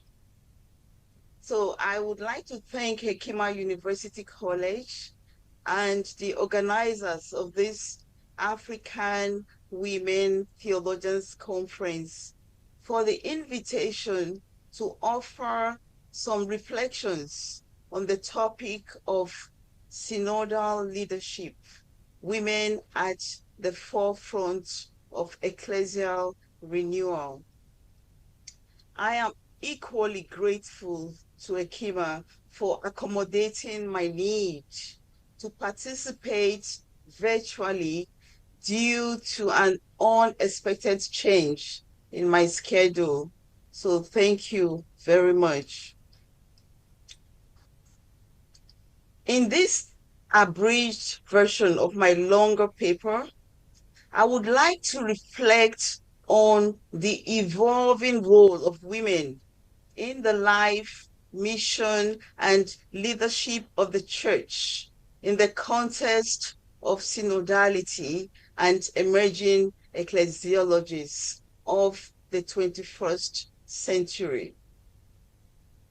At the onset, it is worth noting that when it comes to gifts of the leadership of African women, our pedigree is stellar, even if it counts as the proverbial best kept secret that is ignored, undermined, or overlooked.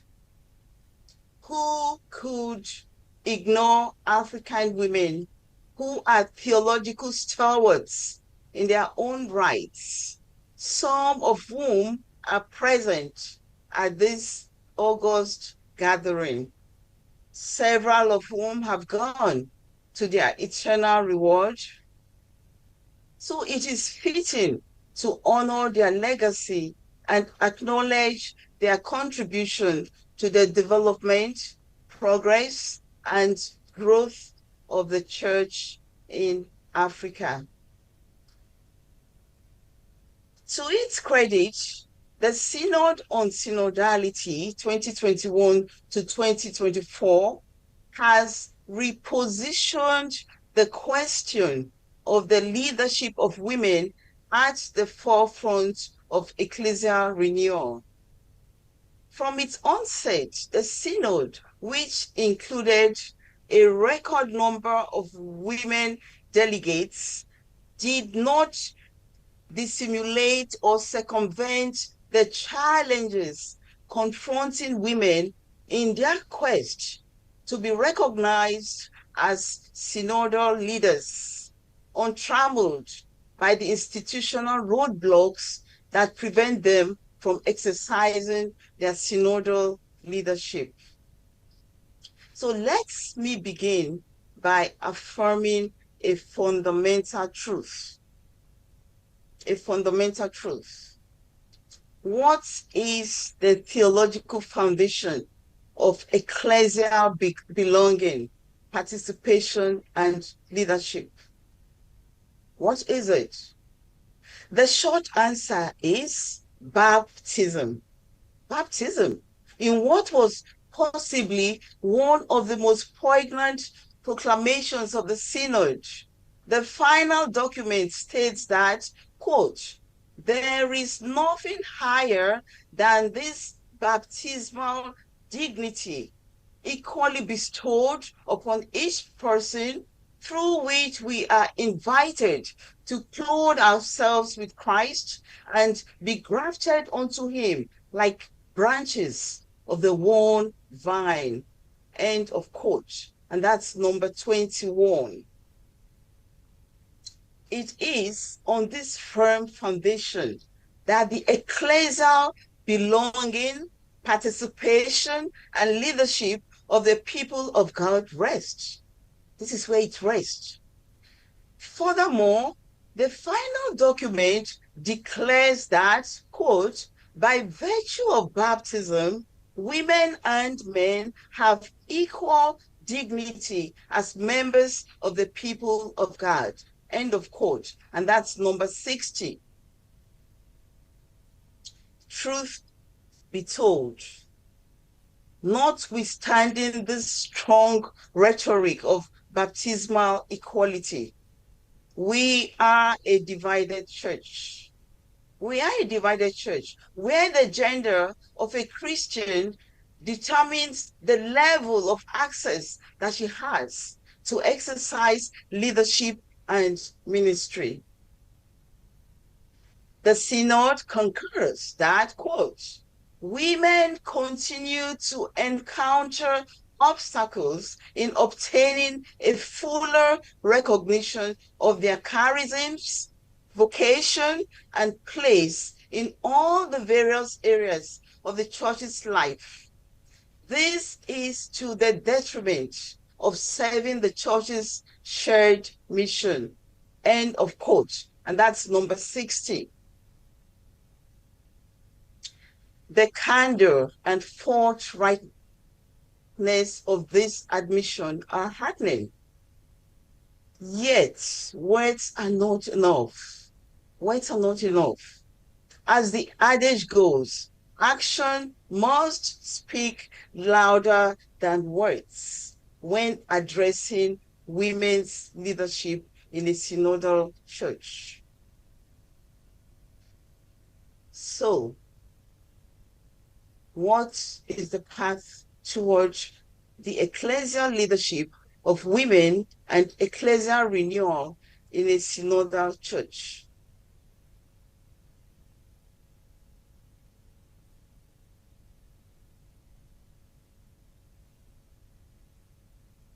I would like to outline 3 parts that could lead to the concrete realization of the ecclesial leadership of women and ecclesial renewal in a synodal church. In addition to the principle of baptismal dignity, which I mentioned, the second most important principle in achieving this vision is the principle of inclusion. The principle of inclusion. In fact, inclusion is the other side of the coin of baptismal dignity. The key elements of synodality, namely participation, communion, and mission, are rooted on the notion of inclusion. They are rooted on the notion of inclusion. So this principle brooks no half measure. One is either included or not included. There cannot be partial inclusion. In fact, the latter constitutes a form of exclusion.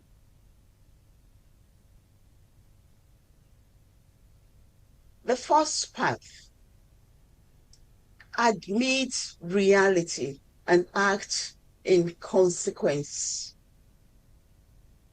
We know already that women make up the majority of churchgoers and are often the first witnesses to the faith in families. There are women who hold positions of authority and are leaders of their communities.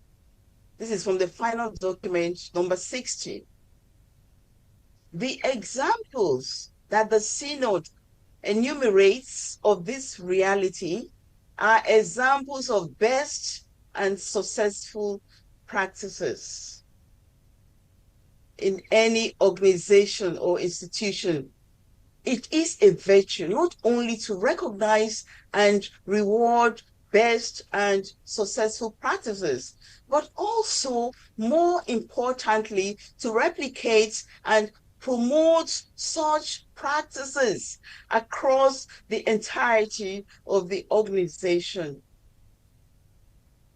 Thus, admitting the reality of women's creative, exemplary, and dedicated achievements at the forefront of ecclesial leadership and renewal constitutes a mandate to replicate such practices in every part of the church and in every local church. In the spirit, or in the true spirit of Catholicity, such practices should become the norm everywhere in the church. The second path: practice what we preach. That's easy, right? Practice what we preach.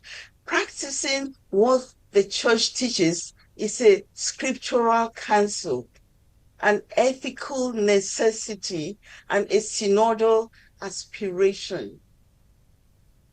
As the Synod on Synodality declares, quote, "This assembly asks for full implementation of all the opportunities already provided for in canon law with regard to the role of women, particularly in those places where they remain underutilized." And end of quote. And this is number 60. There is a plethora of opportunities for women to exercise leadership in the Synodal Church. In my estimation, Pope Francis of blessed memory gave us the best and the most impactful examples. With his trademark gospel boldness, Pope Francis ruptured the glass ceiling at the Vatican by appointing women to leadership roles in areas that were traditionally dominated by the male hierarchy. His reform of the Roman Curia was inspired by the Apostolic Constitution, Predicate Evangelium 2022. By implementing this reform, Francis opened the door for lay people, including women, to lead Vatican departments in roles previously reserved for bishops and cardinals. In short, Pope Francis practiced what he preached and continued to perfect his practice until his death. So, what does Francis's prophetic actions teach us? What does it teach us? Oftentimes, we consider the structural reforms needed to ensure the participation of women in ecclesial leadership as not an aspiration. We don't think it's something that we can realize. It is not. His examples proved it. Additionally, frequently, the hierarchy that is, clergy and bishops, appeal to the Vatican to justify their unwillingness to grant access to women to occupy leadership and governance roles in dioceses and parishes. If it happens at the level of the Roman Curia, as the example of Pope Francis and Pope Leo show, such instances should afford clergy and bishops the license, warrant, and mandate to act accordingly.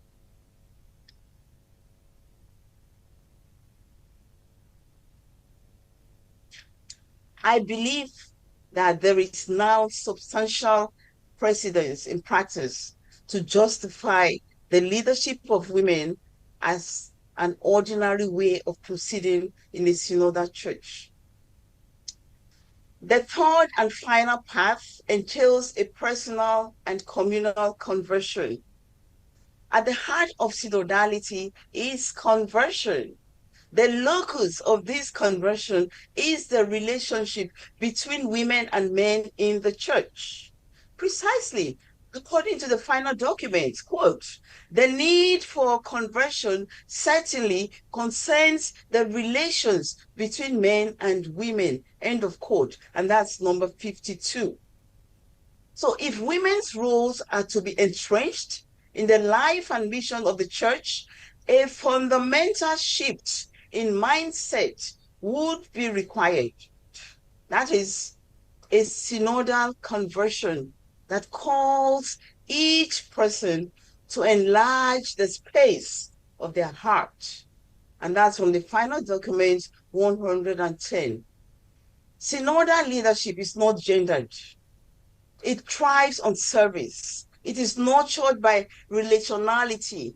It is not about power, but about compassion, solidarity, and shared humanity. So rather than look to gender to separate leaders from followers, it bears noting that the gifts, wisdom, and charism that the Holy Spirit distributes with extraordinary extravagance and abundance are more reliable markers of ecclesial leadership in which there's neither male nor female, Galatians 3:28. Only baptized women and men who share equal dignity by virtue of their baptism in Christ and bear equal responsibility in shaping the life and mission of the church. To conclude this abridged presentation, I want to repeat the prophetic words of Pope Francis in his prayer intentions for February 2022. He asked, what would the church be without religious sisters and consecrated lay women? The church cannot be understood without them. So we can say the same about synodality. Synodality does not make sense without women. The final document states emphatically there is no reason or impediment that should prevent women from carrying out leadership roles in the church. What comes from the Holy Spirit cannot be stopped. So as a woman in the church, as a woman in Africa, synodality invites us as women in Africa to take our rightful place in the church. Synodality offers us the opportunity to claim, affirm, and celebrate our fundamental equality and dignity as baptized Christian faithful. To quote an African proverb, when sleeping women wake, mountains move. Synodality summons us to wake up, to be aware of our giftedness, beauty, and strength as African women, and to become active teachers of synodality and leaders at the forefront of ecclesial renewal in the church. Thank you.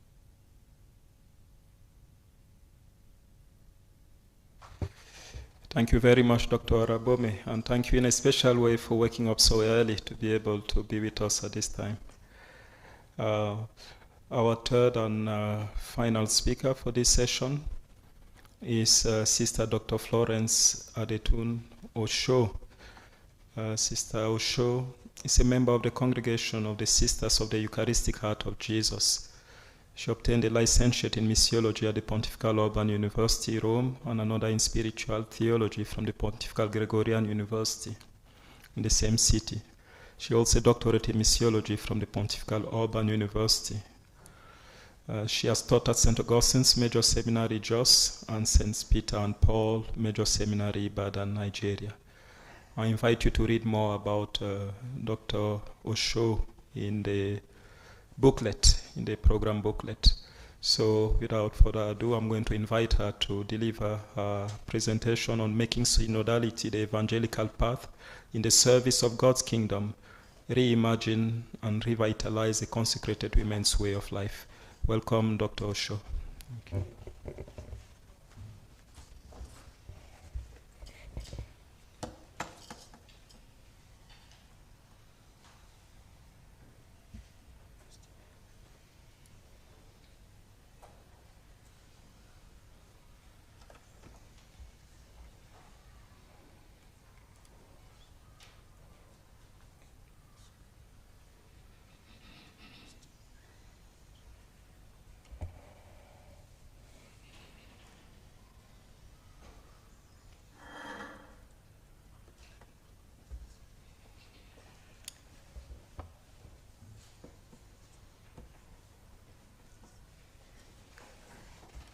Greetings to everyone here present at this conference, physically and virtually.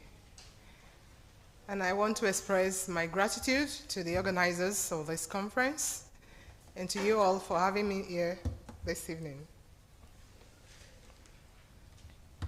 Never mind what is written in the booklets, it has been modified.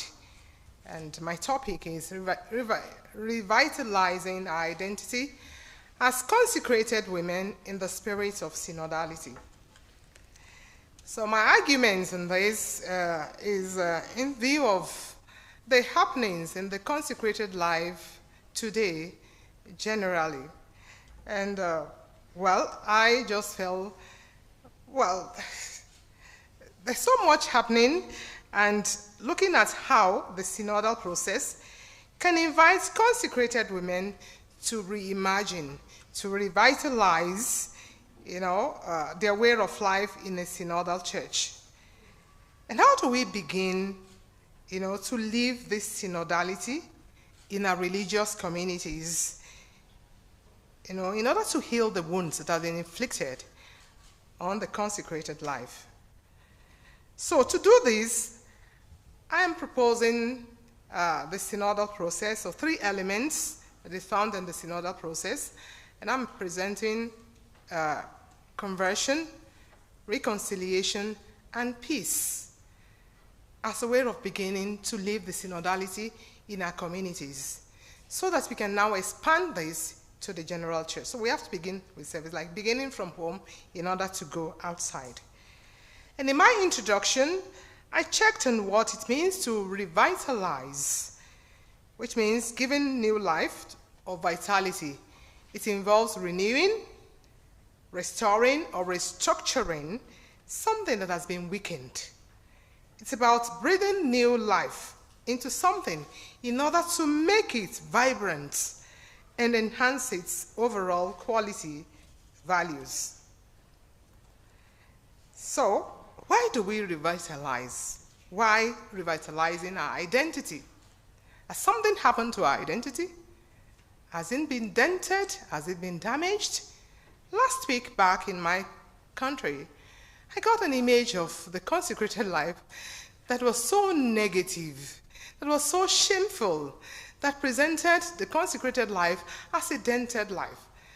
From a nun, on Facebook, and it was going viral, and it was generating so much problems and issues and debates, in different platforms in my country. And that tells me that we must acknowledge that the consecrated life in Africa and in Nigeria, to be more precise, speaking from my own point of view, where I come from, is currently beset by so many challenges that are corroding and rocking the very essence of what we call the consecrated life, the existence of this life, the call to witness to the love of Christ in poverty, chastity, obedience, which is lived in the community, and for the mission to evangelize as Christ did. Now, looking at our identity,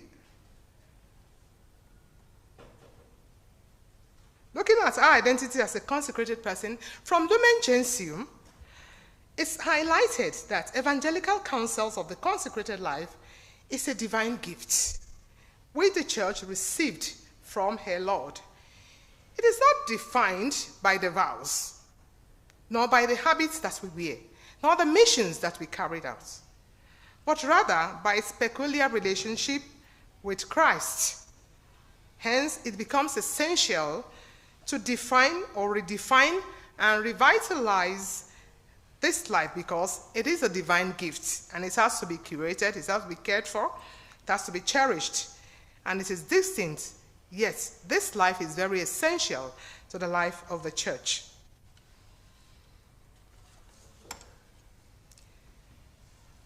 Now, this life that is a gift is also being threatened by so many new challenges as we have, in the 21st centuries. So there are so many challenges that's facing or besetting the consecrated life today. And what are these challenges? There are many, but I'm just going to list some, which we've seen this morning from the presenters that spoke earlier on today. The first one I am going to actually point out is a division based on ethnicism, tribalism, nepotism, cliquism, and all the ism you can find in the world. And we know that division is actually contrary to what we call synodality. So this is a problem in many religious communities today. We have it happening among us in our different communities. This is my tribal sister, she's my language sister, she's my village sister, she speaks the same language, she's my cousin, she's my niece, we have it happening in the community life, in the communities we have today. So this is a problem, and which has made some members to be marginalized and to be victimized in the communities. If there is division, the religious community cannot give credible witness. So where there is division among us, what witness are we giving to the world?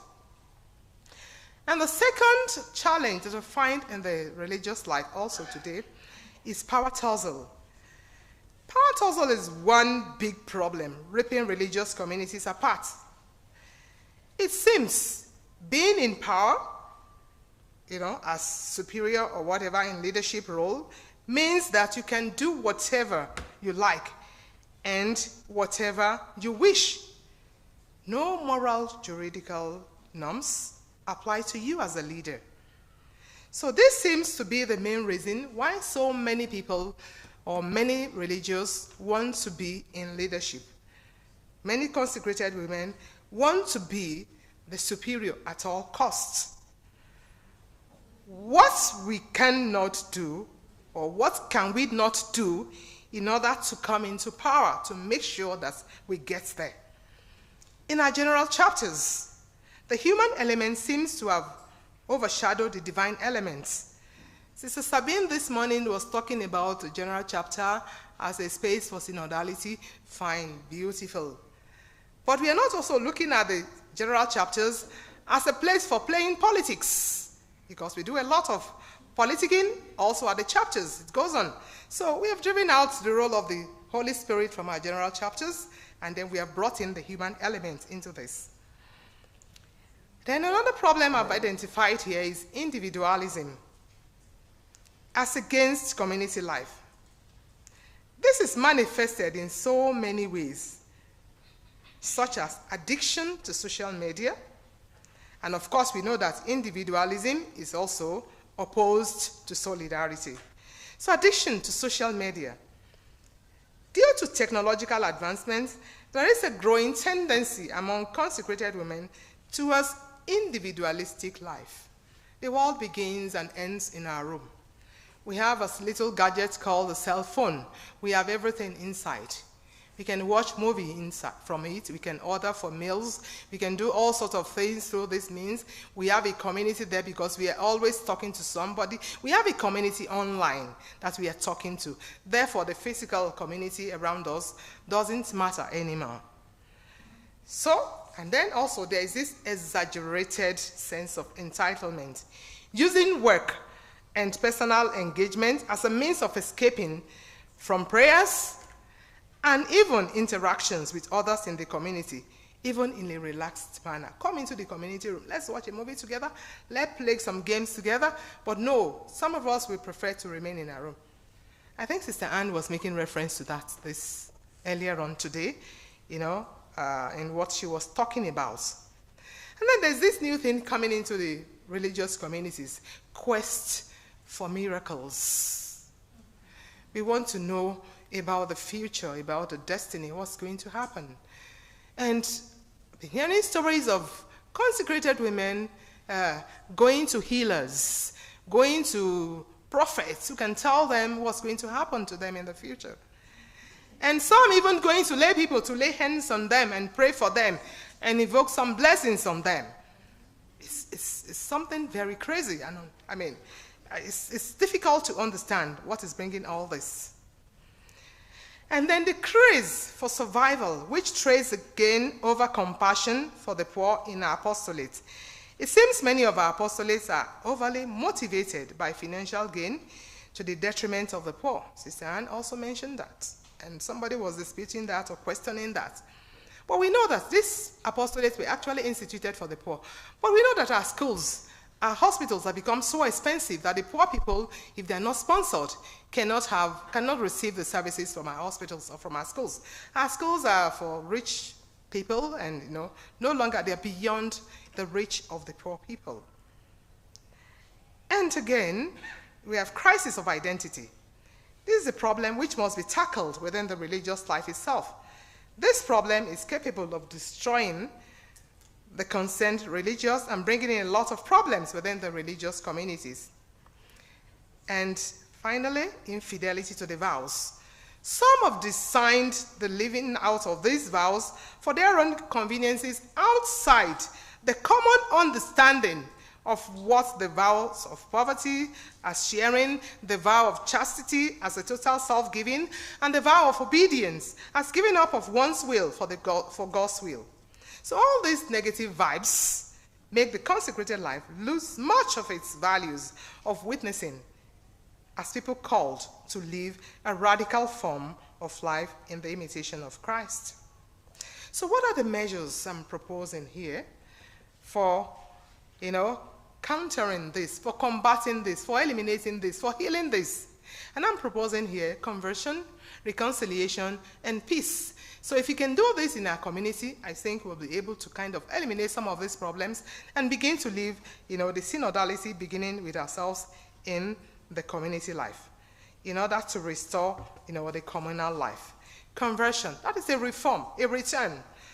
All of the Christian life is already a process of ongoing conversion to Christ, so that every Christian becomes a version of Christ. And the same is applicable to us consecrated persons. Therefore, for us to continue to truly imitate Christ, we must go back to the roots, the very beginning. We must make a U-turn to the roots. So this call for conversion, a change of heart on the part of every consecrated person and every institute of consecrated life, to return to the core values, to the charisms of our founders, to the zeal that led me into the consecrated life. So every community of consecrated person must call their members to a life of discipline, self-control, and self-emptying. Individuals must make an intentional commitment to the interior life in the imitation of the Blessed Virgin Mary. So the consecrated life must look back to the original spirit, to the life that must pay attention to the formation of everyone at all levels. And the second element proposed is reconciliation. There is a lot going on in our community life. When we live together in the community, we're bound to offend one another. There's bound to be misunderstandings, conflicts, and the like. But unresolved conflicts is what we should be afraid of, because it's unhealthy in any community, be it religious or otherwise. So dialogue in the community is very vital, because through this, light is shown on so many things that, is dark instances. And the result of dialogue, we know, is understanding and reconciliation, openness, forgiveness, and reconciliation. And saying sorry, I am sorry, can earn inner peace. But many of us find it difficult to say, I am sorry. So reconciliation makes the path to communion. When there is reconciliation, there is communion. And we know the part that communion plays in synodality, which is very vital to synodal process. And the third one is peace, which is not an absence of war. It is a state of being in somebody. And when you have peace in you, when you are at peace, this can generate to your environment and to the next person beside you. So, absent of this in the community for so many reasons, for lack of trust, fear, animosity, rivalry, backbiting, envy, jealousy, etc. That's what we find in some of the communities, religious communities. So when a person possesses inner peace, it will affect the external environment. So, when there is peace in any community, there will be communion, joy, and warmth. And such a community will become a synodal community.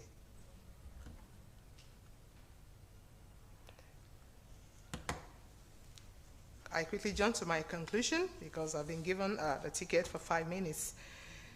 Now, the fundamental response of the consecrated person is very operative in reimagining and creating a revitalized, consecrated way of life.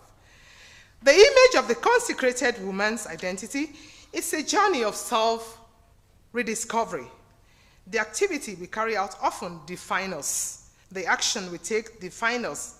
As consecrated person, we must begin to live the synodality from within our religious community.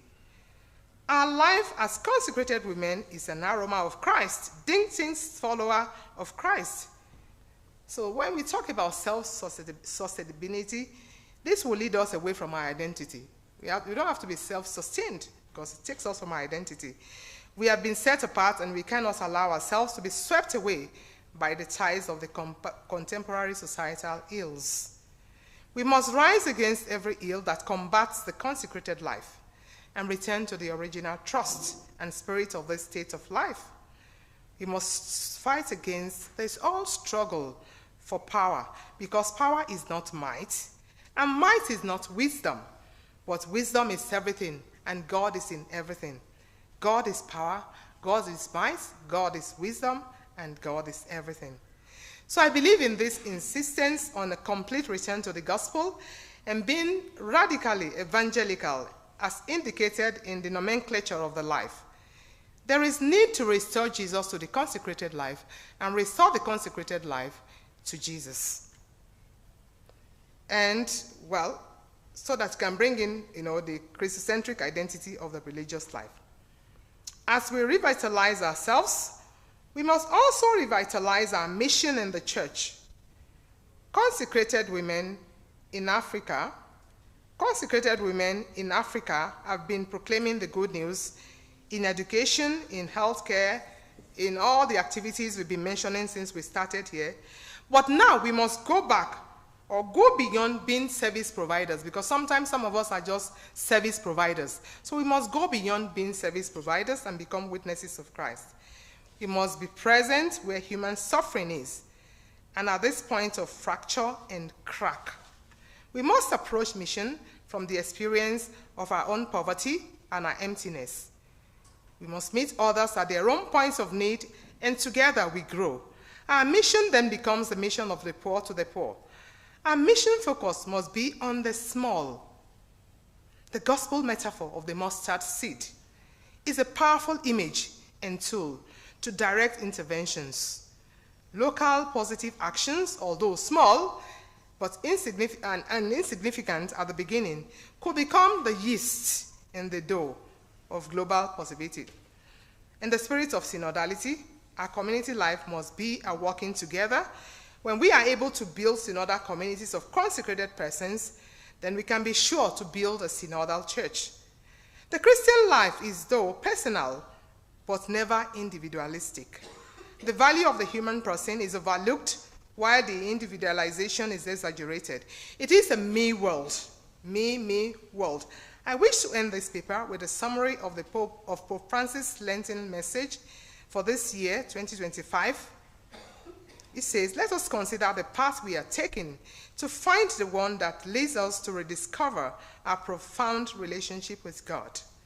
Everyone must make a move, a change for the better. You must get rid of structures of sin and evil. In this year of hope, let us journey together, walking side by side, without shoving or stepping on others, without envy or hypocrisy, without leaving or excluding anyone. Our journey together may have been moments of difficulties and hardships, but we walk together in faith, hope, and love in order to revitalize our life of consecration.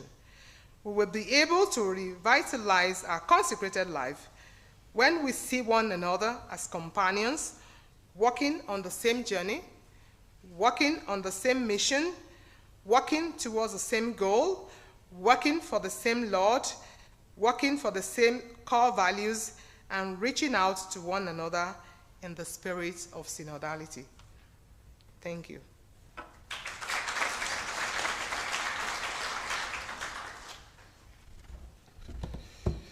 Thank you very much, Dr. Osho. Thank you. Please join me in thanking our three presenters again. Thank you. Now, if you look at the program, you will see that we are slightly behind time, approximately 18 minutes behind time. But you will also notice that we had put the health break at 4.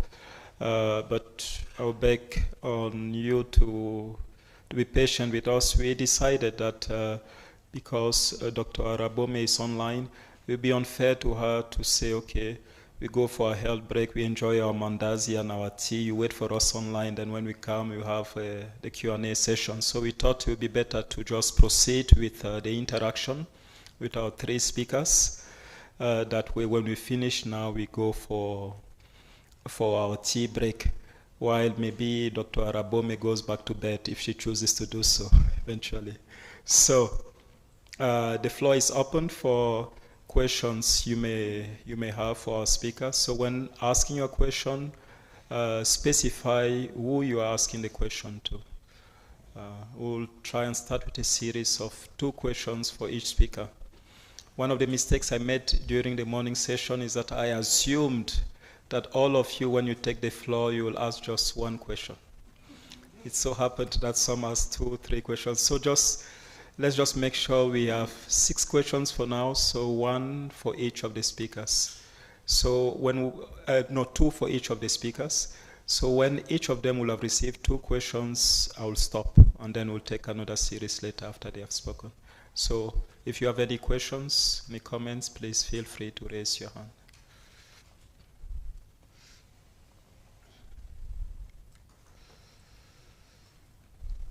Yes, Dr. Adebe. I would like to say a big thank you to all the presenters. And as a lay Catholic woman, I know what you're saying, Lisa, and also my sister, because the issues that are emerging from the consecrated life are exactly the same in our lay organizations. But I just wanted to share a model of how the working together amongst women between consecrated life and lay women is so important in terms of the whole issue of women's empowerment. Let's not see each other as on the other side, but rather find a way in which we are both living the consecrated life in a different way. And I just want to give a short example. One of the young women that I'm mentoring came up with a vision, what she calls Friends of Sisters. And once a year during Women's Month, she says that sometimes lay women forget that sisters are women, you know. And so she has pampering, massage, flowers, you know, to let everybody know that you remain a human being, you know, not something. But I'm just encouraging us to work together as sisters and support each other, because the whole struggle for women's equality should not find us divided. You know, that we find our spaces so that when situations like that happen, we're praying for each other, we are each other's, we cover each other's back. Sorry, it's a comment, but it really touched me, and I want to say thank you. Thank you, Dr. Adebe. Thank you very much. Yes, sister. Okay, thank you. Thank you for the presentation to the three of you. I think it's when Dr. Ann was talking, I've heard about it. We have been talking, many of the presenters have spoken about equality, and this equality is in our baptism. And Sister Ann, or Dr. Ann, still spoke about this equality in baptism. And it's becoming clearer for me, because up to this moment, I have never looked at that equality to be equality in baptism. When we talk about equality with women, I have always looked at what we do. But it's becoming stronger and very clearer for me that this equality is in baptism. That is where I just want to echo what is happening in me, the learning and the insight and the deepening of, I think, is part of my faith and knowledge in as a theologian to be. Let me put it that way, which is giving me a lot of joy. I wanted just to say that, bring that out. And as Dr. Florence was talking about community life, it kept coming to my mind. And my question is, what causes us sometimes to be just so bitter? Because you meet sisters sometimes, you are wondering if these are people of God, if these are people who are called to incarnate Christ to others, people who are called to bring healing to others, and so on. So I just felt I should ask, since you have done that study to go deeper into it, what causes us, religious women, I may not talk about men because I don't live with them, what causes us to be so bitter sometimes and you don't understand from where it is coming from? Thank you. Thank you, Sister Gisela. Another intervention? Hello. Okay, Sister. Yes. The first statement is just an observation. Sister Anne was talking about women and men as full ecclesia partners. And I look around here, how many theologians do we have here who are men? And I'm asking, how do we pass this message to them? Then to Sister Anne and Sister Florence, what happens? It has to do with Sister's question also, but I'm very mild and nice. What happens when women do not support women? What happens when we do not celebrate ourselves? What happens when we are not able to appreciate ourselves because others cannot appreciate us? Others cannot help us unless we ourselves believe in ourselves to celebrate our giftedness and then talk about synodality with the church. Thank you.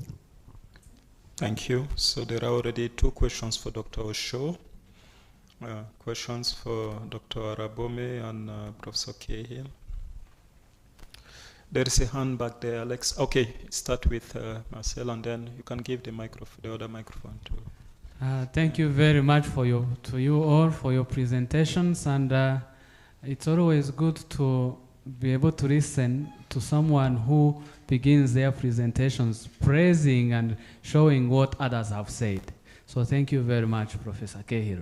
Shows that you have been listening to, and not even now, but also to what was even there last year, and then to you all. I have just a very quick observation. Professor Cahill, you propose Women's Organization for Resistance, or should I say for interruption?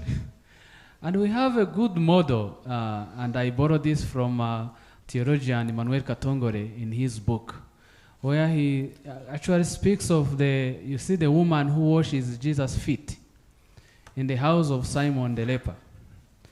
And she enters the house, and she was actually uninvited, should I say. And they are all asking, who is this woman who comes and washes the feet of this man? If he knew who she was. And you remember the words of Jesus, whenever the gospel is proclaimed, it will be in memory of her. The title of the book of Elizabeth Johnson.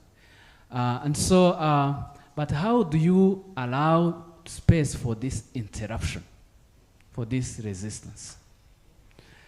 So this is just one among very few who are able to do this. Many can't do that, interruption, or they would even be ostracized.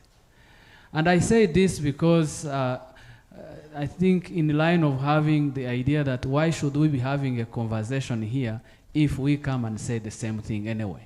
So it's good that there's something new that interrupts. And then to Sister, I have a question to Sister Florence, Dr. Florence, and thank you very much for your presentation. Here I certainly teach in systematic theology, but I'm also in administration, and when I have some time I do some pastoral ministry. And I have been giving some retreats to sisters and some priests here. And I am often struck by the lack of joy that I see among many. And this is not only only among sisters. You also find it among some priests. And I pray that I don't age an unhappy man. I don't see why one would stay in this life unhappy. And actually you end up actually making other people unhappy. But that aside, maybe it's also good to give the other side of the coin. Are there also moments of some sisters we can bring out who are actually models of joy?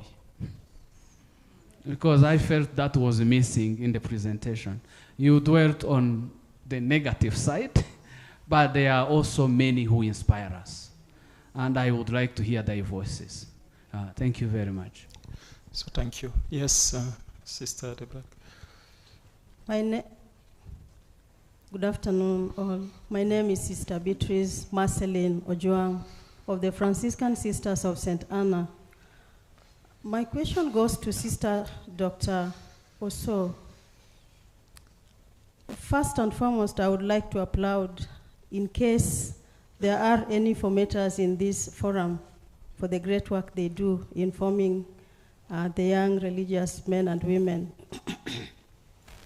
Sister, also, one of the challenges that you have shared with us that are affecting our religious, our consecrated life as women religious is the challenges regarding the use of social media. While being in the 21st century, we are experiencing a lot in terms of the industrial revolution, given the technology advancement at hand today. We find that today when a child grows right from birth, they have a lot of experience with the social media. Actually, today, the best way of mothers to keep their children or babies while tending to other chores is to let them play with all these gadgets, mobile phones, smartphones, iPads, laptops, to name them. This is one person or child that grows, matures, and develops into a young adult that finally joins the religious life. Now, to counteract this ideology, especially during the religious formation, my question to the sister doctor also is that how best can this counteraction be achieved in order that it is instilled in the young religious that social media is not the only best way to either spend our leisure time or to best spend our time. In other words, thank you. Thank you.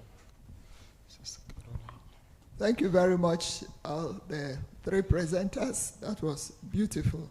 And you've made my presentation tomorrow brief because you said most of what I have on my paper. So I commend Professor Cahill about the resistance. And we have a sister, Sister Ngozi Uti, who is the Executive Director of the Center for Women's Studies and Intervention. There is a program she's doing there with women across the board, and it has to do with synodality in action, not just women religious. So from time to time, they invite women from town and out of Abuja, as far as Port Harcourt, Jos, Ogoja, Warri, to come to discuss on synodality. These are, to begin with, Catholic women to start with on this particular program. So if we are going to make an impression in the church, we have to open up the boundaries and forget about our petty jealousies and needling each other in the community. Open our eyes to the wider world of womanhood. And what that resistance is just struck me that this is where we should be investing our energy.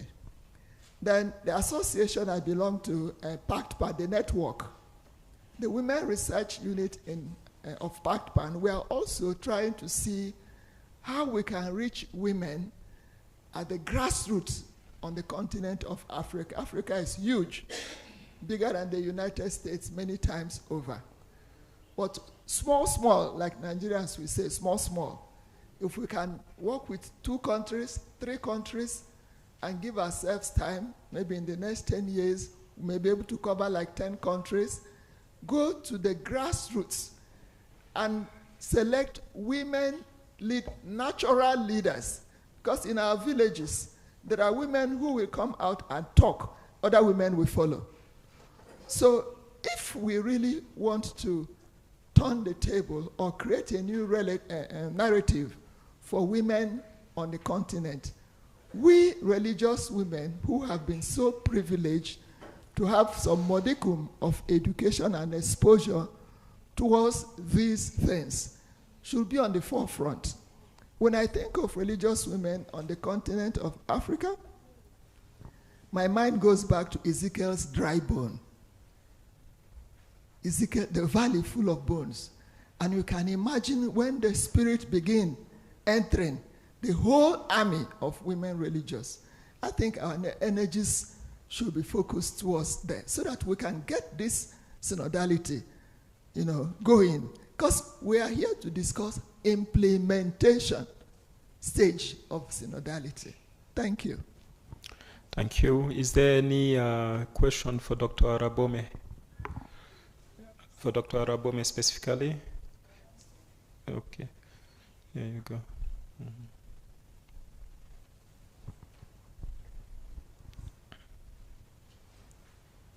Thank you. I am Sister Eusebia, Grace and Compassion Benedictine Sister. My question is to Sister Anne Rabone. I would like Sister to expound more on how to admit the reality of what is happening to women in their struggle to be relevant at this time as religious theologians, and how to embrace that responsibility without being going overboard, somehow feeling like we want to take over and not to stepping on the other side where we think they are also taking the better part, and bringing this down to our young religious, especially those who are coming in the congregation. This is in the formation and in the earlier stages of formation. Thank you. So thank you very much. If my count is correct, I think there are 2 questions for Dr. Arabome, 2 for Professor Cahill, and 4 for Dr. Osho. So we are going to give them the floor, the opportunity to respond to these queries. We can go in the order in which the papers were presented, so we'll start with Professor Cahill. I don't know if we're counting the same 2 questions. So I had a sort of a question from Marcel, and then also Sister Caroline, but I don't know if it was really a question. You were expressing a perspective, which I think fits well, though. Was that? Okay. It's the same thing. Yeah. And so the first question from Father Marcel was about women's resistance, and should it be called interruption? And you sort of asked, like, how can this really get started, because some women are facing so many barriers and it's very difficult. And then Sister Caroline was talking about really giving examples of lay and religious women working together and trying to work toward a network of grassroots women, and encourage those who are natural leaders so that their abilities would be unleashed, I guess, and empowered. I'll use that word. And it brings me back to what is kind of an answer to Father Marcel's question, or a perspective that I think these 2 questions together lift out. And it's that resistance, direct resistance, is sometimes appropriate when some really unjust policy or action has occurred and it needs to be lifted up, and justice needs to be demanded, like a reversal. But in most cases, I don't think that's what it really is. I think it's resistance to the relationships that we are all used to and that we've been formed in and take for granted and too rarely question, even when we find them to be unlimiting and unjust and oppressive and creating some of the bitterness that some people are experiencing. And so I would just take Sister Caroline's examples to kind of express what I would want to say, which is the most common and most, widespread really, but also most productive kind of resistance is women working together, and also with male colleagues and supporters, in solidarity, in serving others, in working for common goals, in magnifying women's power, not power over, but power to. The ability to be effective and to gain what we seek, and to have agency in the communities in which we live. So it's really a power that can be enabled by the Spirit, and that gives a lot of joy. It has energy, it has joy, and some of the joy just comes from the solidarity of the action, even if failures are met along the way. So I feel that it is, it's not limited to a Christian mission, but because it can include many different women. But it certainly reflects, I think, what it means to be church in the world and the mission of the church to the world. The examples that Sister Caroline gave, I thought were good illustrations of what I was thinking. I was trying to come up with some examples, but she gave a better concrete example.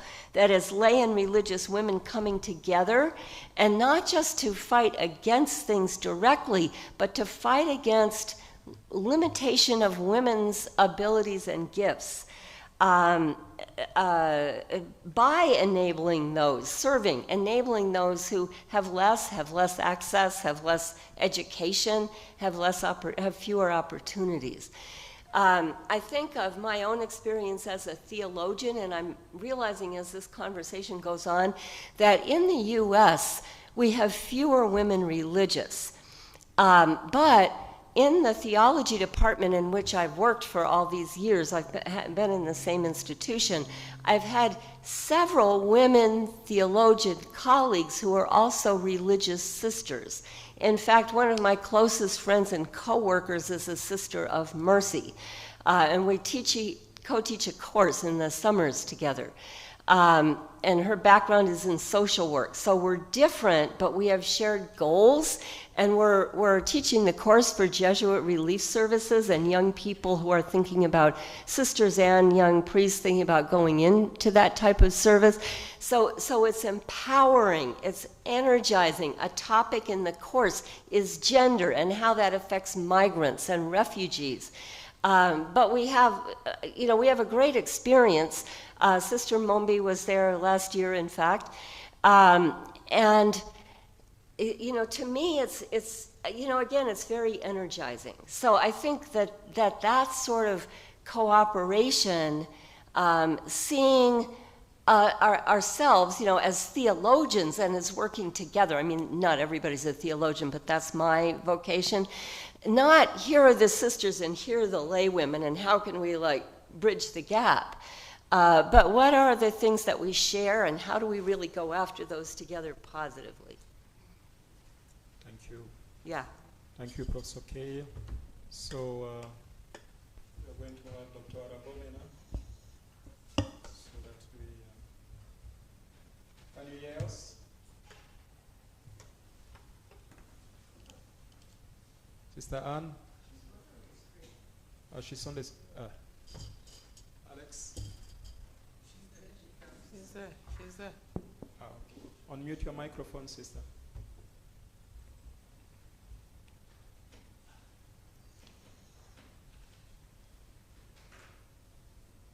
Can you hear us?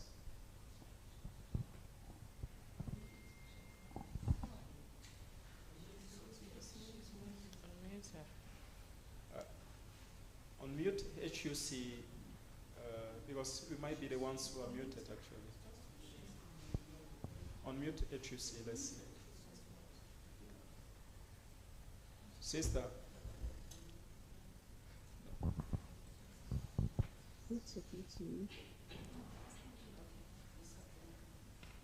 Okay, let's start with Dr. Osho while we sort out the issue with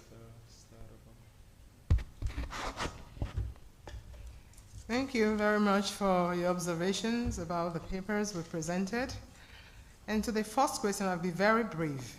What causes us to be so bitter? I think sometimes some of us are bitter because of the hurts we carry in us, the wounds we carry in our hearts. Some of us have been victimized, oppressed, or, deprived of whatever we call our rights in the religious life. And so, because we are not letting go, we become embittered by these experiences. And we have that unforgiving spirit because we are not able to forgive, the hurts that have been meted out against us. And I think that is what basically makes us to be bitter. If you can get rid of that, if you can get above that, because I think we need to look at Christ himself. We say we are following Christ. And if you want to follow Christ and imitate Christ, you look at Christ on the cross. What did he say to those who crucified him? Forgive them, for they know not what they are doing. But sometimes we forgive, they say we are following Christ, but sometimes when it comes to putting it into practice, into action, we forget what we say, that we are following Christ. But sometimes I think we need somebody to remind us of that. And I think such people, they will need help to get healed so that they can get rid of that bitterness and become sweet nuns, sweet consecrated women that we are expected to be. Then to the second question, what happens when women do not celebrate women? Perhaps because, they say charity begins at home. And sometimes we forget that charity begins at home. We rather celebrate the other gender, celebrate, but we forget that, and maybe because of little envies and jealousies. Also, apart from we forgetting ourselves, so we look outside ourselves and forgive. I mean, there could be a positive side to it and there could be a negative side to it. So maybe because of the little envies, we fail to celebrate ourselves. But I think we are beginning it now with these African women theologians. We are beginning to, because for me it's a celebration of women. We are beginning to celebrate ourselves. But back in our communities, I think we can do a lot more on celebrating ourselves. Because when we do that, it shows that we are giving a pat to the person at the back, and then we are supporting one another, and we are working together, and the synodality actually, already begins among us. And so the third question, lack of joy. Reneza. Well, the religious life, the way it is modeled, is supposed to be a very happy life, a joyful life. When we talk of community life, it's supposed to be a supportive, that's what it's supposed to be. So, but I'm looking at the negative vibes that have become challenges to us. So perhaps in my full paper, and I can, include that, just mention that. But that's what the religious life is supposed to be normally. Where you are happy. I mean, growing up, some of us, it's because we saw one happy sister. That is why, because we visited the religious community, we saw how happy and joyful the sisters are. That's why we entered the religious life.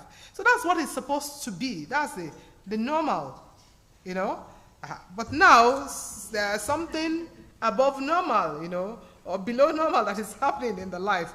And that's what I was looking at. What is denting the identity of the religious woman. That's what I was, so it's the negative vibes I was actually looking at. And it said examples of, Sister just mentioned Sister Ngozi Uti. Sister Ngozi Uti, whom I knew her when I just began teaching in the seminary, and how she was always inviting me, come and join this. I mean, she was always out to help young sisters, whether they're in a congregation or not. She was always reaching and sponsoring sisters for different programs to bring them up, young religious. She was doing that in Abuja. And aside that, let's begin from here. Joyful sisters, I was looking, I'm sorry I have to mention names. I was looking at Sister Jacinta when she was under pressure here, under tension. The moderator was, you see her smiling all through. Last year I watched her also. As tired as she was smiling all through everything. You think she should be feeling, the weight of this conference is on me. But at every point I met her, she was always smiling. And there is no child or no young person who will see that sister. It's not that she doesn't have a problem. She has her own problems. And, they say the religious life is not a bed of roses, they say. But it's not a bed of roses. I mean, maybe some of us came into it thinking it's a bed of roses. But even the bed of roses has thorns in it. And the thorns, the beauty and the thorns will also, prick you. And I have sisters here who are out to help, ex-seminarians, ex-sisters or novices. They are here in this hall. I don't want to mention names, but maybe I should mention names. Have people who are known, sisters who are known as mothers. I mean, wherever they are, they light up the place for the young people. And they try to help people who are disadvantaged. There are some of those among us also.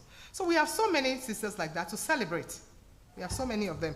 And I think Mumbi is doing something on Watawa.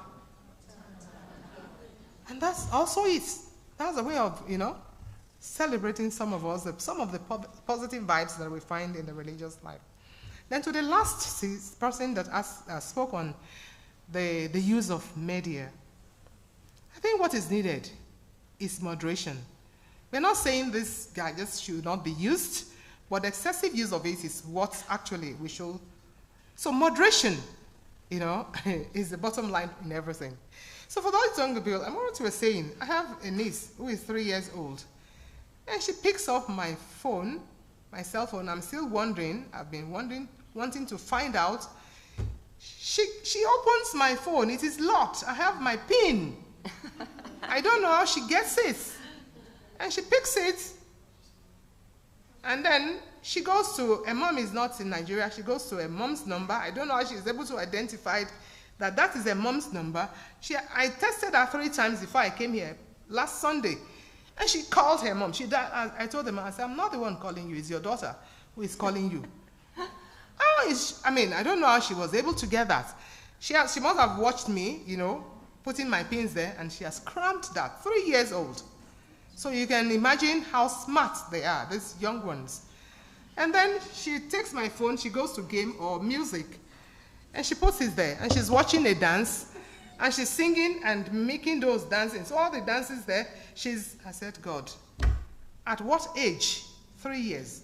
So what you were saying is true. So when they come in, you have to cop that in them.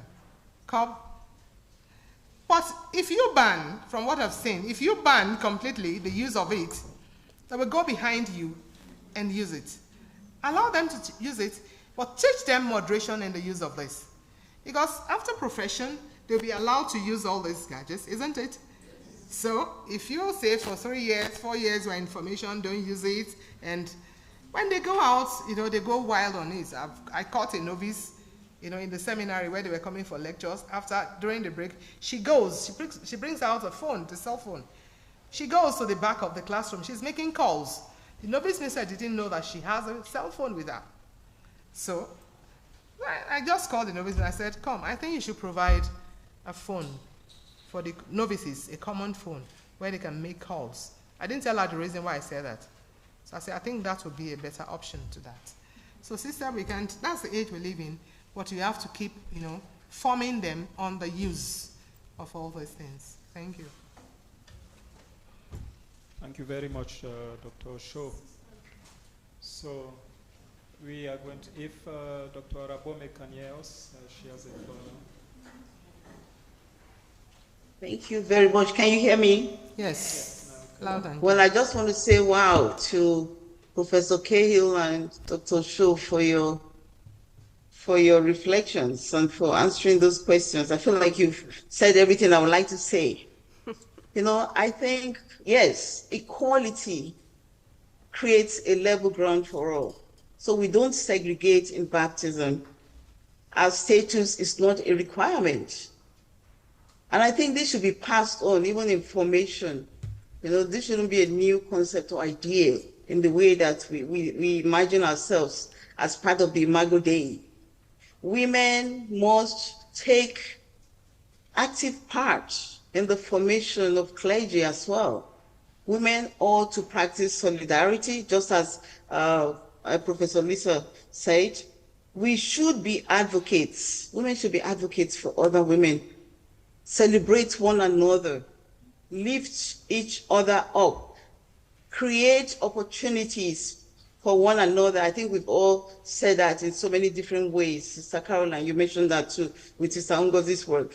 So I think it's time for us to wake up, and to imagine the gifts and the beauty, when we can give encouragement and support, how we, women, will feel seen, validated, and strengthened to pursue our goals and to stand in truth. So there's a lot of work we need to do as women in the way that we support other women.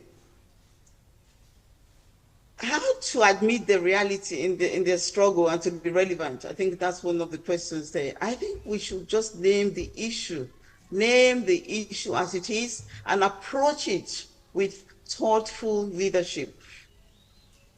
We name our gifts and keep our focus on the goal. women are African women are very intuitive. We have a lot of gifts that are so needed. You know, when I talk about synodality, for example, I keep saying African women are teachers of synodality already. It's natural to who we are. So we need to allow these gifts to be used in a way that builds, that creates, that nurtures, even among ourselves. So solidarity will create these safe spaces where women can be vulnerable and find strength and flourish together. So I think I would just like to end there. There's a lot of work that we can do as women without even thinking of what the men are doing, or what hierarchy or patriarchy is about. How do we as women support women? It will be the way to go. I think that's one of the path that I will propose for us now, to ask ourselves, how do we engage other women? For example, at the Sophia Institute, we have lay people as well presenting. Dr. Notando is there. She works with us. So it's religious and lay collaborating, working together to create the space for encounters, to create the space where women religious can encounter the Christ that will eventually lead to joy.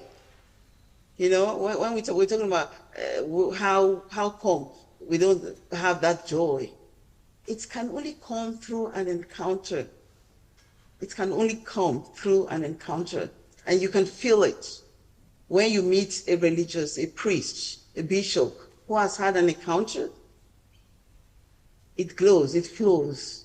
So I think it's important for us to realize that we all have work to do, and we together can bring about the reign of God in the way that we open ourselves for healing and belonging. For solidarity creates safe spaces for women and men so that we can be vulnerable and find strength and flourish. Together we can challenge unjust systems and create environments that honor dignity, equality, and inclusion. Thank you.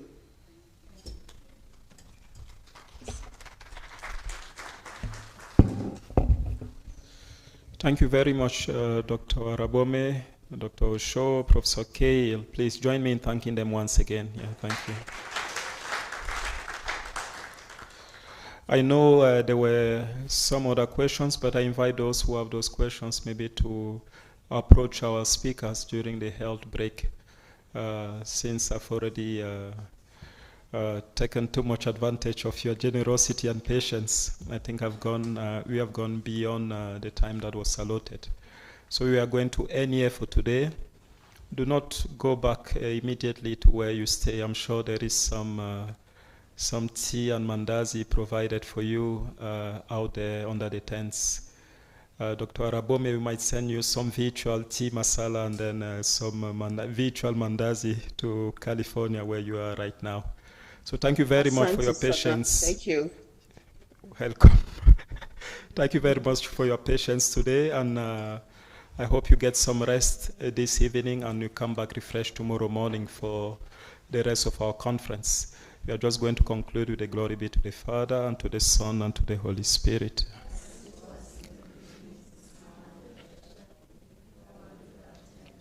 In the name of the Father, and of the Son, and of the Holy Spirit. Have a good evening, everyone. Thank you. Sorry. I'm going to be beaten by my boss if I don't make this announcement. Now, those of you who are here and who presented papers last year, feel free to approach Sister Jacinta to get a copy of the conference proceedings from last year, the book that was launched yesterday. So approach her. And if you can carry a copy to any of the contributors of the published proceedings who is not here at this year's edition of the conference, also see Sister Jacinta to take a copy with you. So thank you. Okay, and so those who will be going for the excursion at the end of the conference for the outing, you'll need your ID. You need your ID if you are a national, or your passport if you are from a different country. So thank you.